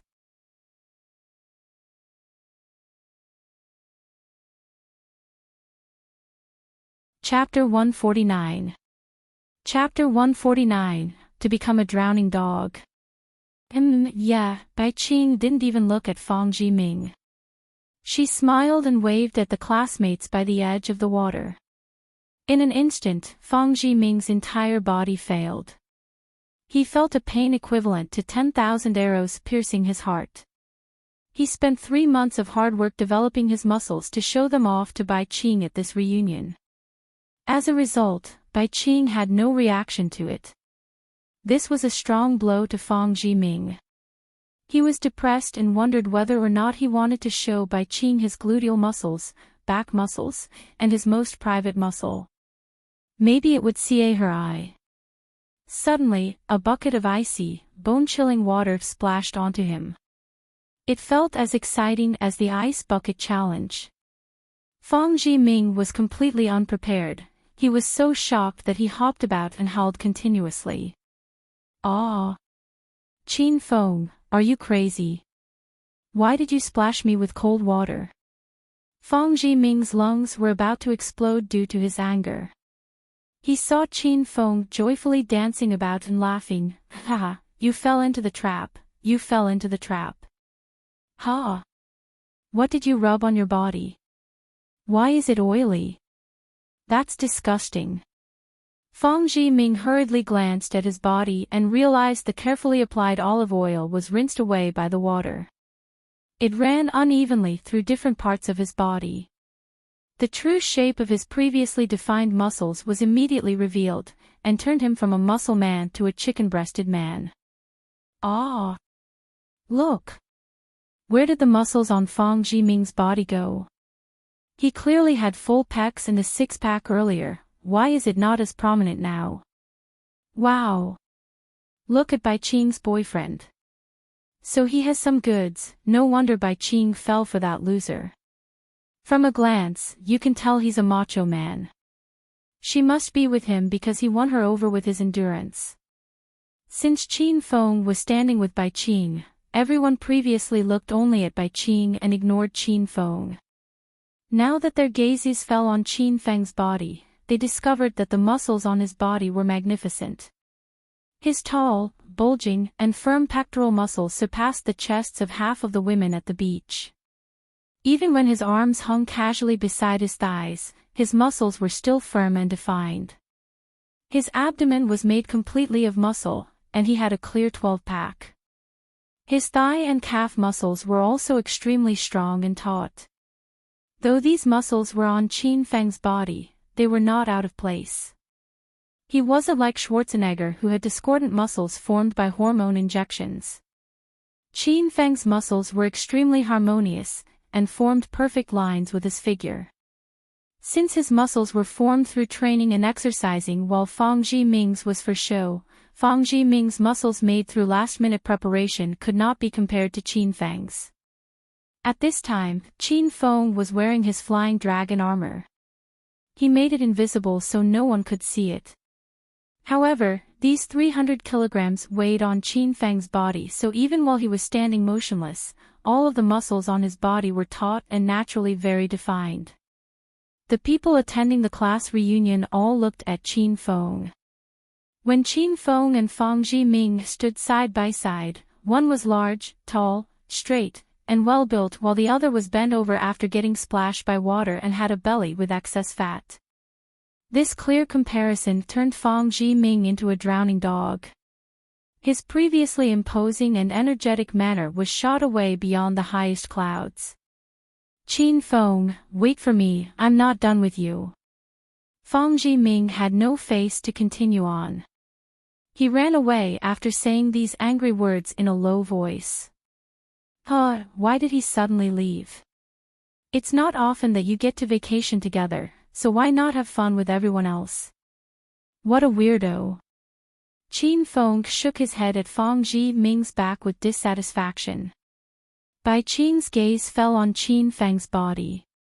She was uninterested in Fang Jiming's muscles because the sight of Qin Feng's muscles made her immune to all other muscles. Qin Feng, you're terrible. Thank you for your praise. Qin Feng hugged Bai Qing with a smile, and they arrived at the edge of the beach. After playing at the edge of the water with Bai Qing and her old classmates for a while, Qin Feng got bored. He pulled Bai Qing with him to go wakeboarding. In the past, Qin Feng spent over a month at this mountain resort every summer. He wakeboarded so much that he had mastered the art of it. No, I'm not going. I don't know how to wakeboard, it looks really scary. Bai Qing was frightened just looking at the several people wakeboarding in the deeper part of the ocean. Qin Feng carried Bai Qing like a princess and dragged her to the side of the boat. What are you afraid of? Nothing will happen to you with me protecting you. Boss, are we going? Two men sat on the yacht. They wore straw hats that covered most of their faces. They didn't raise their heads, but kept them lowered instead. One of the two said in a low voice, "Go." The boat set off. It went faster and faster. Since Bai Qing was too afraid to wakeboard on her own, Qin Feng shared the board with her. He held the rope tied to the back of the boat with one hand and hugged Bai Qing with the other to prevent her from falling. However, despite all this, Bai Qing could still feel the ocean breeze whistle past her ears and the cold splash of the ocean spray. She was still so frightened that she screamed. She didn't dare open her eyes. At this time, Qin Feng had an extremely evil smile. He insisted on taking Bai Qing wakeboarding for an extremely simple reason. He wanted to stick closely to Bai Qing and feel the suppleness of her body. "Boss, faster," Qin Feng said with a smile. "Okay." The two people in the boat never raised their heads. They sped up again. The boat was like an arrow shooting out of a bow. It was so quick that it was about to fly. Bai Qing, who stood on the wakeboard, felt a tremor pass through her body. This was over 10 times more exciting than a roller coaster. Qin Feng, I can't do it anymore. Qin Feng didn't have to say anything. At this time, Bai Qing was like an octopus clinging tightly onto his embrace. One of Qin Feng's arms supported Bai Qing by her raised buttocks. It's all right, it's all right. If you really can't do it, just scream. Right after, Bai Qing screeched continuously like a dolphin into Qin Feng's ear. He couldn't help but wonder if Bai Qing would get into his bed tonight. He thought that it would be great if she were this loud in bed as well. Big Brother Fire, look at that pretty girl in the bikini. There was a group of wakeboarders not far ahead of Qin Feng. When they saw Qin Feng and Bai Qing join them, someone shouted in shock. There were a total of around 10 of them, 3 of them were wakeboarding while the others were sitting in boats. At this time, they all looked behind them. When they saw Bai Qing, who was in Qin Feng's arms, their eyes glowed green.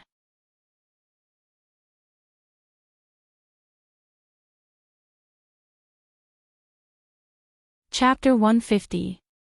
Chapter 150, I'll say it to them anew. Among these people was a middle-aged man with long hair dyed fire red, a goatee, and a vulgar smile. He was called Elder Brother Fire, and he was the leader of the group. He stroked his goatee and waved Bai Qing with a smile. What a high-quality beauty. Hurry and get her over here for your elder. 2 people sat beside Brother Fire. They looked at him awkwardly. Brother Fire, there are a lot of people weighing us on this ocean. Plus, there's a man next to this gal, getting her over won't be so simple. Brother Fire slapped the 2 atop their heads. He lectured, it's fucking easier to act in the ocean because that woman wouldn't be able to resist. Even if she cried for help, there'd be no one to help. So what if there's a man? We have over 10 people and we're fucking afraid of one person. Tell Skinny Monkey and the other 2 to mess with that brat and shove him into the ocean to fend for himself. Then, get that beauty onto our boat. We'll drive to a place where no one is so we can play however we like. Haha. Superb. Brother Fire's plan is too superb. I'll go tell Skinny Monkey and the other 2. We have great luck today. After a period of screaming, Bai Qing slowly got used to wakeboarding. She found that it wasn't as terrifying as she had thought. At least due to Qin Feng's work, she hadn't yet fallen into the water. Bai Qing mustered the courage to open her eyes. She looked at the wave as tall as a person that arose beside her and the limitless ocean and blue skies that surrounded her. Her fear dissipated in an instant, and she became excited instead. Qin Feng, this is really exciting. Don't stop. Go faster. Qin Feng immediately nodded. He intentionally squeezed Bai Qing's body a couple of times. Qing, like this? Don't you feel even better? Bai Qing's expression immediately darkened. She glared coldly at Qin Feng. I said riding the waves was really exciting and I wanted the boat to go even faster. Qin Feng, why don't you go die? Hurry and get your grubby paws off me. Qin Feng revealed an apologetic expression when he found that he had misunderstood Bai Qing. Bai Qing was just wondering how young Master Qin could be so straightforward and kind. Suddenly, she felt a strong wave rush over, causing her body to tremble as she almost fell into the water. Qin Feng, hurry and hold me. I'm about to fall off. Bai Qing yelled with shock. Qin Feng looked shyly at Bai Qing. Qing, I can't hug you. Men and women should not have physical contact unless they're man and wife. This would affect your reputation. Bai Qing suddenly had the urge to stab Qin Feng to death. She shouted, hurry and hug me, I'm really going to fall down. Qin Feng was unhurried. In reality, he was discreetly protecting Bai Qing the whole time. There was no way she could fall. He had a conflicted expression. If I hug you, then I can only hug you so we can find your center of balance. Forget it, this is too unfair to you. The speedboat turned at top speed, forming a violent wave. Bai Qing felt like her whole body was going to fly out. She could care less about anything. She grabbed Qin Feng's hand and placed it on her waist. She yelled, "Hold me properly, don't let me fall." When Bai Qing saw the evil glint in Qin Feng's eyes, she suddenly understood why he insisted on dragging her to wakeboard. After she was tightly held by Qin Feng again, she was no longer afraid. She began to shout excitedly again, "Oh, this is too fun, it's really too fun. Does this beauty want to play something even more fun? These older brothers will play with you." Evil laughter suddenly passed through their ears. They looked over to see that 3 boats surrounded them in a triangle formation. There were 3 men wakeboarding behind the 3 boats. The wakeboard of one of the men that was behind Qin Feng suddenly sped up and rushed towards him. The man held a large wooden stick and looked like he was about to beat Qin Feng to death. "So you're having fun holding the beauty, huh? Ha ha ha, now lend your girl to these big brothers to play with. When we're done, we'll return her to you. Ha ha." Skinny Monkey suddenly appeared behind Qin Feng and struck down at Qin Feng's back. A self-satisfied smile bursted onto his face. He held the expression of someone who had the wind in his grasp and pictured how Qin Feng would look after he was hit into the water and became a drowning dog. But when the wooden stick was about to smash Qin Feng's back, a spray of ocean water suddenly arose. The wave was as tall as 2 people, it made Skinny Monkey unable to open his eyes. He hadn't even seen what had happened when an enormous force hit his abdomen. Then, he was like a broken kite and flew headfirst into the ocean. "Qin Feng, be careful." Qin Feng already kicked Skinny Monkey into the ocean when Bai Qing's shocked cry resounded. One could see how quick Qin Feng's reaction speed was. The other 2 brats wakeboarding had originally seen Skinny Monkey about to attack Qin Feng's back, so they thought Qin Feng would be beaten into the water for sure and were prepared to see a good show. However, a wave suddenly appeared. The 2 couldn't open their eyes. Even when the wave dispersed and they looked at Qin Feng again, they still were bug-eyed and slack-jawed. They saw that Qin Feng continued to hug the beauty leisurely and contentedly while Skinny Monkey disappeared. His surfboard floated at the surface of the ocean, but he was missing, so it was clear that he fell into the water. "Fuck, why are you guys standing there like dummies? Attack together and kill this brat." After Skinny Monkey fell into the water, swam upwards and floated above the water. He stuck out his head and began to yell. The remaining 2 people reacted this time. Skinny Monkey really had fallen into the water. Though they hadn't seen the situation clearly, they were alarmed and didn't dare to underestimate Qin Feng any longer. Skinny Monkey was tossed into the ocean due to the large waves, but Qin Feng was hugging a woman and surfed through the waves unscathed. This was a clear indication of his abilities. "Stinking brat, be tactful and let go of this gal. Then, jump into the ocean on your own and swim back. Otherwise, their older brothers will teach you a lesson. How dare you misbehave in front of your elder brothers? You must be tired of life." The 2 stood on wakeboards and rushed towards Qin Feng. They even wanted to use harsh words to scare him away. Qin Feng was clearly unafraid. He waited for the 2 to come over with an extremely calm expression.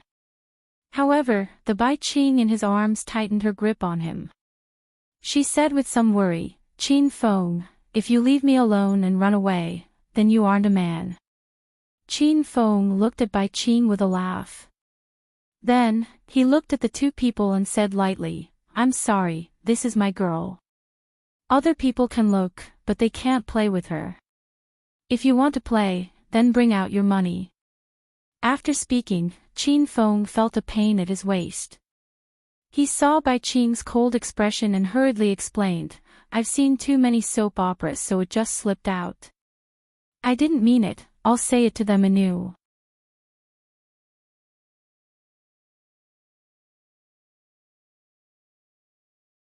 Chapter 151.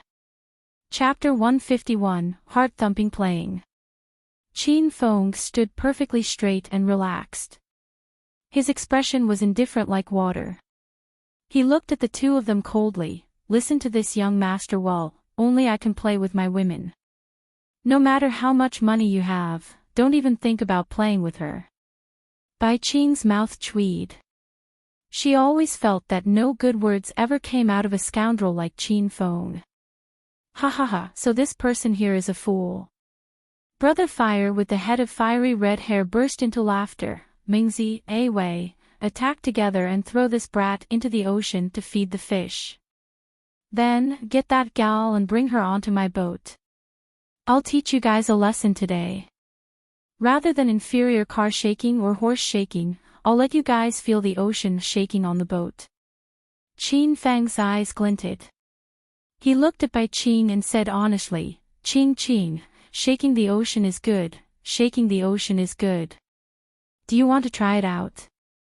After Brother Fire's command, Mingzi and Wei no longer hesitated. They became fierce, brandished their arms, and rushed towards Qin Feng from both sides with wooden sticks in their hands. Qin Feng didn't want to make the scene any bigger. If these people were tactful and left after Skinny Monkey was kicked into the ocean, then Qin Feng wouldn't have to bother with them. At this time, Qin Feng's gaze gradually became icy. Wei, who was coming from the left, was a little quicker. He brandished his wooden stick and was about to crash down on Qin Feng's head. Mingzi, who was on the right, followed closely behind and swept at Qin Feng's calves. The two were veterans in fighting, and they often fought together. Their cooperation was flawless. There was one on the right, and one on the left. One attacked the top, and the other attacked the bottom. Also, they attacked on the surface of the ocean, so a normal person would have no way to dodge the hits. However, Qin Feng clearly wasn't an ordinary person. When the sticks were about to hit him, he suddenly launched himself into the air while holding Bai Qing. This jump wasn't considered high, the height was around 1 meter. After jumping, Qin Feng turned their bodies into a horizontal position and spun multiple times midair. They had just avoided the hits from the two people. The two wooden sticks hit air at the same time and whistled through it. At this time, Qin Feng landed. He stood on the wakeboard accurately and continued to speed forwards. This scene scared Wei and Mingzi silly. They froze and forgot to continue attacking Qin Feng. These two were wakeboarding veterans as well, but wakeboarding on through the waves was still not as simple as standing on solid ground. Earlier, Qin Feng's move was something most people couldn't even do on solid ground, let alone on the surface of the ocean. Ah! As someone who experienced it personally, Bai Qing was so shocked that she screamed continuously. Though this move had a 5-star difficulty, Qin Feng already held her safely on the wakeboard once again.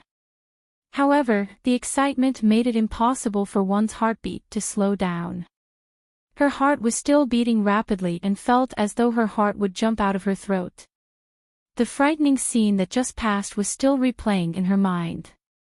The bodies of her and Qin Feng were stuck together tightly. They were suspended midair for a couple of seconds, and then there was an incomparably exciting falling sensation. It was more frightening than the thriller events at the amusement parks. However, this thrilling and exciting move made Bai Qing blush. The two of them were pressed too closely together during this time. She could feel that Qin Feng reacted and moved around restlessly a couple of times. She thought he was impossibly despicable. This crazy and exhilarating scene naturally did not escape the eyes of the people admiring the scenery on the beach. A small portion of the people were weighing other people surfing. When they saw what had just happened, their mouths were opened so wide that it could fit a whole duck egg in it. Look everyone, that bikini beauty went wakeboarding and that muscle man is holding the beauty and doing flips in the air. The crowd on the beach weighing Chin Fong and Bai Ching grew larger and larger. Originally, Bai Ching was the audience's point of interest. When they saw that she went wakeboarding, the men on the beach began to imagine how great it would be if they could become the wakeboard she was stepping on. Damn, this brat has trained before, no wonder he was so cocky. Brother Fire, toss me an empty beer bottle, I'm going to knock him from the wakeboard into the ocean. A Wei and Mingzi came to their senses. They experienced Qin Feng's quick and agile movements, so they didn't have the confidence to interact closely with him. At this time, they got 2 bags of empty beer bottles from Brother Fire and prepared to play and shoot into the air. The time of your death has arrived. I hate people like you who act like pretentious pricks the most. With beer bottle in hand, A Wei immediately put on an imposing manner. He looked at Qin Fong with a playful smile as if Qin Fong was a little lamb that entered the wolf's den for slaughter. After saying his harsh words, A Wei took the initiative to toss a bottle. Because the wind was strong on the ocean, the bottle was blown off course after he threw it. Qin Fong just shifted his body slightly and avoided it. Fuck, I don't believe I can't smash you. Though he missed once, A Wei was not anxious. This time, he took the direction and strength of the wind into account. The instant the beer bottle was thrown, its path deviated slightly. Then, with the gust of wind shifting its path, it headed straight for Qin Feng's head. A Wei used all his strength to toss the bottle. He wanted to hit Qin Feng in the head and smash a hole through it. A flash of iciness passed through Qin Feng's eyes. While holding Bai Qing, he jumped up 3 or 4 meters. They stayed midair for a while. Bai Qing's body was on the bottom, and Qin Feng held her back and waist tightly. The two faced the ocean and formed a lovely scene. Qin Feng held Bai Qing and she was so afraid that she kept screaming. She instinctively spread her arms into a flying posture. Fuck, a mid-air Titanic pose. The crowd on the beach went crazy screaming, they were shocked silly by the startling scene. A larger wave of screams and cheers swept by. A Wei and Mingzi heard this. They originally came to teach Qin Feng a lesson. In the end, this became the brat's performance. There were a good amount of spectators at the beach. This was plainly a slap to their faces, a slap that made their face and ears red and made them grind their teeth. Mingzi, don't just stand there, attack with me. We'll fire together. Don't worry about whether or not you can hit him, just throw like crazy. I don't believe that we can't hit him when we have all of these bottles. A Wei was enraged. He yelled towards Mingzi. Mingzi was also extremely angry. He began to throw bottles at Qin Feng wildly. At this time, the two of them fired bottles rapidly and continuously at Qin Feng. The air was filled with rising and falling empty beer bottles like fish jumping out of the ocean to take breaths of fresh air before falling back into the water. This wave of attacks was pretty fierce. Qin Feng held Bai Qing and did various startling moves. The two were like a pair of happy birds performing a lovely dance melody. The sound of the waves recklessly rising and falling accompanied them musically while the flurry of empty beer bottles in the air became their backup dancers. Her voice was airy and distant as if it came from far away. She also had a beautiful and limber figure. She danced a classy waltz and sang a pleasant dolphin sound. The spectators at the beach had long forgotten how to breathe.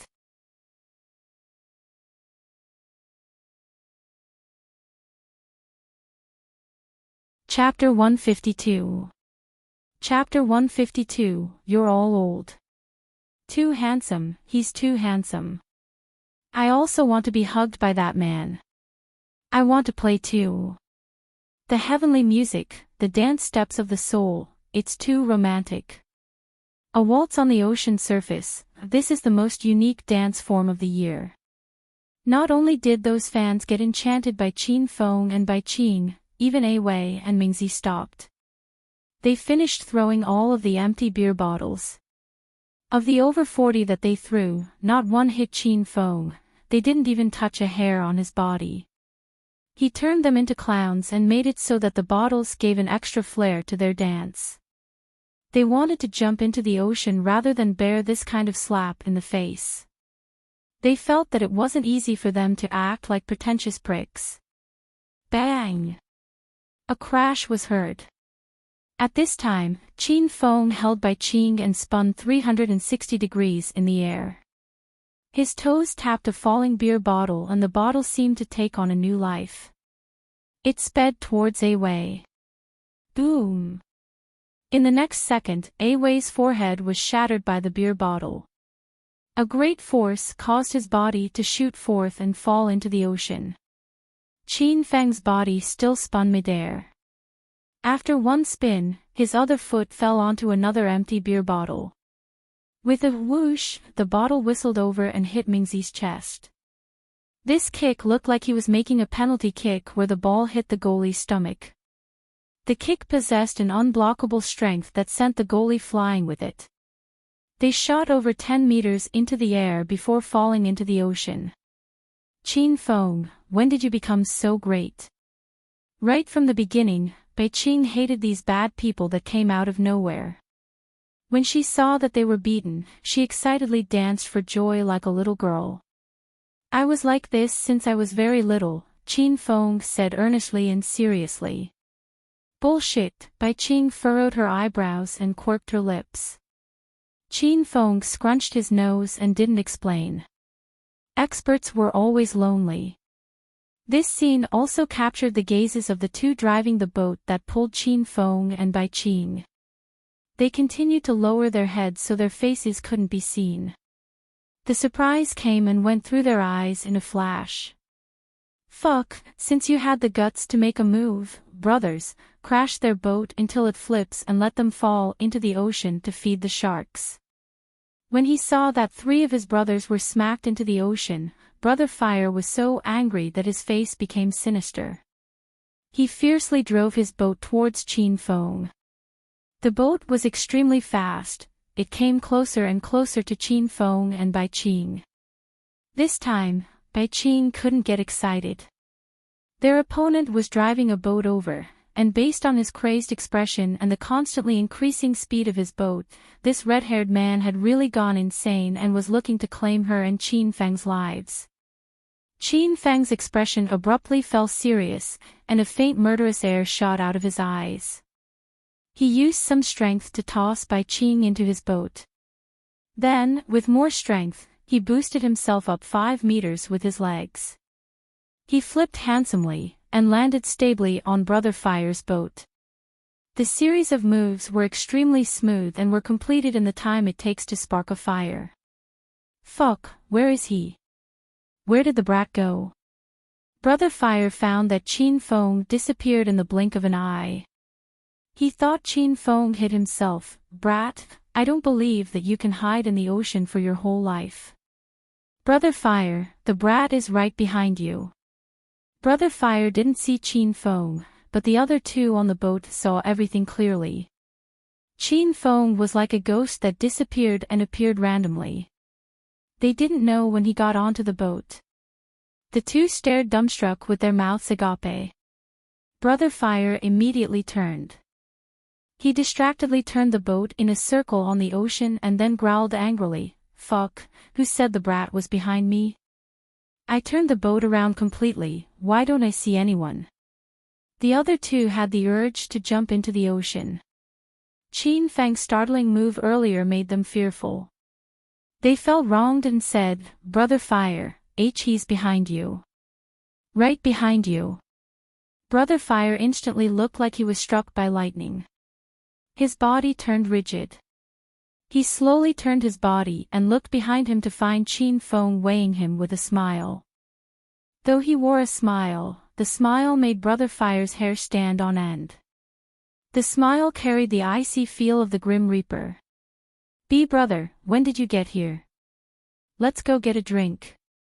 Brother Fire smiled along with him. I think you should go drink ocean water instead. Chin Feng grabbed Brother Fire's collar and tossed him carelessly. Brother Fire, who was 180 centimeters tall, flew outwards in a beautiful arc. He fell into the ocean with a splash. Those of you remaining, are you preparing for me to kick you into the ocean, or are you going to jump in yourselves? After taking care of Brother Fire, Chin Feng looked at the remaining people with an icy and threatening gaze. These people were completely stunned. They wanted to eat their fists to express how they were currently feeling. Previously, when Chin Feng did various natural moves on the wakeboard to act cool, these people knew that he wasn't ordinary. Now, with his soft arrival and just the wave of his hand, he sent Brother Fire flying without a fuss. It was the first time they saw such enormous strength. How could he be considered a person? He was clearly a superhuman. Now that superhuman stood before them and gave them two choices, to have the superhuman kick them into the ocean or jump in themselves. After they came to their senses, they jumped into the ocean on their own without hesitation. They were afraid that if the superhuman kicked them, they'd spit blood and die before falling into the ocean. 9 hooligans uniformly jumped into the ocean. The spectacular scene once again aroused cries of alarm from the people on the shore. Chin Feng was moved when he saw these people jump into the ocean so fearlessly and courageously. In order to express respect towards their attitude, Chin Feng drove the boat. As long as he saw someone poke their head out of the water, he rushed over. He played with them like this for a couple of minutes. The hooligans were almost played to death by Chin Feng. Suddenly, Chin Feng realized that his speedboat was nowhere to be seen. Bai Qing was still on it. And there were still 2 men on it. Chin Feng instantly became anxious. He looked around to find that his speedboat was speeding into deeper waters. Bai Qing was standing on the boat and waving towards him in a plea for help. Fuck, I knew those 2 old dregs were no good. They're already aged and they still want to have a threesome. Chin Feng angrily cursed at the 2 men in straw hats while driving the boat and speedily giving chase. Even if you want to play that way, you have to at least get me in on it. The whole time he was chasing them, Chin Feng's boat drove further and further into the ocean. He turned his head to look at the place he was wakeboarding at previously. Brother Fire and his group of people's boats had already become a small dot. He had already arrived at the more expansive section of the ocean where the water was deeper. Hey! If you continue going forward, I won't chase you anymore.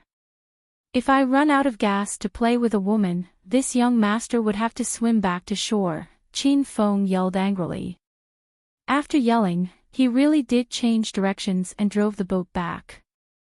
When they saw this scene, the mouths of the 3 on the boat chewed. Bai Qing was so angry that she almost gritted her teeth to bits. The 2 in the straw hats also stood. These 2 wore long black robes on this scorching summer day. The straw hats covered more than half of their faces, so from beginning to end, no one could see what they looked like. One of them suddenly spoke. His voice was light and deep, but despite the crashing waves of the ocean, it passed through to Chin Feng's ear with an incomparable clarity. Don't leave, little lad, we still have your girlfriend. Do you not want her anymore? The boat Bai Qing was on also turned and stopped. You 2 are old now, so maybe you don't yet understand the new rules of society. Nowadays, even if you hold hands, hug, and even kiss, you're not necessarily boyfriend and girlfriend. They could be teacher and student or brother and sister. They could also be bosom friends. At most, they could be friends with benefits.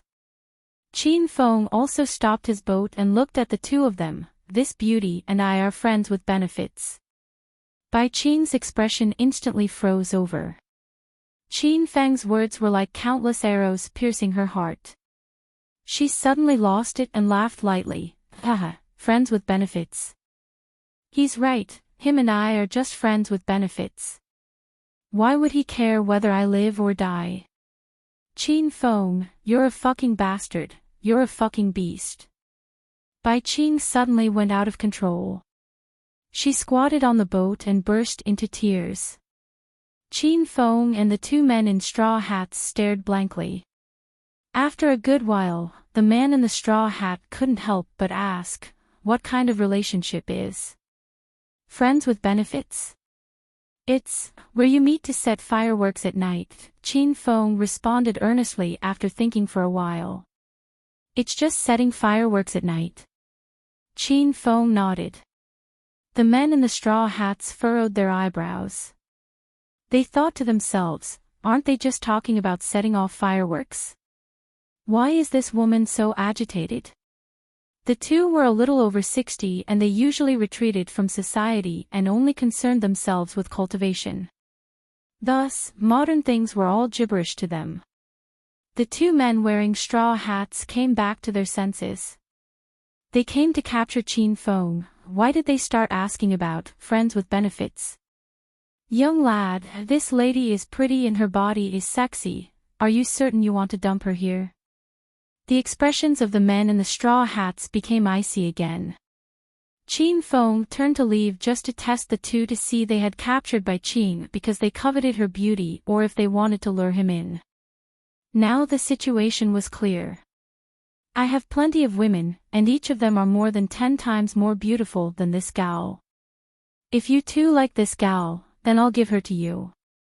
This young master will now take his leave. Qin Feng waved with a smile and turned the boat to leave. The instant he spun around, his expression froze dramatically. His guess was completely right, these two were grade A experts. Qin Feng had merely felt a gust of wind behind him and the weight on the boat increased a lot.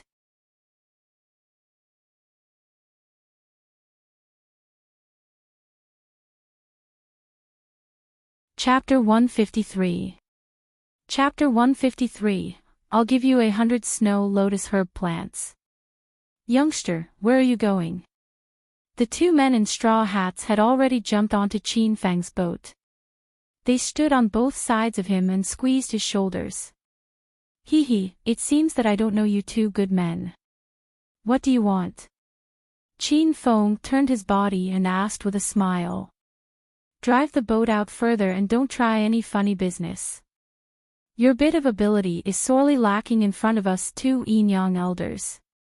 Per their request, the boat drove further and further out. The two only allowed Qin Feng to stop when they reached a section of the ocean where no other boats could be seen. Qin Feng stopped the boat and saw that he could no longer see the boat Bai Qing was on. When he knew that she escaped danger, he internally let out a sigh of relief. His expression gradually became cold. Who are you people? Who sent you here to capture me? Since they were in the middle of the ocean and there were no boats or ships in sight, the men in straw hats were not afraid that Qin Feng could run away. Unless he grew wings and could fly, there was no way he could escape from the palms of these two. Lad, don't ask too much about things you shouldn't ask about. If you want to live, then hand over the 100-year blood lotus. When he heard why the two had arrived, Qin Feng was slightly startled. Right from the beginning, he knew the 100-year blood lotus was a rare plant. When Su Qiu secretly passed it to him on Coiled Snake Mountain, she did it mostly to pull the wool over their eyes, but also to transfer the troubles onto him. This woman looked graceful, cultured, sophisticated, and profound. There was also a quest in the system regarding the Su family. Qin Feng knew Su Qiu would become his sooner or later, so that was why he willingly assisted her. However, the next time he saw her, he would definitely press her to the ground to take advantage of her a bit as payback. Snow Lotus. You two kidnapped me in the middle of the ocean because of a meager snow lotus flower. Qin Feng looked at the two indignantly. In any case, I'm a young master of a rich family. If you two let me go, I wouldn't just give you one snow lotus flower, I'd even give you 100. Brat, you think you can play dumb with us? One of the men in the straw hats said, that day on Coiled Snake Mountain, that older girl of the Sioux family initiated a hug with you and shoved you a box of 100-year blood lotus. Did you think we didn't see that? What do you mean by older girl of the Sioux family? The question Chin Feng was concerned about differed from that of the other two. The expression of the man in the straw hat sank. He said extremely unwillingly, "The Sioux family has 2 granddaughters. The one you hugged was the older one." "Oh, so that's the case. How does that younger girl look?" Chin Feng looked at the two with an evil smile. The system had a quest to take over the Sioux family's company, so he would take both granddaughters. Chin Feng had seen Su Qiuyu and he had to take this beauty. However, he had never seen the younger granddaughter, so what if she was ugly? "Very beautiful," the man in the straw hat replied honestly. Suddenly, his expression changed and he glared coldly at Chin Feng. "Stinking brat, don't intentionally change the subject. Hurry and take out the 100-year blood lotus.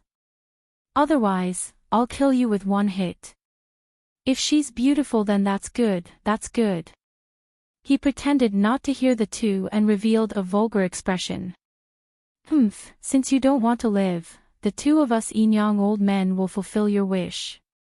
Their faces instantly became fierce. An enormous chi flow shot from the thin and shriveled hands holding his shoulders. It had the power to crush Chin Feng's shoulders in that instant. Chin Feng's expression had long become serious. He suddenly disengaged the flying dragon armor. An equally large force shot out of Chin Feng's body and cancelled the power of the two in the straw hats. Then, he escaped from their grasp. He leapt lightly and flew over their heads. When he landed, he brandished his fists and attacked the backs of the 2 men. Slam slam. Both fists landed at the same time. A large noise resounded off the backs of the 2 people. Chin Feng didn't hold back when he punched. A full 300 kilograms of power was used. If it fell on an ordinary person, it would instantly send them flying and make their entire body fall apart with an explosion. However, after the 2 fists fell, the 2 in straw hats didn't go flying like he expected. On the contrary, a large chi force flowed from the backs of the 2 men and passed through Chin Feng's fists. He didn't have time to react, and the powerful chi flow passed through his body. Blood sprayed violently out of Chin Feng's mouth and his body was sent flying. Rumble. These 2 fists fell on the man in the straw hat, but the energy was rerouted and struck Chin Feng's body. He was struck with 300 kilograms of power. Luckily, in this dangerous time, he removed his flying dragon armor once again and used his level 1 inner chi to protect his body. Only through this was he able to preserve his little life. Chin Feng already fell into the ocean. His gaze was filled with shock. These 2 old men were really powerful, and they were internal experts. Compared to Liang Zhenwei, who was a stage 4 inner chi expert, who knew how many times stronger they were. There was no way Chin Feng could fight the 2 before him. "Stinking brat, I'll give you one last chance. If you bring out the 100-year blood lotus like a good boy, we can spare your life." Chin Feng sank into the ocean, yet the 2 of them had penetrating voices that continued to allow Chin Feng to hear them clearly. This was his first time facing such strong opponents. He didn't even have the opportunity to run. Chin Feng needed to keep the 100-year blood lotus to concoct the blood chi pill and save Lin Bei Bei, so there was no way he'd hand it to them. When he was at his wit's end, a strange feeling passed through his heart. The feeling randomly arose from the bottom of his heart. It was an uninterrupted and extremely familiar feeling. It was like the kind of familiar feeling one would get every time they spent time with their parents. This feeling was like a ray of light for Chin Feng, who was in the ocean. It attracted him and he instinctively swam in that direction. "This brat wants to escape," an old man wearing a straw hat said. "He does have a bit of skill. Let him swim around in the bottom of the ocean for a bit." Wait until his energy is depleted and we'll go into the ocean and capture him alive, the other old man in the straw hat replied indifferently.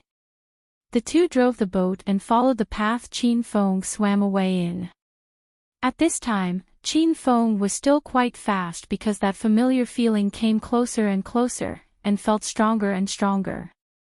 It aroused the hidden potential of his body. Even though he had just gotten hurt, he continued at an explosive and frightening speed. He was like a merman flying through the bottom of the ocean. I'm there, almost there. The feeling was so powerful that Qin Feng's heart almost leapt out of his chest. He looked all around to find where this familiar feeling was coming from, but besides the unknown object blocking his view, there was nothing out of the ordinary.